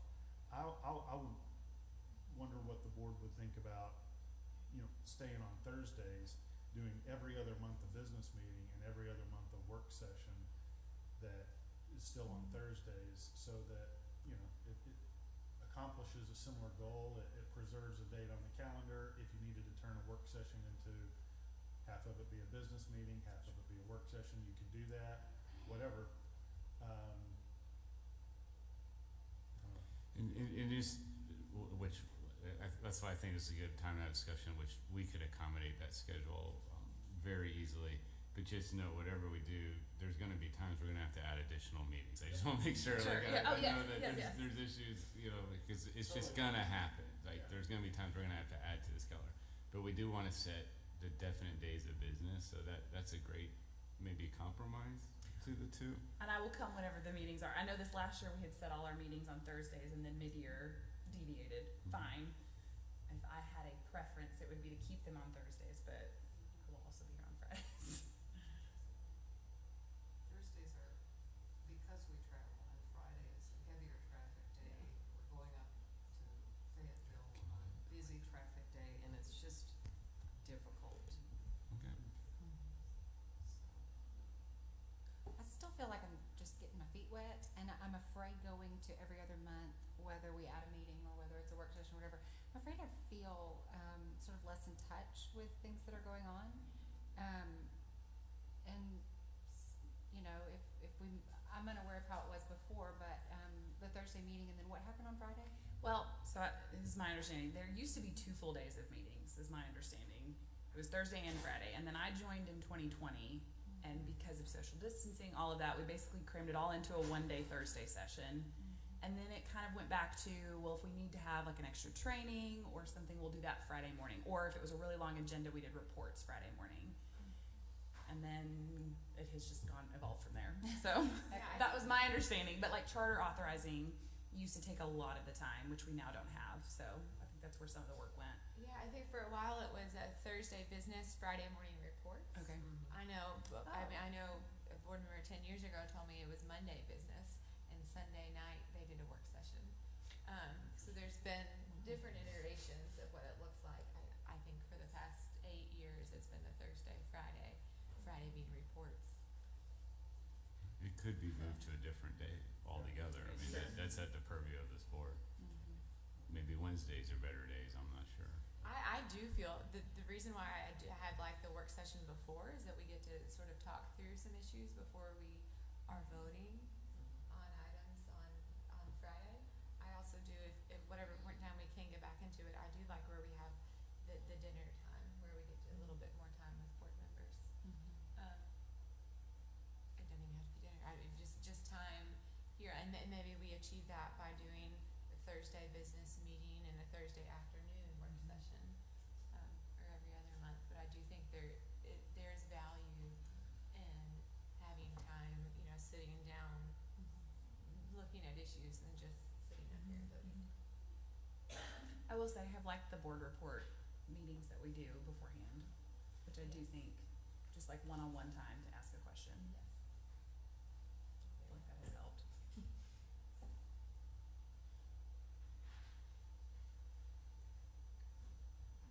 What do we think? Do you think if we did move to the, you know, Thursday meeting every other month, on the off month being a work session, would that be? I think we could adopt that to start and then see how it goes. And With that work session, you know, if it's a month between a work session and a business meeting, we're not gonna our work sessions aren't necessarily going to be attached to the business meeting. Right. But if we did that and we were, you know, there's been discussion about subcommittees, could that subcommittees be meeting in the same days as those work groups, so Absolutely. that we could be a part of that work? Go ahead. No, I was just gonna say, by going to sort of this every other month, will our agendas be longer? Most likely. And so would we need 2 days potentially? That's a question. I think it's gonna vary depending on what the action is that's required.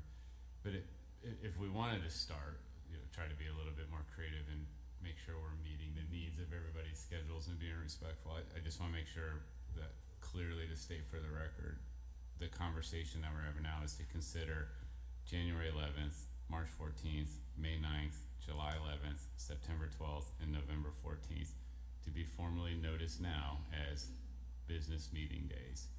Then in those off months, February 8th, April 11th, June 13th, August 8th, October 10th, December 12th, will be put on board members' calendars and noticed as workshop days. And then as we need to add additional time, we would be able to figure out windows there, like when we establish committees, or if there's certain rules that we know we have to get done in a certain timeline that may not fit within every other month board meeting, we're gonna have to have the ability to call the board together, if that's my understanding.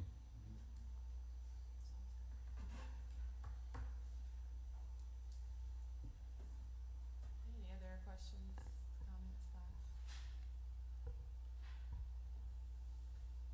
I do think that when you think about those days to hold, us going ahead and thinking about if anyone has school visits at some point that we'd want to do, we could do around those meetings.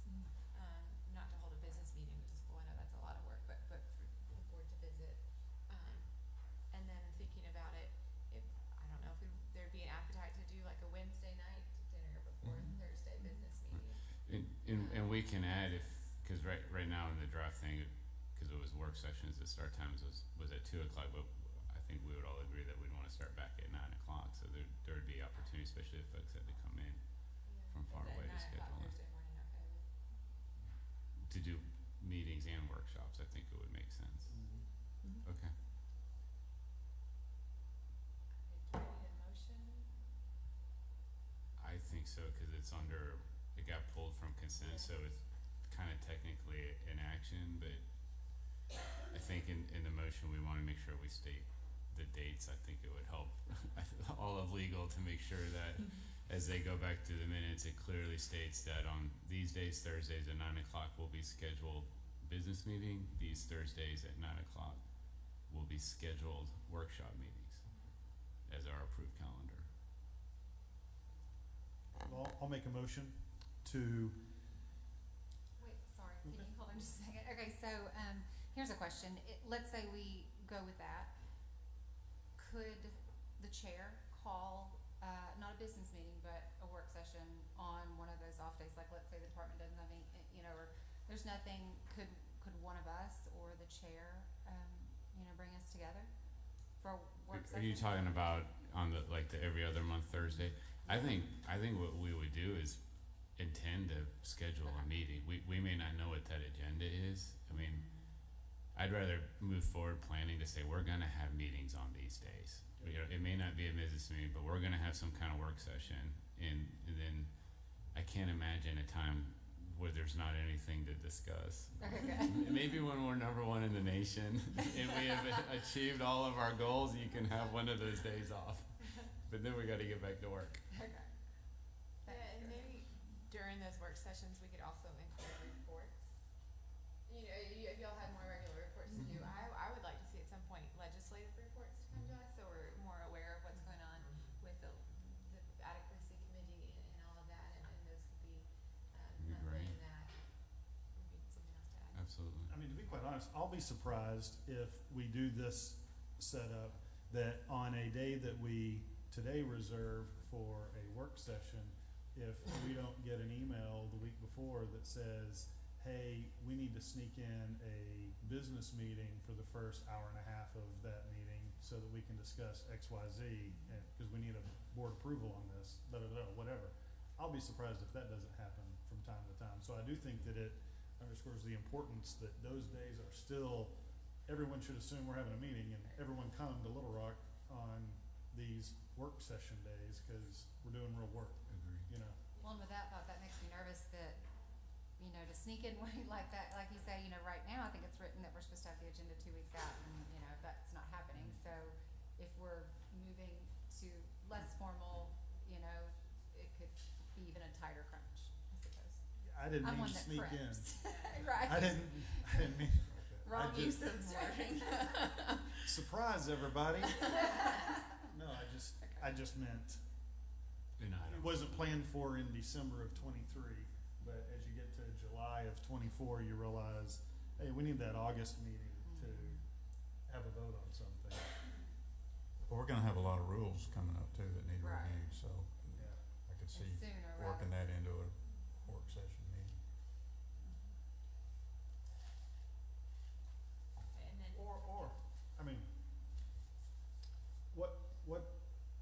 vice in just having All of just them business scheduled, meetings yes. all the way through. And when some days can be light, you do business meeting in the morning and work session in the afternoon, you know. I don't know. Just throw out another idea. Well, there's flexibility to do that anyway.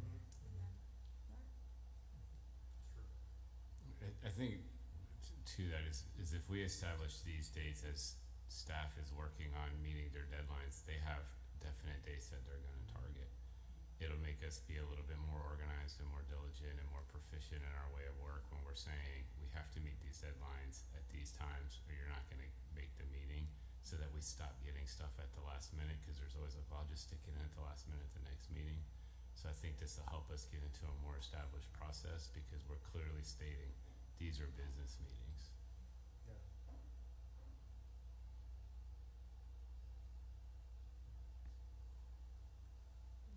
Not to pull in the other discussion too much, but there's talk about having committees. That does have to be voted on per our rules. Those meetings could be set by that committee and could be set on the business days or on the off days or both. So I think there'll be some thought. Or any other that. time, right? Right. Mm-hmm. Yeah.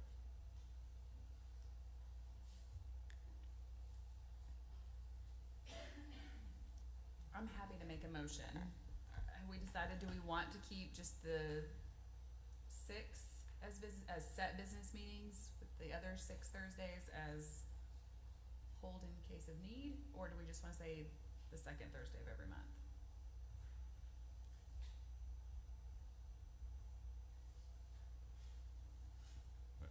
I'll say I'm fine with the whatever the board desires. I think. I was looking at you because you I kind think of the brought that answer. up.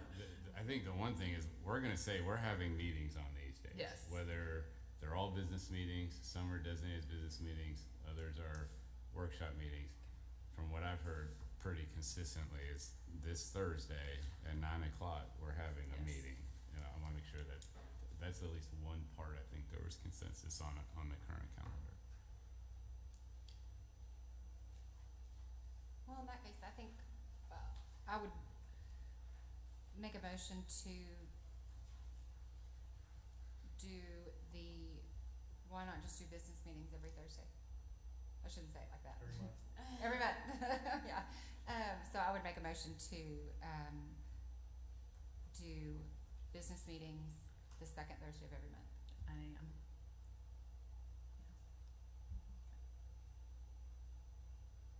I'll second that. Okay, there's a motion and a second. Any discussion? Questions? I think it's clear from the board, there's a lot of flexibility with whatever we decide, and, you know, so whatever, but I do think that this is at least a good place to start. So if we have our January meeting and then, you all have it organized such that we don't need that until March for a business meeting, you would let us know 2 weeks ahead of time, this is not a business meeting, this will be a work session. We can, or we could just plan on having a business meeting on those days. And it may look like a workshop. Like, we're gonna have meetings. Well, because if we're all together, then we Right, have to we're, notify. right, we're gonna have to notice it and make it, right. Okay. Okay, there's a motion and a second, any discussion? Okay, all in favor say aye. Aye. Any opposed? The motion passes. Okay, so now we move to the reports, and I believe, first we have the West Helena School District.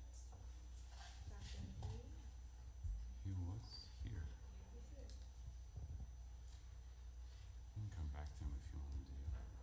Message him. Oh, there he is.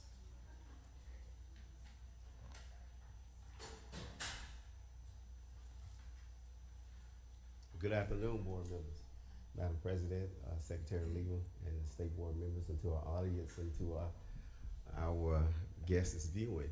I wasn't aware, so I'm sitting outside. So Keith McGee, Superintendent of Schools for West Helena School District, coming back with another report. I'm gonna keep it going. Our purpose here, main thing is we wanna highlight the progress, kind of continue to outline the continuous plan. And then we also wanna continue to review our system and practices to show you where we are. So let's talk about our journey. As you recall, I was appointed, my first day it started was July 25th, 2022. I guess you wonder why I keep up with that date, because I feel like I've been there for about 5 or 6 years. That's how hard you see how I'm breathing, so I was working outside, so waiting, so.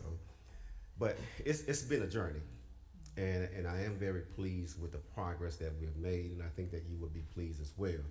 We have a long way to go. I wanna make that clear. We have a long way to go, but we are making strides to get going in the right direction. So with that, as you recall, and I kind of tackled these from the findings in August. You sent the team in to kind of do a whole system analysis report in August. Here were some of the findings from the administrative role. I'm not going to insult your intelligence, but you can see there were clearly some inconsistencies with the organization from my central office. So I'm pleased to update every central office employee now have a clear job description with roles and responsibility. But I also want to highlight, they also have to have a PGP, a professional growth plan, to show me some evidence how we're going to monitor that plan and evaluate their effectiveness and efficiency. So some of the other things, recall we didn't have bus drivers. We only had 2 drivers, and we didn't have stops. We have 10 drivers.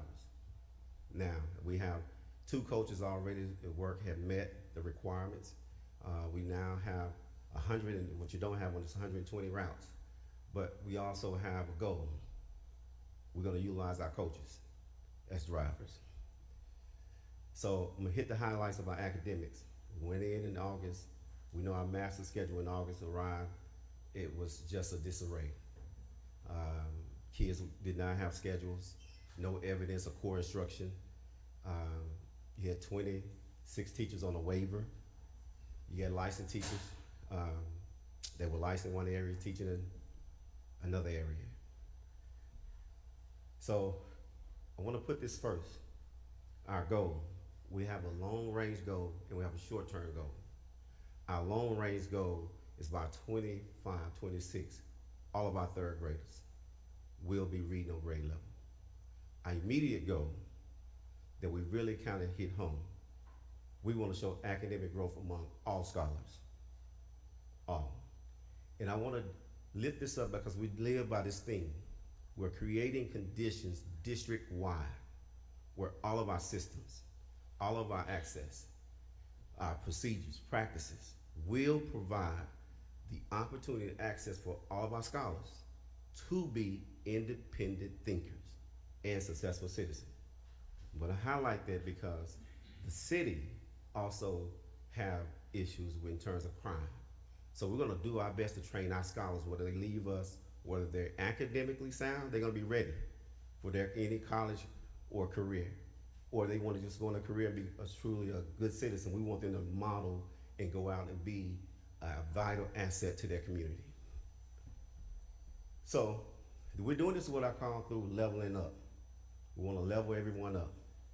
If I was coaching back in my older days when I was coaching Little Rock Central High School, I would tell you we either coach you up or we got to coach you out. So that's what we're doing. So this is a shift. And I want you to look at the column where it says from. Everywhere we are, when we say going to, we're not there at all. There are some things we're doing well, some things we're not. The first thing I want to highlight that we're trying to do is really make a shift from adult focus to student focus. That's huge. Many of you should remember and know the background with Helena. We got to make that shift. We continue to make that shift from my staff and Molinet. And I want to say that the local board is doing a great job of trying to help Molinet as well. But also we got to shift where learning is required from when we say that, but our action speaks something otherwise. So now we're really making the shift where learning is really, truly required and it's intentional. And it's evident that we wanted, from our actions to daily practices, that this become our norm. Where learning varies by teacher, We want to ensure all of our teachers are teaching and students are learning at high level. From just general support to really making target support. You're gonna see here shortly, Mr. Woody, you was asking a question about the reading program, how are they gonna get it? I'm pleased to share that our support is so targeted, we built it into both of our master schedule, from elementary and secondary. In fact, we built it in for elementary at the beginning of the day and at the end of the day. And that support is targeted. And we built it in the high school at the beginning of the day. So it's really looking at the current data, making amends, and you'll see the last one of the bullets here where changes, we base those changes right there at the needs, at the point of need right there. We don't wait until the end of the quarter or end of the semester or the end of the year. No, we need to look at the changes now based on our data. And then we're trying to shift to a guiding coalition. And then the last thing I'm gonna go back to PD days, just general PD days, just having PD day, professional development days. No, we want to continue to really push everyone to become a true community of learners and having these days where it's a microburst of learning taking place among all of our professionals. So let's look at some of our highlights. Again, all of our teachers are teaching their license or AQT area. We've reduced the number from 26 to 7. 2 of those 7 are waiting on a provisional license, so you're gonna have 5. We're developing a guaranteed vital curriculum. I'm proud I gave them a goal to have all of our ELA essential standards identified by December 11th. We had them identified by December 1st with learning progression, proficiency scales, and common formula language, common formula assessments.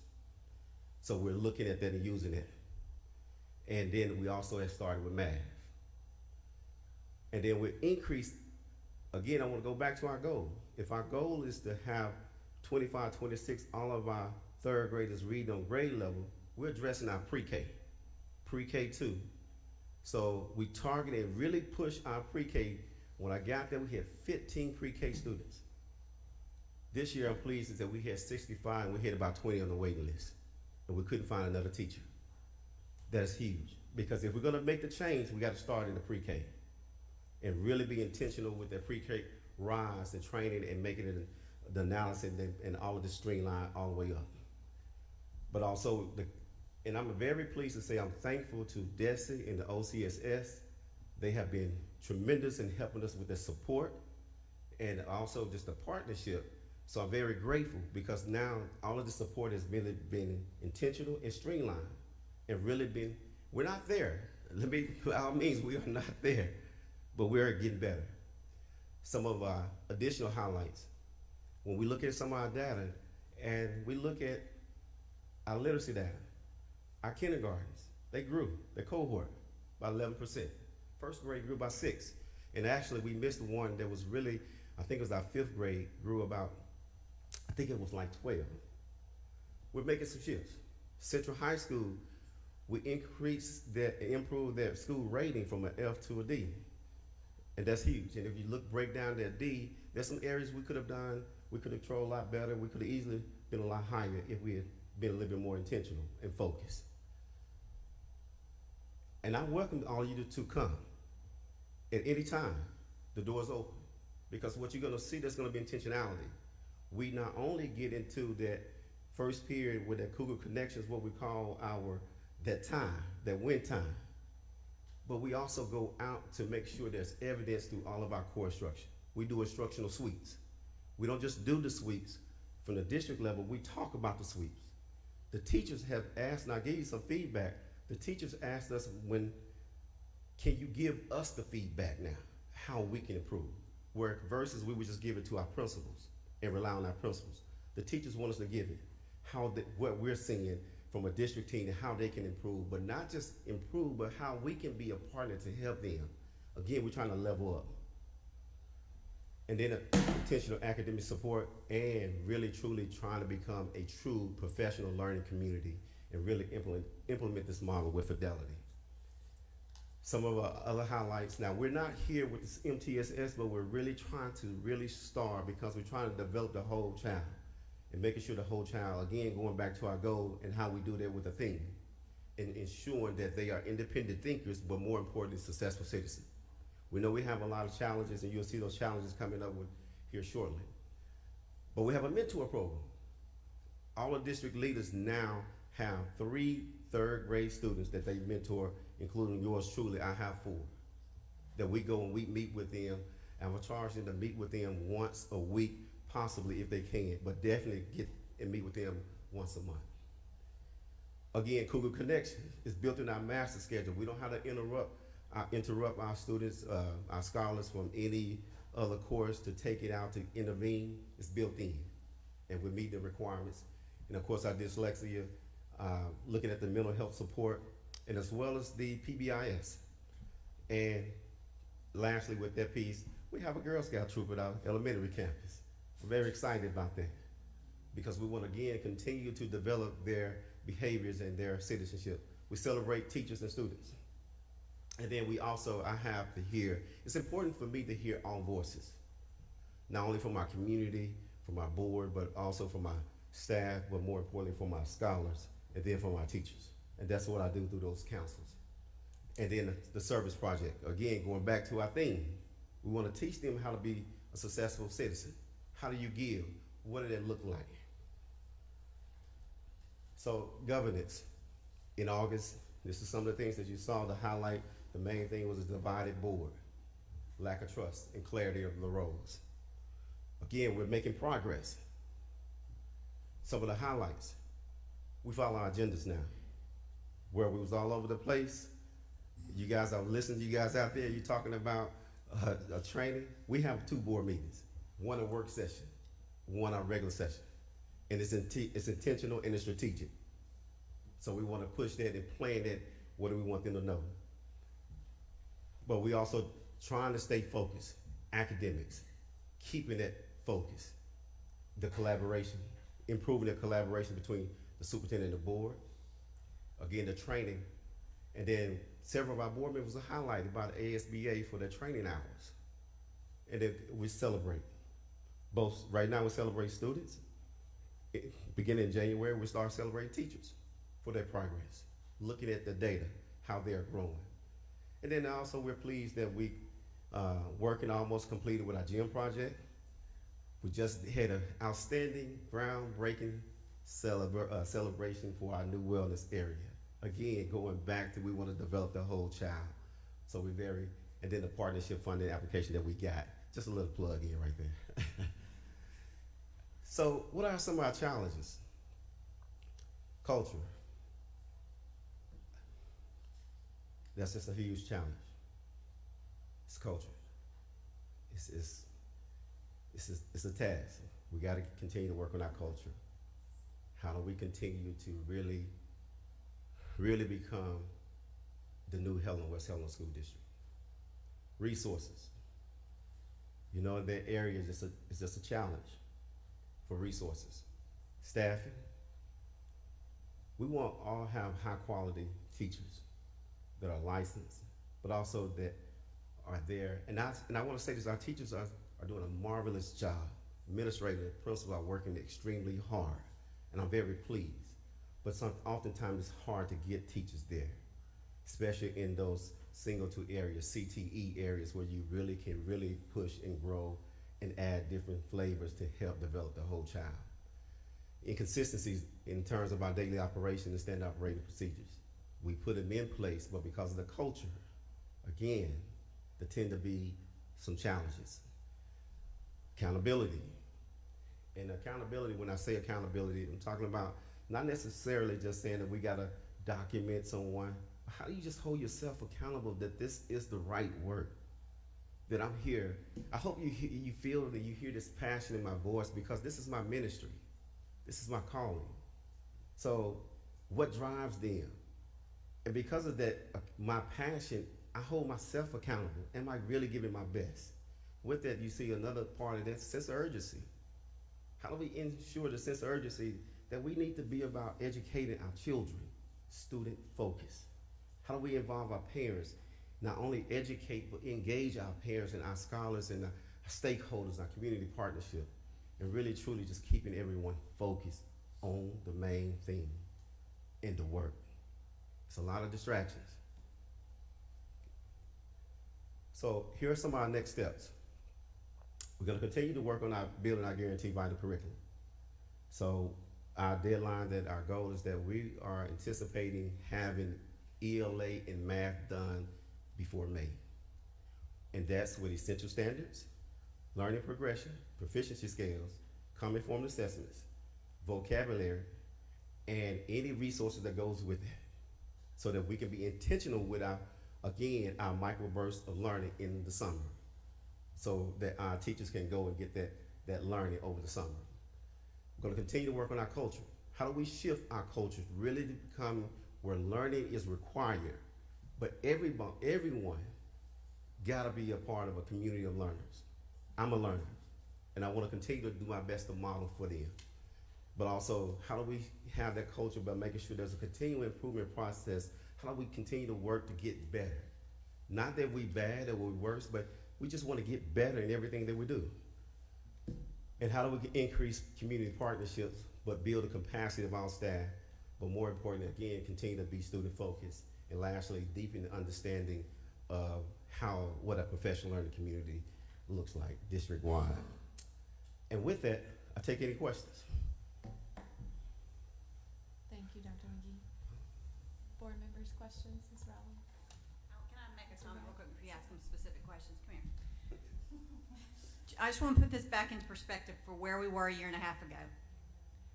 We literally had 2 buses that drove around neighborhoods and just picked up kids wherever they came out of their houses. Hey, I'm here. They go in and they drop however many off, and then they just go back out again. There were no bus routes. We had kids who didn't have schedules. We had most of our teachers unlicensed or not where they were licensed in their area. This man's been there a year and a half.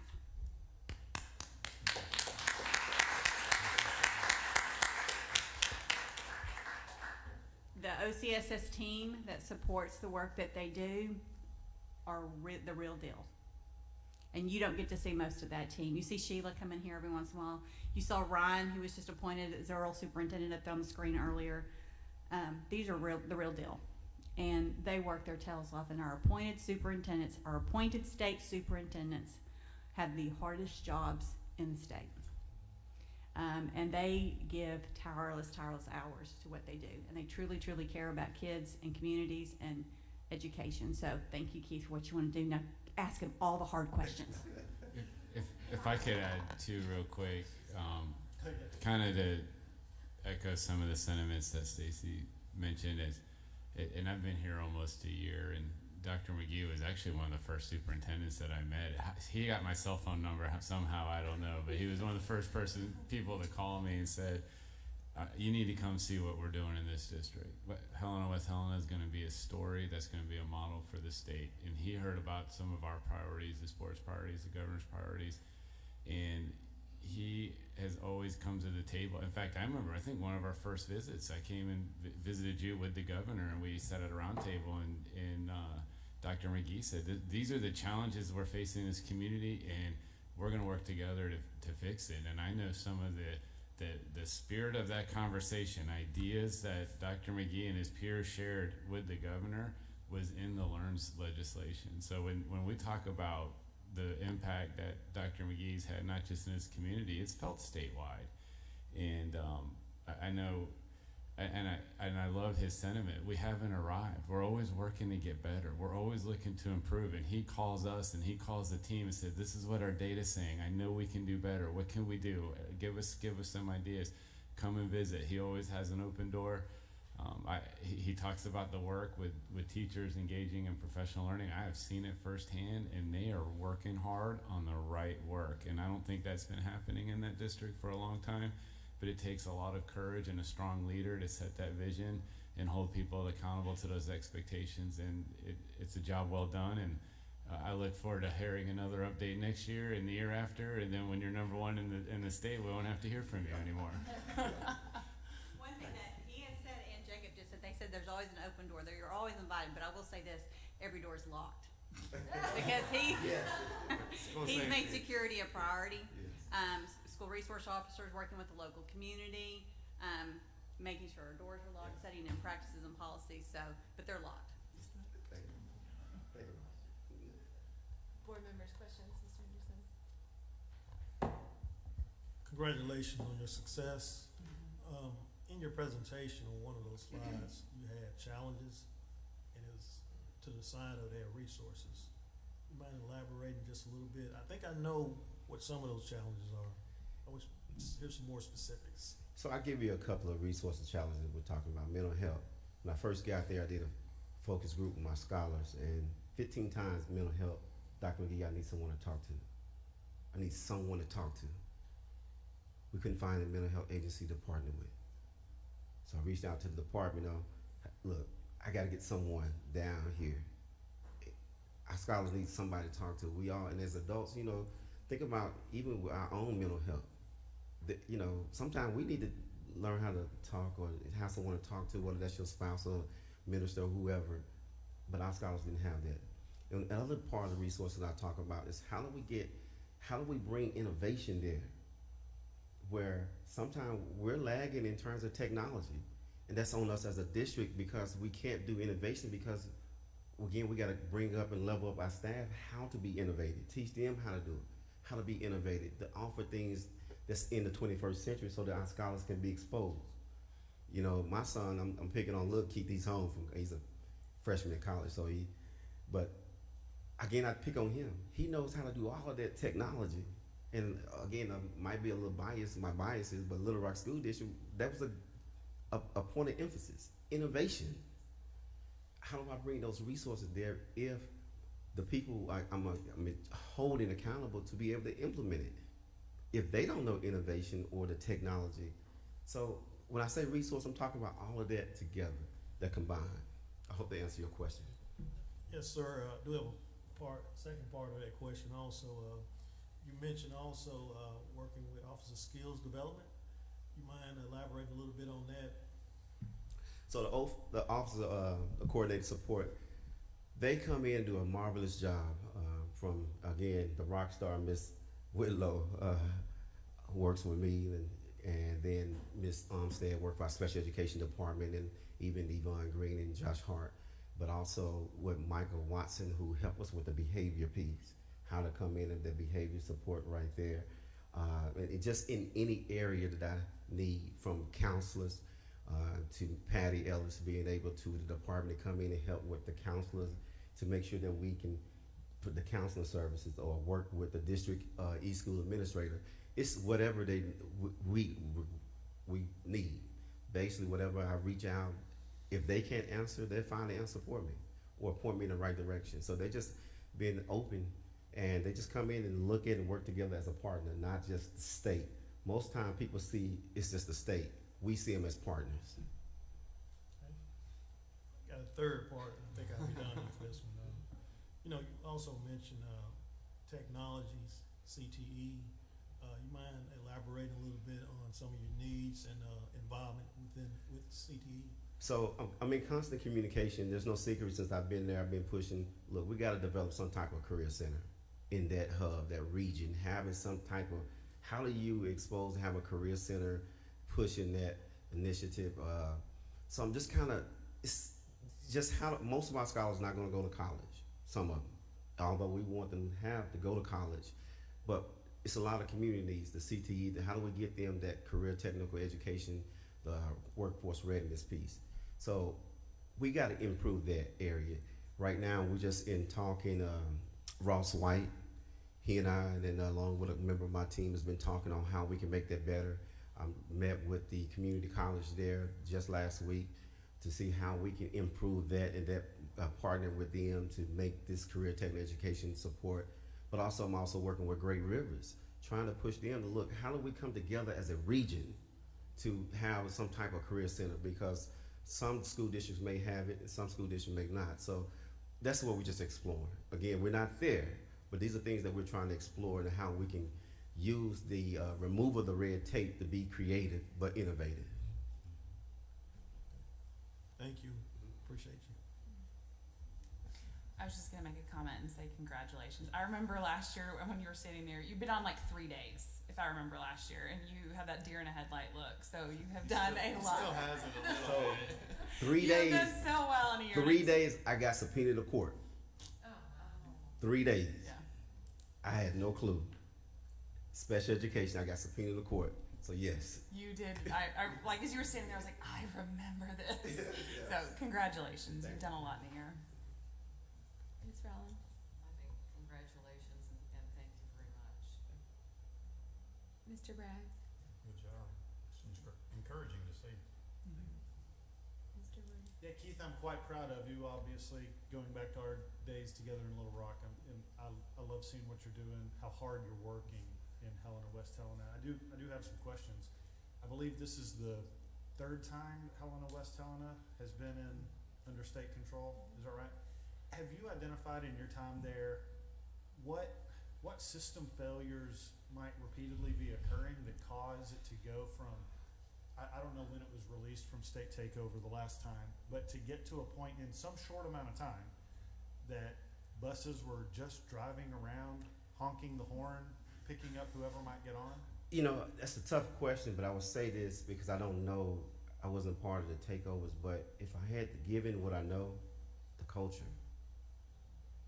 It's the culture, you know, for example, when Ms. Smith said about the bus, you know, to me, that's a safety issue, that you would drive around, just pick up kids who may not even belong to our district, who may not even be in school, and not have bus routes or students rosters.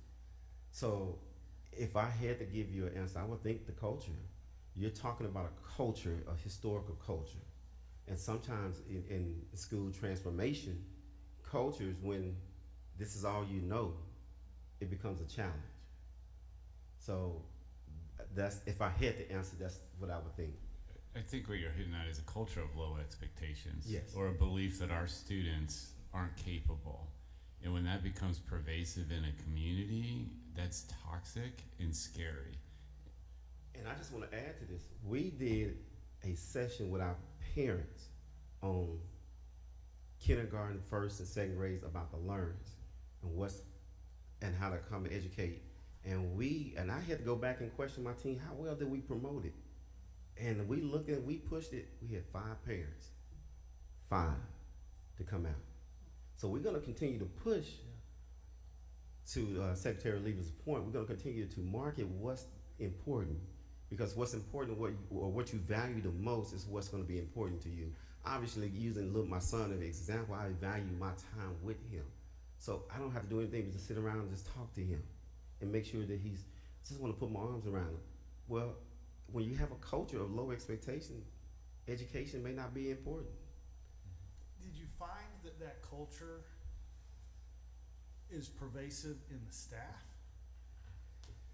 You know, that's tough, Mr. Woods. You're asking me. Well, but I mean, because the community doesn't set bus routes, and that is deeply offensive that anyone in an employed position would do such a poor job that you couldn't even trust people to go pick up kids correctly. I would say this: if that's all you know, then that's what you know.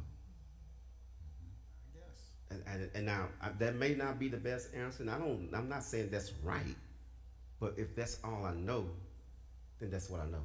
Yeah. So some of this has to do with really high turnover rate too, okay? And the part of it's all I know. So if I've never worked in a district to establish bus routes, but all of a sudden my boss left, I've been promoted in this position, this is a new person coming in, and I've never even, I know what I know, and this is how I'm assuming the work's being done. But high turnover rate is one thing that's got them there. A second thing that I think was wise that this board did was we did not completely dismiss their local board. We limited their authority, and and some of the specific work that's happening right now is board training on board governance and what the role of that board is, so that the hope is that, you know, when we do get to give them full control back, it's not that it's a whole new board starting, right? Hopefully this board, they've had elections of board members since this time, and there's constant emphasis and pouring in of training. And that is one of the areas in which Keith has had to take a very strong role at times about really letting board members know this is what you need to be looking at. This is what the questions you should be asking. That may not be your lane. This is where he's really having to lead. So building capacity within the community in the terms of leadership. I wasn't on the board when the most recent vote took place for the state takeover this time, so I wasn't around for those meetings. But what was the time frame between the last time the district was released to local control and the time that it was taken back over? I'd have to look that up. It's been several years, but you're right, it is the third time. Yeah, I just wonder if has the state done a self-evaluation of the process of handing it back and the leadership that was in place? It just seems like a significant place of decay in. So I think the state has done some learning, and just even your experience within Little Rock. Yeah.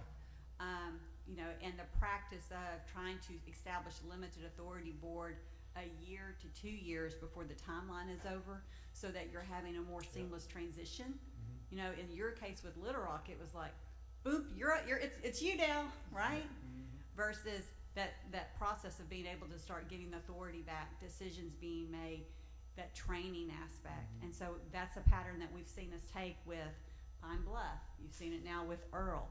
You've got it going on right now with Helena, West Helena. That was a new practice based on experiences learned from your specific situation. Yeah. So the board in Helena, West Helena is a continuing board going through the same elections that they would go through if they had full authority even? Yes, and they still have some voting authority. Yeah. Some things for personnel go to Secretary Oliva. Well, the last question I'll ask you, Keith, about culture is, do you feel a sense of all-in, buy-in from your staff? Talk about that. I would say that I'm constantly monitoring, evaluating their focus, their sense of urgency, that they are all in. Yeah. And I am holding those conversations. So with the restructure, again, I restructured the central office and added key positions. One is here with me, Ms. Tracy Holland, who specifically, we wrote a job description on learning services to push that emphasis. Because we want, whatever it is, the goal is to create this culture that is sustainable. No matter who's sitting in those seats, that this is the right work that we'll be focused on. That's the goal. So we're constantly looking at, and I'm constantly monitoring, evaluating my team and the central office team, all the way down to the building principals and assistant principals. I'm proud of how hard you're working. Thank you. More questions, Ms. Skinner? Yeah. So, in addition to congratulations, I just want to say thank you, because what you're doing is amazing, and your dedication. We are incredibly grateful that you're down there doing this work. You know, pre-K, my passion. That's where my heart is. And I think about, you know, you say if that's all you knew, that's all you know. In the same sense, you know, if you grew up having a negative experience at school, you're not going to want to engage with your kids' teachers. It's just the place you have to send your people during the middle of the day. You're not going to feel welcome for the teacher conference. You aren't going to be excited to see the papers coming home. And what I feel like you're doing is creating a new positive experience for these kids, so that maybe when they grow up and their parents, they will want to engage with the school, and maybe hopefully really changing some of that generational, you know, negative experience. So thank you. Thank you. Oh, and when can I come visit? Anytime. I won't come in December, because that's just mean, but I'll wait a little bit until January. No, Y'all do will. not come in December. No. I will not be there in December. I'll reach out. Thank you. More questions? I do have one more, and I'm sorry. I'm fired up. The fact that leadership could be so poor there before you to create the decay that existed. What level of consequences were suffered by person? I mean, can a superintendent's license be taken away? Can that be referred to ethics committee for review? I mean, that seems like an absolute dereliction of duty. people were removed from positions and jobs. Keith has come in and even talking about leadership around him. That's another lesson learned from the past. We don't wait until you're 3 or 4 to make supportive administrative decisions. So last year is pretty much the staff that was there was who was around him. This year he's created a very strong leadership team. We have to think strategically about how we recruit. We've got people driving very long distances to work there. So we're having to, we have to think about that when we're setting up our budgets and trying to, attract people to come. So he's got a very strong leadership team around him that we're building capacity. And we are constantly planning and thinking about what does this look like in the future, right? We don't need to publicly praise Keith so much so he doesn't get stolen from the district. So I'll talk about his improvement plan. No. But keeping leaders like Keith there and making sure that he has a strong time around him. The people before him, they're not employed anymore. Where? Anywhere? I'm not aware. Some of them could be, but I don't want to get into personnel things. But there have been people that have been let go. There have been people that have been repositioned into other places. Jeff, I did piece together a little timeline trying to think back. 2011, the state took over. November 2016, they had board elections. Previously had been taken over in 2005. So from 2016 to 2022, I believe there were a few superintendents in the district during that time, and a lot of churn. But I think that this story is, we need to learn from this as we're working with other districts too, of how are we setting up districts for success throughout. And then I will add one thing. I am the 4th superintendent, I think, in maybe 3 or 4 years. The 4th. But also, again, going back to culture is a challenge. And I want to say this publicly, I want to say this now. Our team, from the board all the way down, is working extremely hard and working together. I do not want to risk, I'm okay on behalf of the board and everyone and our staff to take those celebrations, but it's all of us. So we're doing this to work together. So I want to say that. But I also want to say, when I said culture is a challenge, because of the culture, it's hard to attract people, quality people there. So, I had to use my recruiting skills back when I was coaching to recruit people to come. And they bought in. They bought into the vision. And so we're asking them to do something a lot, to sacrifice. Many of us have families, so it's a lot, but it's important to us. And I'm very thankful for all of our staff who are in Helena, who's working hard, and those who are traveling, who stepped up and accepted my challenge. And I'm grateful that they are on board with this transformation. Well, I know most of my topic, heavy part of this is revisiting old demons, but I don't want that to take away at all from the hard work you're doing to change that culture, and to be commended for you, your staff, the team, and all the best in bringing in that new culture. Thank you. any other questions or comments? Yeah, I just have another comment. My first question I asked, you had on there, resources. I understand that. I'm from that same part of the state. I understand some of the challenges that you have. So the work that you guys are doing is very noteworthy. So again, congratulations. It's not apples to apples when you're talking about the eastern part of the state versus northwest. That's right. So I understand those challenges. Thank you, Dr. McGee. We appreciate it. Next, we have the Watson Chapel School District updates. Superintendent Wilson, are you speaking first? Yeah. Great. Thank you. Commissioner Oliva and state board members, I'm very happy to be back up here for good reasons. We've had a lot of challenges too that we're facing. I was at Marvell-Alexa in 2011 through 2017, and believe me, I think Dr. McGee is doing an outstanding job over there. Today, we're here to talk about some improvements that we've been making in Washington Chapel. We've got a lot of things going on, and a lot of people in action. Oh, you can't hear me? Yeah. I'm sorry. We got a lot of things going on, and I tell you what, we finally got teamwork established where everybody knows they're responsible. We've had people, you know, hey, we just didn't do our job. We didn't do the best job we could, and we're going to keep working on that, and we're going to make sure everybody understands their responsibilities and what they have to do. Let's see if I can operate that one.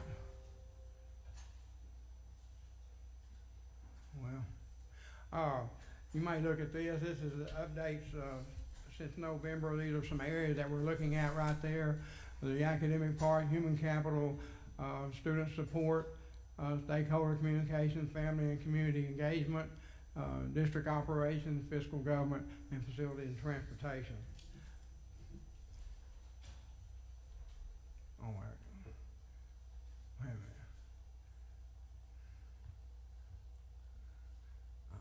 No, I went the wrong way. All right, here we go, maybe. Okay, one now. Yeah. Our components are included, but are not limited to the following: the building, spaces available use, space utilization, custodial staff, technology infrastructure, fleet vendor and evaluation, transportation staff, maintenance custodial equipment, and inventory. We're looking at everything right now. We're looking at what we got to do better to make our school district better. Now, I'm a former graduate of Washington Chapel. I went back and coached there in the 70s, but I know we can do better. We were one of the top schools in the state, especially in salary. We were number 4 back then, and things have digressed since then. And just like Dr. McGee talked about, a lot of it has to do with culture and the community.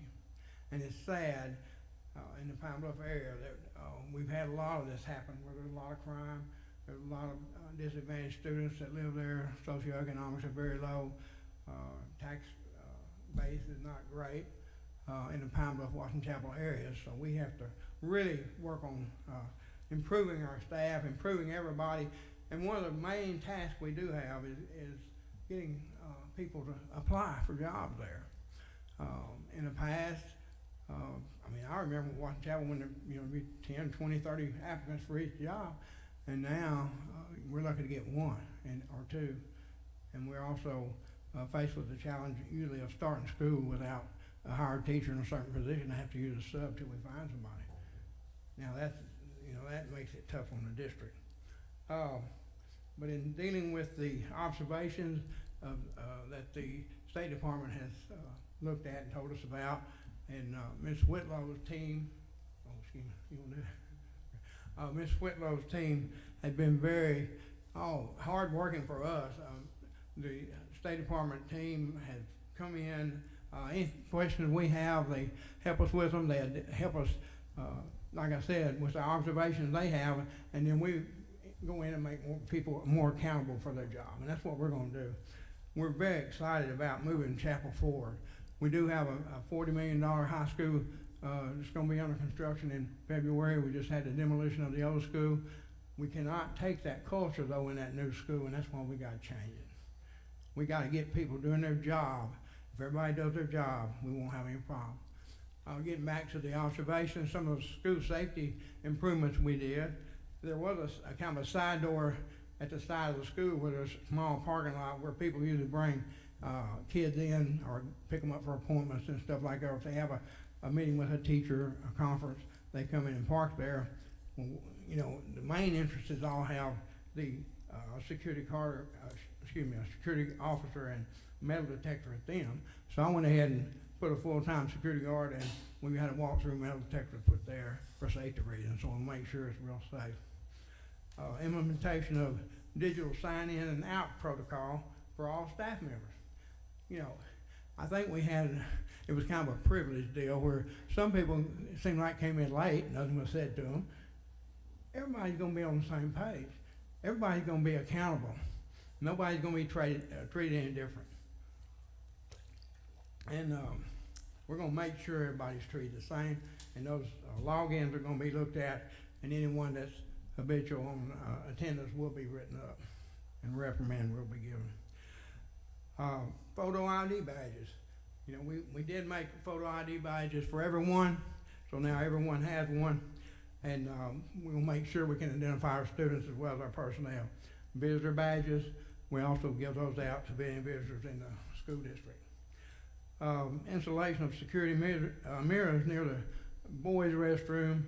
We had a problem sitting around the corner in some areas, so we put some mirrors up where we could see without any problem, see what's going on. Frequent monitoring of parking lot by staff and security.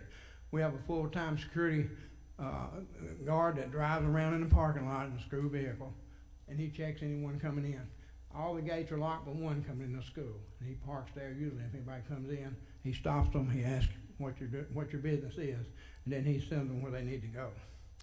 So we took care of that right off the bat. That was one of the major concerns we had. Balanced A and B lunches.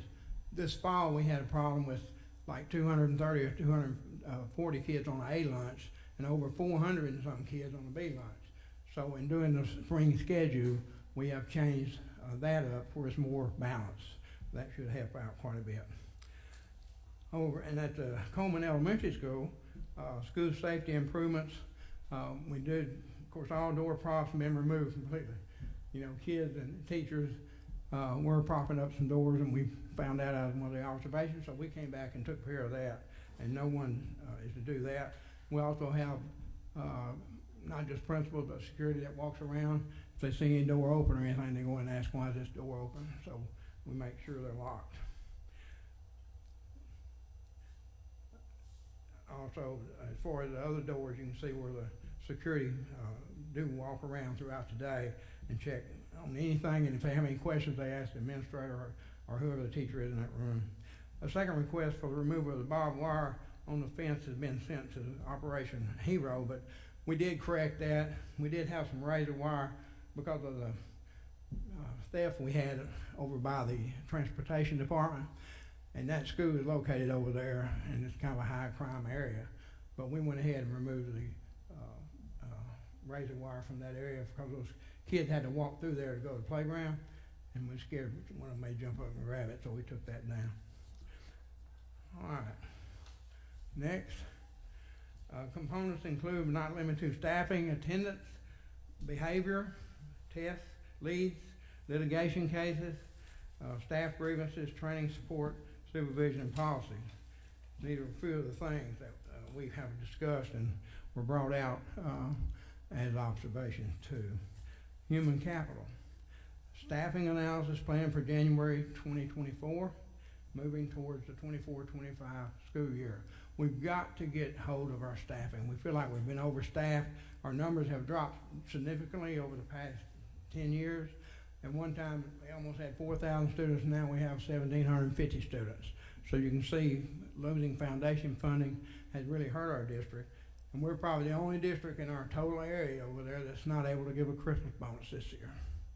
But we're going to do what we have to do to get a hold of our finances. We don't want to be in any jeopardy of fiscal distress. And we can do it as long as we work together. And we're going to have this analysis done probably in January. And then with attrition, typically we have 30 to 40 employee turnovers each year. I think we had 47 one year. Typically we can use attrition and not hire back in certain areas where we can decrease the number of employees. Ensuring both the effectiveness and efficiency of our 24-25 school year master schedules. I tell you, we've had tremendous help from the State Department in working on our master schedule and helping us.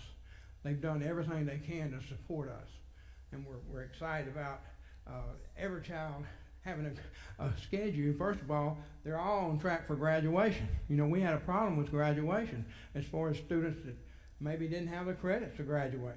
We found that out, so we're moving towards a system where we're going to have double check. We're going to make sure everyone is on track for graduation. We're going to make sure everyone has a good schedule, and the parents can visit with the district. We're going to make it easier for that to happen if they have any questions about it, and I think it's going to be a really good plan in place there. Plans to build capacity of classroom teachers by providing job-embedded teacher support and effective implementation of high-quality instructional materials through partnerships with the co-op, Arkansas River Educational School Co-op, the 95% group, and Kids First program. Areas of initial focus include, but are not limited to, the Benchmark Readers Workshop, K-5, Benchmark Writers Workshop, K-5, My Perspectives for Ella, 6 through 12, plans to build the capacity of building leaders, and this is very important. We're really stressing this. We're meeting with the building leaders, the principals, assistant principals, deans of students. We're really going to show them what they're going to have to do in order to do a good job in our district, plus as far as the leads evaluation are concerned. We do have a partnership with the co-op and also the Bailey Education Group, which we're fixing to sign a contract with, and they're going to really help us with our leadership in our building. And I'm in total support of that program we're putting in. I think it's very important that they understand their responsibilities because they will be evaluated on those, and I promise you, we're going to see that everyone is doing their job. We wouldn't be where we are today if people would do their job. That's what upsets me. Washington Chapel, I tell you, I was there, went to great school, and we're going to get back to that, but it's going to take some work. We're going to have to replace some people. We're going to have to get people doing their job, and it's all for the kids. You know, we're all here for the kids. I sure wouldn't be at Washington Chapel if it wasn't for the kids and trying to build a new school for them for the future. Areas of initial focus include, but are not limited to, organization and management, managing organizational systems and safety, and of course human capital management. And what's the next slide here? All right. And I'd like to say this too. I've been in this business a long time. This is my 40th year, 32nd as a superintendent. But I really have an outstanding assistant superintendent. And she is very experienced in all areas, and she has helped tremendously. And she works so good with the State Department. I couldn't ask for a better person to come in first year and help with that situation. You know, we work together long and tireless hours, I assure you, weekend or whatever it takes, but we got a way to go. But I promise you, and I promise this board, we're going to get there. And we're going to make sure Washington Chapel is a quality school, and we're doing everything we can for kids. At this time, I'll ask Ms. Dee Davis to come forward and present her part of this.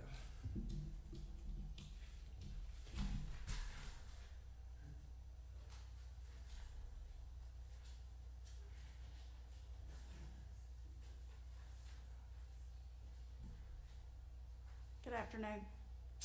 The system that I have to look at, that I look at most closely, is academics, although I do run around and do a whole lot of other stuff. So some of the updates since we met in November and we talked that we have made, we are, one of the things that we talked a lot about was credit recovery, because we do have a lot of that that's going to need to happen. And so, oh gosh. Okay, sorry. So we are moving, what they currently used was Odyssey-ware. We are moving from Odyssey-ware to Edgenuity effective in January when we return. Odyssey-ware is old, outdated, and there was no planned updates for another year and a half, so that's just not efficient and effective. And I put you a handout, everything is linked to the handout in the top right-hand corner. It says which handout it goes to. What I kind of wanted you to see was just what's the difference, why the move. So I wanted you to see what Odyssey-ware had and what Edgenuity had, so that you probably could just see, oh, okay, this makes sense. Edgenuity will also provide us with some electives that we aren't able to have. We have, currently we have a student taking computer programming and some extra Spanish that they wanted that we don't necessarily have, but there's a whole lot. I mean, if you want to learn Chinese, you can learn Chinese. So I've actually seen kids take that before. So there's a lot of things that we don't have, can't have, opportunities for them through that program. We can, and oh, oops, okay. But anyway, so you can see that in handout 1. I wanted to mention our intervention and acceleration programs. Intervention time is built into all master schedules. I put you an overview, handout 2, and it's multiple pages so that you could see all schools. the overview of like most sort of their bell schedule. Okay. The on all schedules, some buildings, most all the K-8 call it wind time, and the high school calls it pride time, but they're all kind of a turquoise blue on the schedule so that you can see that that's built into every master schedule. At the high school, we actually, second semester, will be moving it from that very first 30 minutes of the day, which was completely not effective. We've moved it to mix with the lunches. So we'll have 9th and 10th grade together and 11th and 12th grade together, which was part of what helped balance out that lunch. So that's all handout number 2. I wanted you to see 95% group. We use K-12. That's a more intensive targeted program.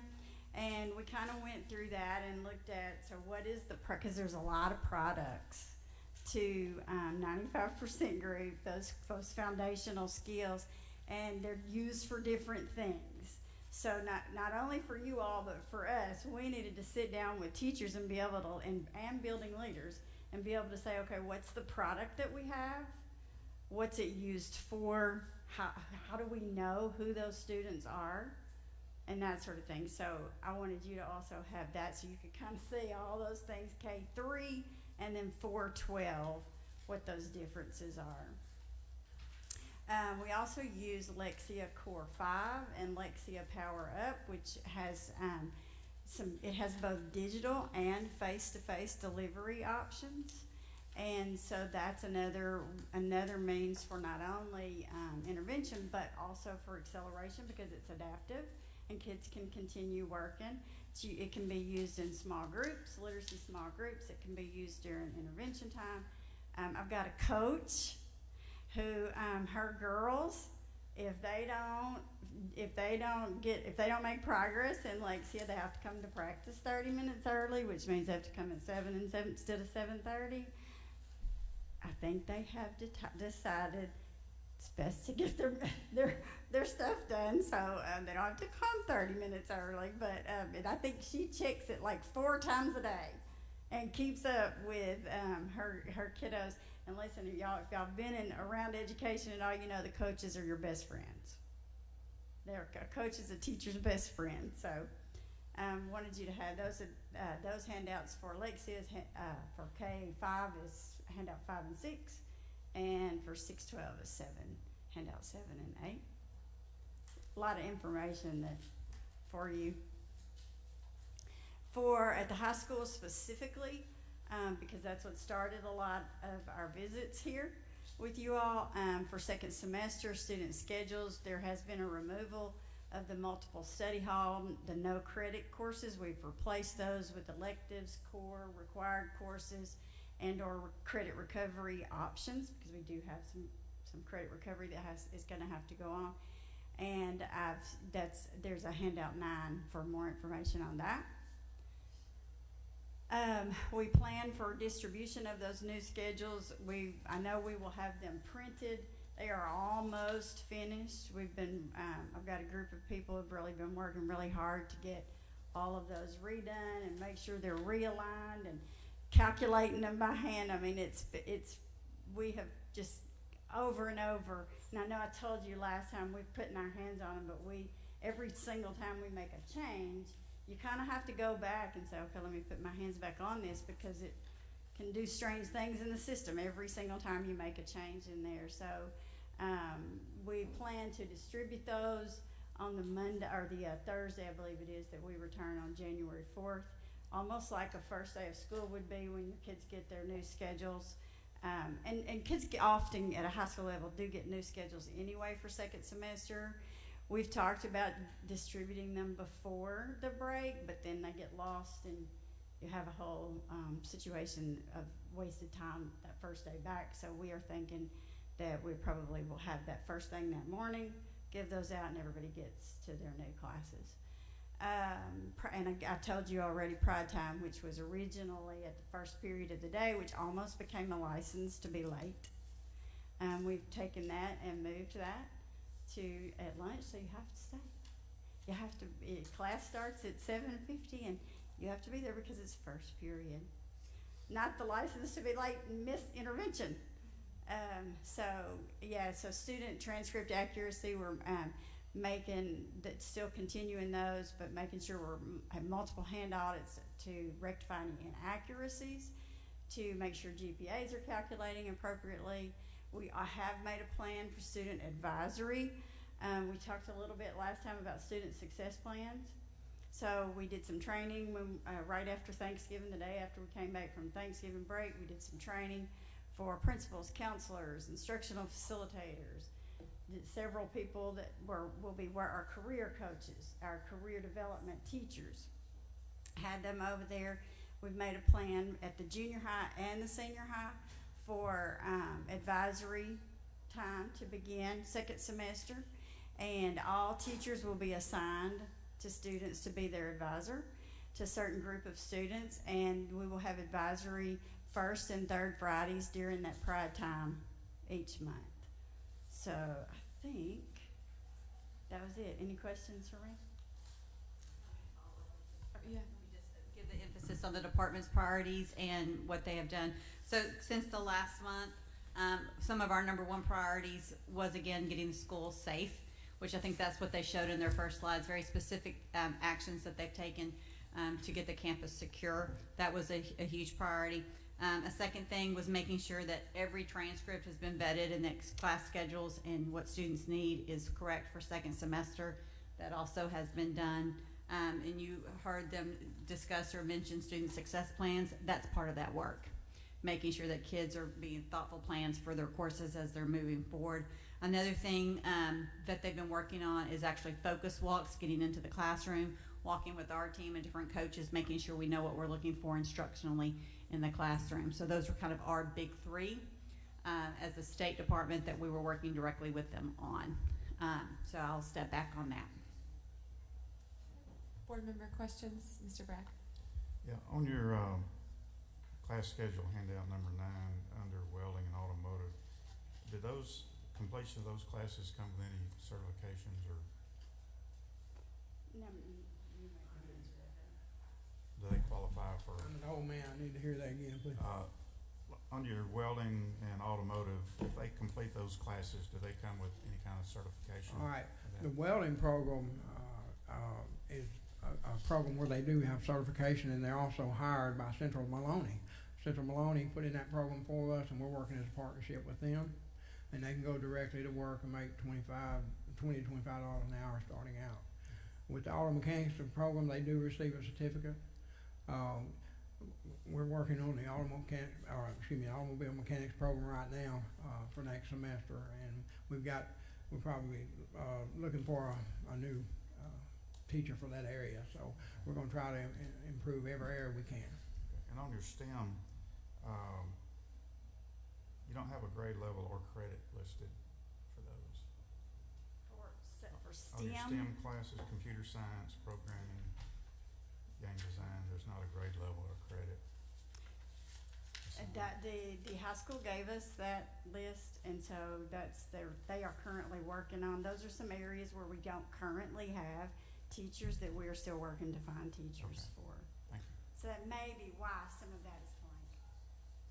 And they are giving certifications. Going back to your questions on automotive, in fact, when I was there, in fact, it was a female in the class who had the most certifications of all the kids in the automotive class. More questions, Ms. Rollins? Mr. Wood? I guess no specific questions, but I would say that I want to applaud the district for the hard work they're doing. It truly feels like a completely different attitude coming from the district than what we were presented in either September or October, whenever that was. I mean, it really feels like you've embraced the instruction from the department and a real humble spirit about making the changes necessary to do it. I guess I might just suggest, because I was a push for asking the district to come do monthly updates for the first little while, that I feel as though they are cooperating sufficiently with the department that maybe we could release that expectation and maybe go to quarterly reports from the district? Or written, maybe? Yes. Because I think the work is making progress, but we can't slow down. Sure. And Fair enough. so I want to make sure we're still acting with urgency and fostering this relationship so the school's team, Stacy's team, will still continue to work with them, and then we can provide updates written maybe instead of requiring a presentation, and then then we can, you all can review those and provide feedback, and if we feel like we need to get back to in person, we can, or see if we can still monitor. That way I feel like there's still some kind of monitoring, if that makes sense. So Well, I would propose agree. that. I didn't necessarily mean to relax our interest in what's going on. I appreciate the work you're doing. Relax the burden of y'all coming up here and sitting up here, every month. There's a lot of work to be done in the schools, and I know this is time out of y'all doing that. I might add, Ms. Davis is a former teacher at Watson Chapel also, so she knows how much pride we have in that school and where it was. And some people, it's easy to talk, but it's hard to walk that walk. But I promise you, we're going to walk the walk at Watson Chapel, because we're going to move a new climate into that new school when we finish it. And I appreciate everybody's support there. And perhaps since we have a new calendar, maybe we have a future meeting there in the new year. It's not that far. Have a work session there, or a visit, or a business meeting, and then have time to see even greater updates. Maybe visit some students in some classrooms, talk to their board. I think there'd be value in that. More questions, Mr. Henderson? Yeah, I'd just like to echo Mr. Wood's statement on, you can definitely tell, much better attitude as far as trying to reach these goals. Yes, sir. I think it's been, like I said this last time, but a kind of an eye-opening experience. This is the first time I've been in this situation as an administrator, but I think right now we have eyes wide open at Watson Chapel, and we're concentrating on moving the school forward. The principals are working hard. My question when I first got there, why do we have DNF school? Why do we have DNF school? Our kids ought to be performing better than that. And we're gonna take it to the next level. We do have to have the people in place. We do have to have a good teachers coming in. We have to recruit. We have to do all we can to get quality teachers into the district. But the ones we have, hey, they're doing fine right now. We're going to train them. We're going to give them all the training we can. We're going to bring them up to date. They're going to be evaluated. They did focus walks through the classroom. I was in on that with Dr. Watson and several other team members from the State Department. And I just can see us doing better, and we're going to do better. We got 2 years till we move in that new school, so we're going to work as hard as we can to get everything right for that, too. On this on your presentation, one slide you have on there, facilities and transportation. It's one component of technology infrastructure. You mind elaborating on that a little bit? Well, I tell you, of course, Ms. Davis, she's been more familiar with our technology and the infrastructure throughout the school district, but we have a fantastic technology department. We couldn't ask for a better technology department. When our infrastructure is in place, you want to elaborate a little bit? So that's a little outside my comfort zone. I don't know a lot of technical language. I just know it does what I want it to do. I think the infrastructure is pretty good. There are probably some places we need some updates, definitely. I think there are maybe some updated devices we need as well for kids to have that one-to-one access, but currently working on that. So there is a good technology department, good technology director, who, by the way, is part of she's been helping me with a lot of these academic things as well. So everybody's stepping outside of what their job actually is to pitch in and help. But she has a director that does that, and I as far as I know, we don't have a whole lot of problems. I've been in places where sometimes you don't have good Wi-Fi, and so we have a little bit of that. So maybe some updated wiring and things like that may need to happen. But overall, I would say it's pretty good shape. And we're also, our technology department's gonna wire the new high school to save costs. There were some things we didn't get in the contract, so we are gonna, do that. So I'm very pleased with them. We did have kind of a hack last week, and, our technology department took care of that, real quick. Ms. Harrington got on that, and what happened, somebody had used my email and sent like an email from me to some employees telling them they wanted their information, and I gave them permission to do it.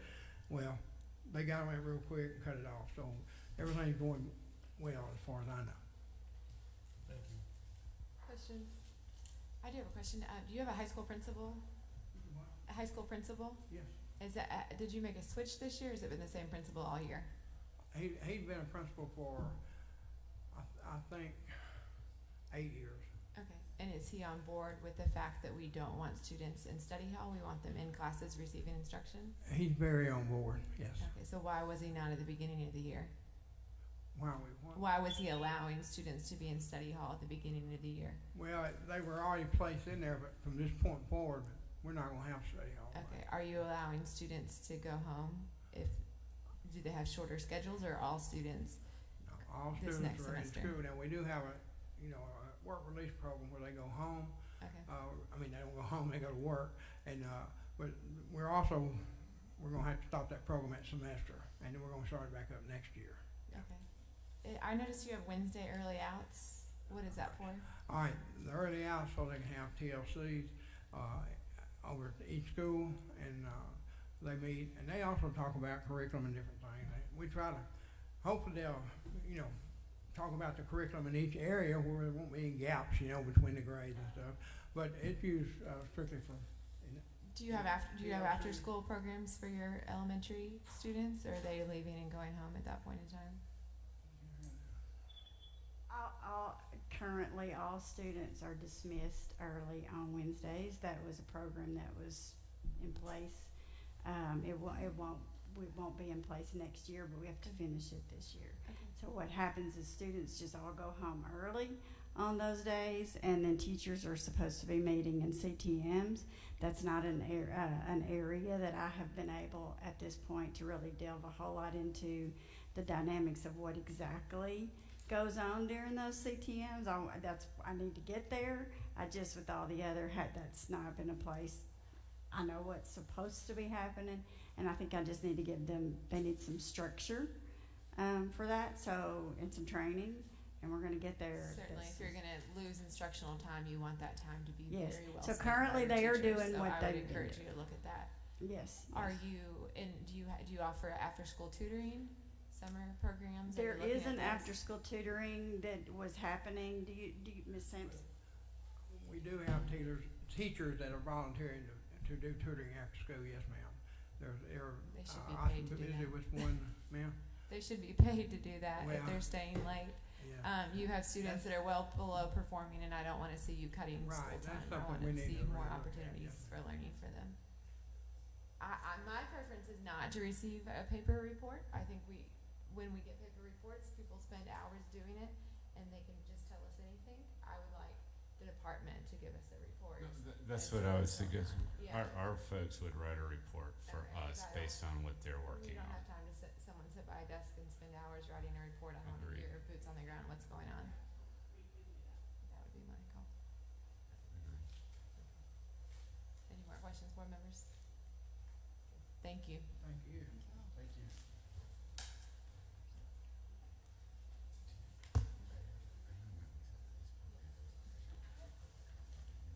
Sure. We'll do public comment, and then we'll go to commissioner's report and discussion. Unfortunately, Ms. Long had to leave, so we won't be hearing from her today, but there is a copy of her report. So we did have 2 members sign up for public comments. Mr. Julius Wright, we will do the 3-minute comment. We appreciate you being here, and sorry, our meeting is later today. We have more business. Good afternoon. Arkansas State Board Member Secretary Jacob Olivia, Dr. Sarah Moore, Dr. Ann Anderson Gregg, Chairperson of the Education Committee of the Pine Bluff branch of NAACP, in her absence, and all other present. Thank you. Amen. I am Julius Wright, a concerned Pine Bluff School District stakeholder, a member of our Pine Bluff School District Committee, a member of the Educational Committee of the Pine Bluff Unit of NAACP. The Education Committee is aware that the Pine Bluff School District in spring of 2022 was cited for less than 95% of students tested on the ACT Aspire assessment. This past spring of 2023, with the assistance of a retired administrator from the Pine Bluff School District, who knew the progress of achieving 95%, aggressively shared her knowledge of expertise with the current superintendent and administrators to help achieve the 95% testing. In November 27 school board meeting of the Pine Bluff School District, it was reported that only 71% of the students took the district formative assessment.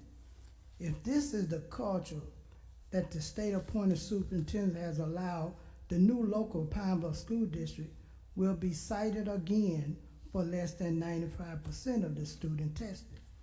We are concerned that the Atlas Test Bank is not fully operational because at the board meeting, there were references made of the STAR assessment data. As well as it was noted that attendance was a factor, which concerns us that if a testing window was used to ensure 91% of the students were tested, and if the expectation was communicated, that is crucial that 91% of the students are tested. We support the new Atlas end of the year summative assessment and hope that they will achieve equality for all students. It was published that the Atlas Test Bank to create formative assessment in preparation for their students to be successful on their summative assessment. This will provide equality in achievement and ESSA report grade. We are concerned if local districts have implemented the test bank that was promised in the first semester. In closing, we are concerned that the past 3 state-appointed superintendents was not able to create an academic achievement that will prevent the Pine Bluff School District from being in level 5 intensive support, or fail status quo, creating the new domino to fall in the state of Arkansas. We support the election of a democratically elected board who will advise us and advertise a hiring superintendent for the Pine Bluff School District from a pool of other qualified applicants who have applied and interviewed that will restore the academic and fiscal stability of our district. Thank you for allowing me to have comments. Thank you, Mr. Wright. Ms. Charlene Wright.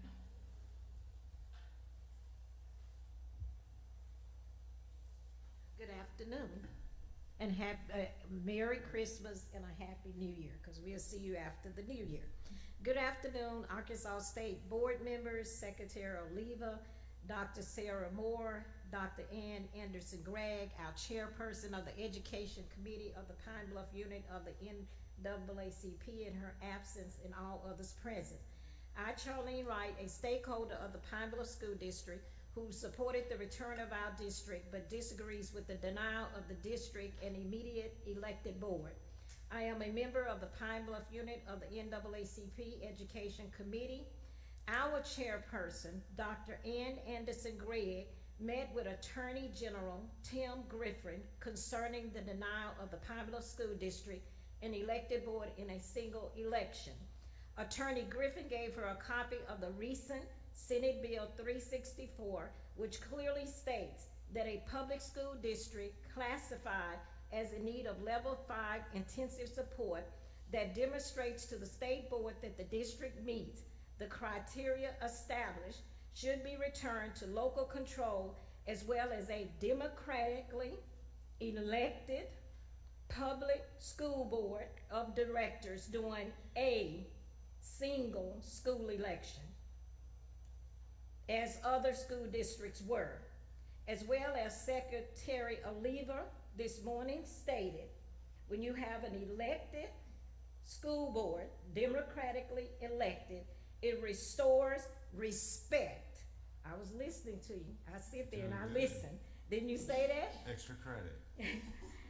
I like that, being a 41-year educator.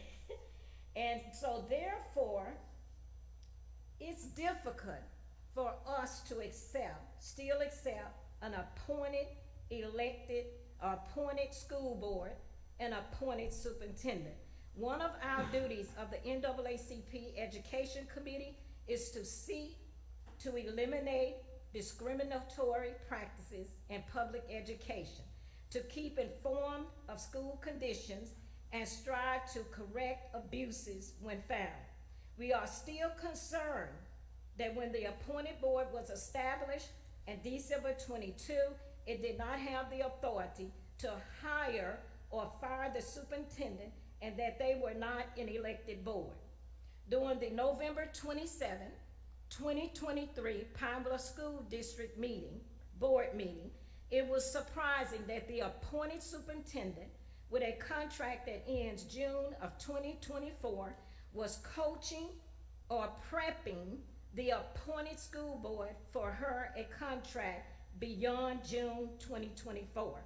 We are soliciting your support again in supporting a spring 2024 election of all 7 Pine Bluff School Board members in order to correct the discriminatory practice and the violation of Senate Bill 364 that was made on September the 15th with the Pine Bluff School District return to local control with the denial of a democratically elected school board during an election, as well as the removal of the state-appointed superintendent after her contract ends June of 2024.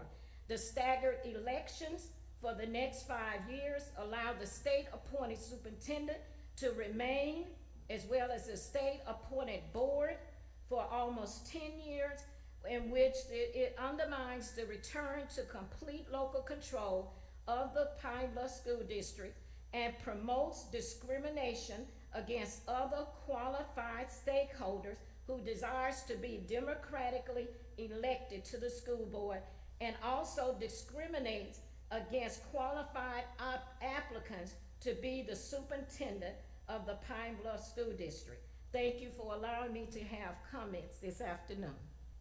Thank you. That was all for public comment. Was there anyone else?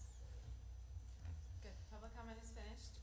Commissioner's report, last but not least. So I think I'm gonna, since first, thank you for the past couple of days, and had some updates that I was gonna provide, but I think I might table those. I used a term from earlier today. To a future meeting, since we've been here for a while, but I do want to take this time to discuss or follow up on an item maybe for board comment on establishing some committees. We spoke a little bit about that yesterday in workshop, and I felt like the spirit of the conversation led to a desire. I think we had kind of went through some different options of if we wanted like committees or work groups, or how do we want to do that. And I think there's an interest, at least with a couple of our board members, to just say, if we have the consensus of the board, to go through the process of formally establishing a committee where there would be some identified goals and objectives of the committee.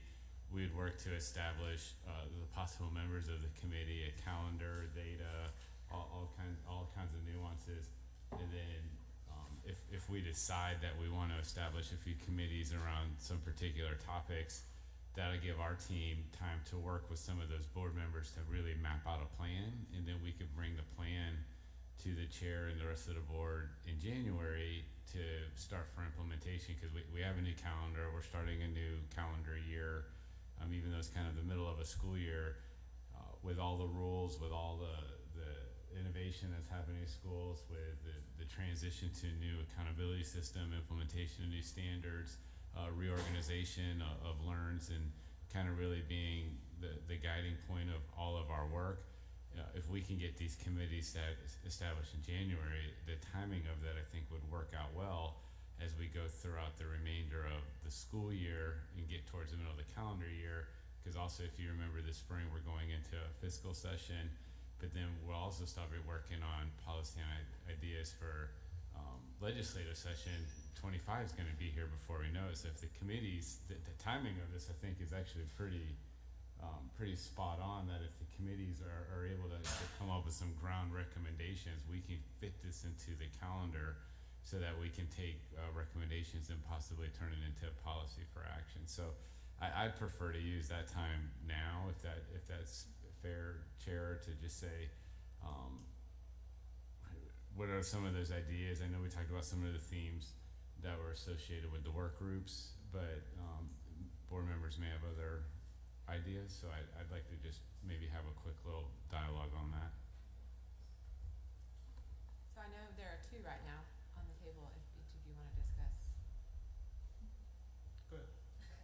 I think he's a little more prepared than I am, which is fine. But I definitely want to look into early learning. I know that shift over to the Department of Ed allows a chance for maybe some strategic planning and looking forward and going, okay, where can we improve in, communications, where, in operations, things like that. So that would be maybe the purpose of the one that I'm looking into. I really appreciate this time, by the way. Is that something in this discussion right here? Obviously I'm not ready to say names, but is that something that we can talk about in between time, or does that need to be done? So my thinking is if the board is like, yes, we kind of have a consensus that we want to build out some committees, then you or the possible committee chair in our team would work together. You and I would get together, kind of map out some goals, some objectives, maybe identify potential candidates, because the board may say, hey, have you thought about these people too? And then kind of at least have a proposal. I think like Mr. Woods is a little bit ahead of us because he started mapping out some ideas, some pen to paper.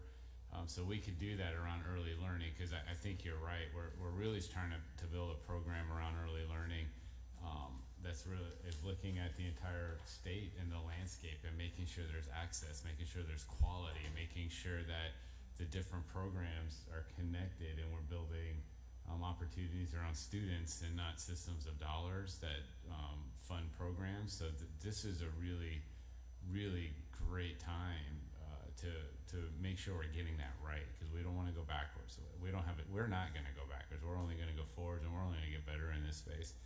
So I think if we decide kind of collectively as a board, like, yes, there's value in formally establishing an early learning committee, we'd like for Ms. Keener to take the lead on that.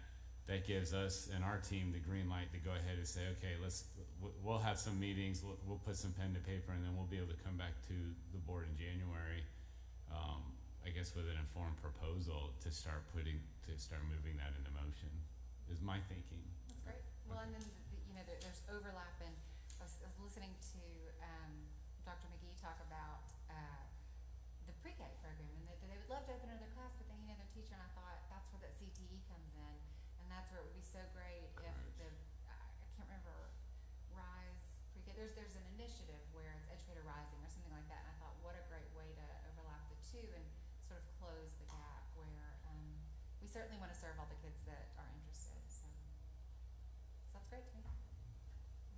Do we need to, we don't vote, right? Well, you put out our operating procedure, so it says the board may establish a committee or task force by majority vote. I would say if you all come with the plans next month, that we vote then. Yeah, I think today we want to just get consensus from the board that we think this is a good idea. Because if the board is saying this is a terrible idea, well, you know how I feel. We don't. I don't know if we want to, go down this path, but I feel like the consensus is going to say this is a good idea, but I don't want to presume or assume that that's what the board's going to say. Yeah, and the way the operating procedures line up, it could be a committee or a task force, and there's no distinction between. So you could, and I don't know if it's just nomenclature on that, or you could decide what that would look like and what those objectives are, but you want it to be clear objectives to set forth before the board to vote on that. And then, we've talked about it again, but we also have the ability to have liaisons, which is more informal.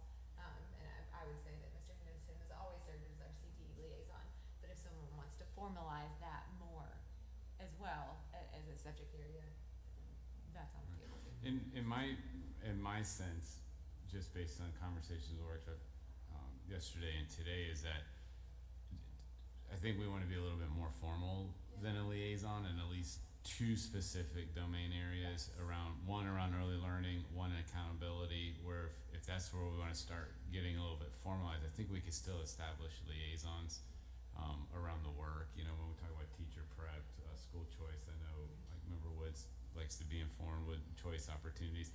I still think we can do that, but I feel like if we're going to go down this committee path, this would be a good place to start and a good time to start with two really kind of big bucket items that have a lot of when we talk about the rules and a lot of work and a lot of information that's going to come to this board, that we want to make sure we get it right, so there's value in at least these two formal buckets now. I don't know, Mr. Wood, if you want to answer that, add to that. I agree. I agree with what you just said. I passed out a sheet kind of describing my initial thoughts, maybe not initial thoughts, a little bit of thought through thoughts on a committee on academic accountability, and kind of a vision of reviewing information that is already submitted to the Department of Education from school districts, schools that are struggling academically, that maybe even show a lot of struggle.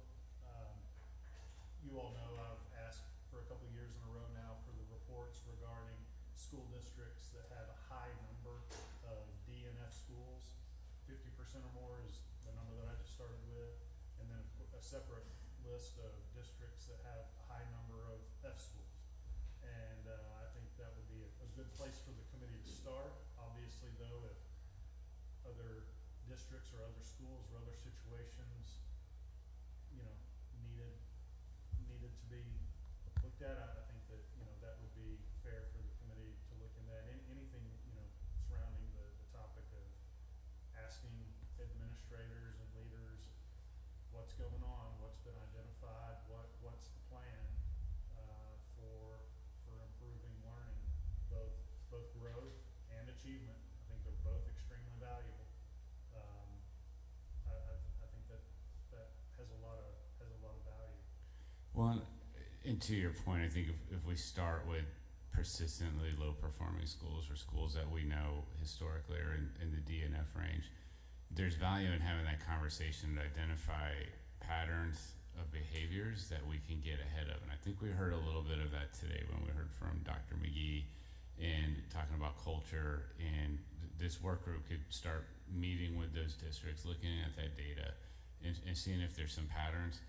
I can tell you just on some of the early reports that I've been looking at, and I'm probably going to bring this to the board in January, but I really struggle with DNS schools that go to school 4 days a week, right? And I think we're seeing more and more of that, and I think there's value in having an accountability work group look at what is the research saying that, and what are those patterns, because time on task matters, and there's going to be some nuanced and common denominators I think we're going to find in schools that are persistently low performing.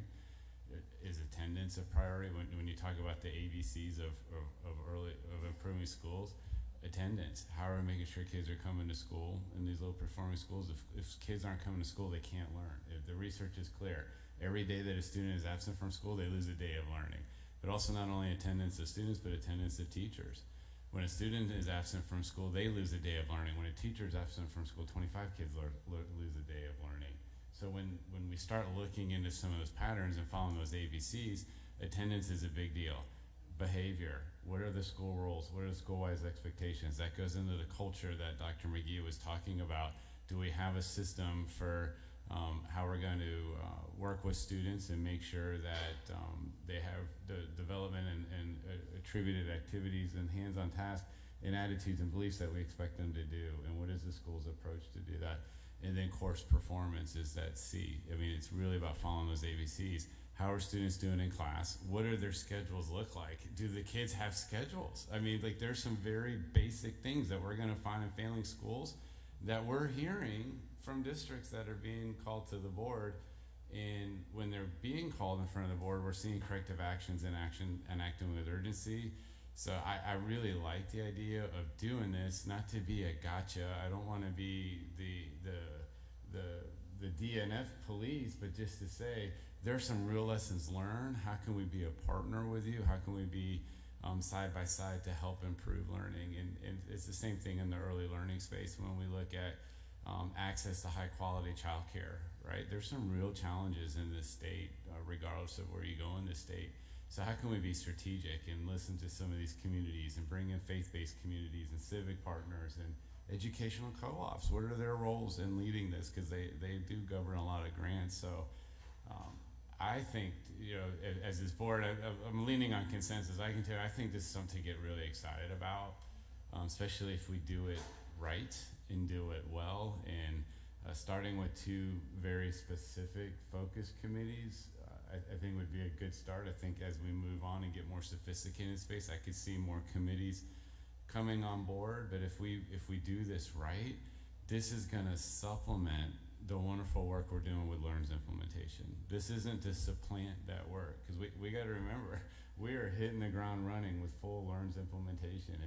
And when you look back at kind of the state in education in just 1 year, to see even some of these early metrics that are watching the state of Arkansas be the bottom 50 in teacher salary to top 5, seeing that we're in the middle of the pack with empowering parents to top 3 in the nation, we are making a difference. So this is just kind of that next phase now that we got that initial wave going for making sure we're doing this with fidelity. So I would be welcoming of this opportunity to start working with the 2 board members that are passionate. I don't know if they're a chair of the committee or help kind of lead the committee of that work, but with the consensus of the board, we would want to start really mapping out, like, what does this work look like, and how can we make sure that it's supplementing the wonderful work that's already happening.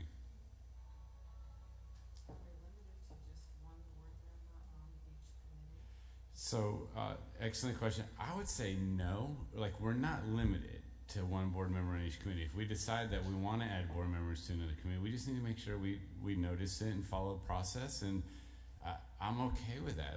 We have said from day 1 with LEARN's implementation, we're going to do it transparent, be transparent and clear throughout the process. There's no secrets here. As we go through the rules making process, we're going to follow the same mindset. If we want to establish these committees, make every one of them public, I don't have any angst over that. So if we want to put more than 1 board member, if a board member is interested in one of the committees, I think we would welcome it. We just got to make sure that we do due diligence, notice it properly, and it's probably not a bad practice to get in, because if they're going to be making recommendations to the board, it just makes it even more clear and transparent, which is what we believe in. That's one of our core values.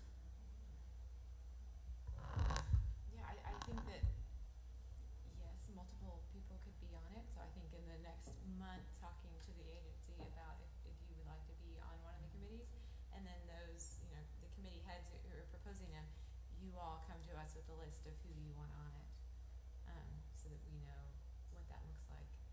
There have been, in my mind, there's been committees that are only state board members on the committee, and there have been committees with state board members, agency folks, and folks outside the agency. So it could go any of those directions. Mr. Henderson? Yeah, for me, I think obviously it's a great idea.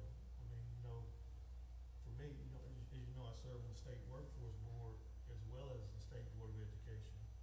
A couple of weeks ago, the governor was in Marvell, and we had a roundtable discussion with Secretary McDonald leading industry representatives in there, and I was able to talk about the education, CTE, but I wasn't really able to share anything as far as the work community.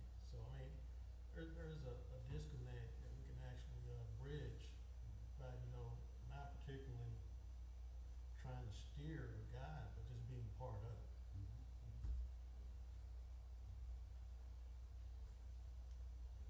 Thoughts, questions? I'll say this about mine, to something that Secretary Leva said about don't want to be the DNF police. I think you should be the DNF. I'm just gonna throw mine out there. I'd like to make a motion. No, I'm just kidding. I will, because this is my attitude towards it. What I would like to see is that we support everyone who wants to be supported, and we be the police to anyone who does not. Agreed. Because failure is getting so old. I'm so sick and tired of it. And I want to see people have the same urgency and passion about ending this and overcoming this. And if you don't have that feeling about it, you are in the way. And I just want people to get in, I want them to demonstrate to the public that urgency and also demonstrate in their work and in the plans they put forth in their schools and in their districts that path towards higher achievement and higher growth for our students. So I'm not afraid for there to be a little bit of No, and I appreciate the clarification. My intention was this is more than just being the DNF receipt. We're identifying patterns and opportunities. We want to be a partner. Yes. If we have bad actors that are protecting a failed status quo, then by all means, this board needs to use every rule and statute necessary to correct those behaviors, because failure is not an option. We are not going to let failure factories set up in this state and churn out a failing product. That is not what we stand for, and we're not going to maintain a failed status quo. Yeah, thank you. So, Chair, I'll turn it back to you. No, I mean, I think we're in uncharted territory I think we have here. a plan here. I Okay. think if we come back the next month and, you know, it just says we have to establish a committee or task force by a majority vote, have that on our action item for next month to get those two, and board members that want to be on one of those board members, I guess talk with the agency in between then to get figured out. And I will say, kind of in closing, recommend my remarks, this past year has been one of the most satisfying years of my career, and one of the most engaging endeavors that I think anybody could ever ask to be a part of. When I tell you there's excitement, not just throughout the state, not even throughout this nation, but internationally, about the work that this board is helping to lead with LEARN's implementation. Every time we go to a national conference, everybody wants to know what Arkansas is working on. Any one of our folks that are here can tell you, we get asked every single time. They have heard about our priorities. They have heard about what we're doing to transform education. We've even had conference calls with New Zealand, who has heard about LEARNs and said, we want to do some of what you're doing over here, all on the other side of the planet. This board is making a difference. I'd be remiss if I didn't recognize the great leaders we have throughout the state, the educators that are working day and night, the support staff. The culture around commitment to excellence is becoming more and more pervasive. And one of the challenges, and I think Dr. McGee did it really well, is sometimes people only know what they don't know. And I really, in my heart, feel that everybody goes to work in education each and every single day to do what's best for children.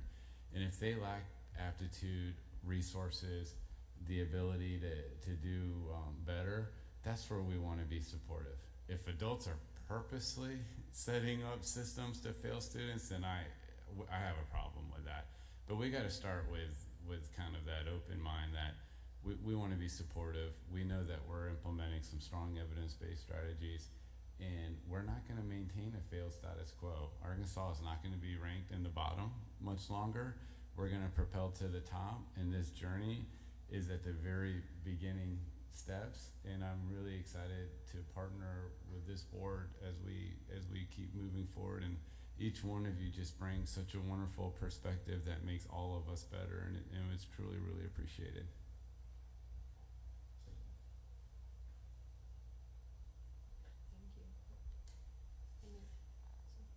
We need Mr. Sutton to pop bike up on there and just kind of slam it down.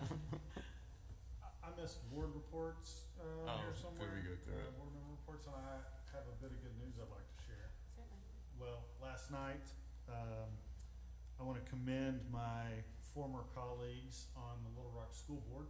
They made a very hard decision, but in a 7-2 vote, they voted to approve the construction of a brand new high school in West Little Rock that'll top $145 million.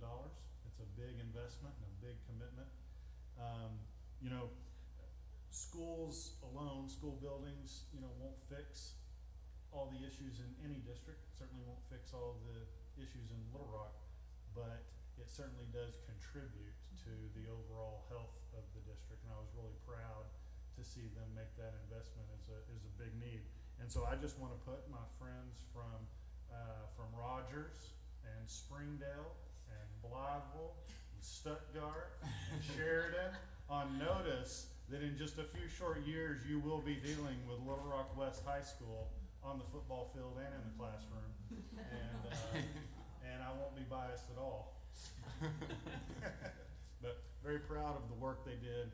It's been a long path to get that high school approved, and I'm excited about the future.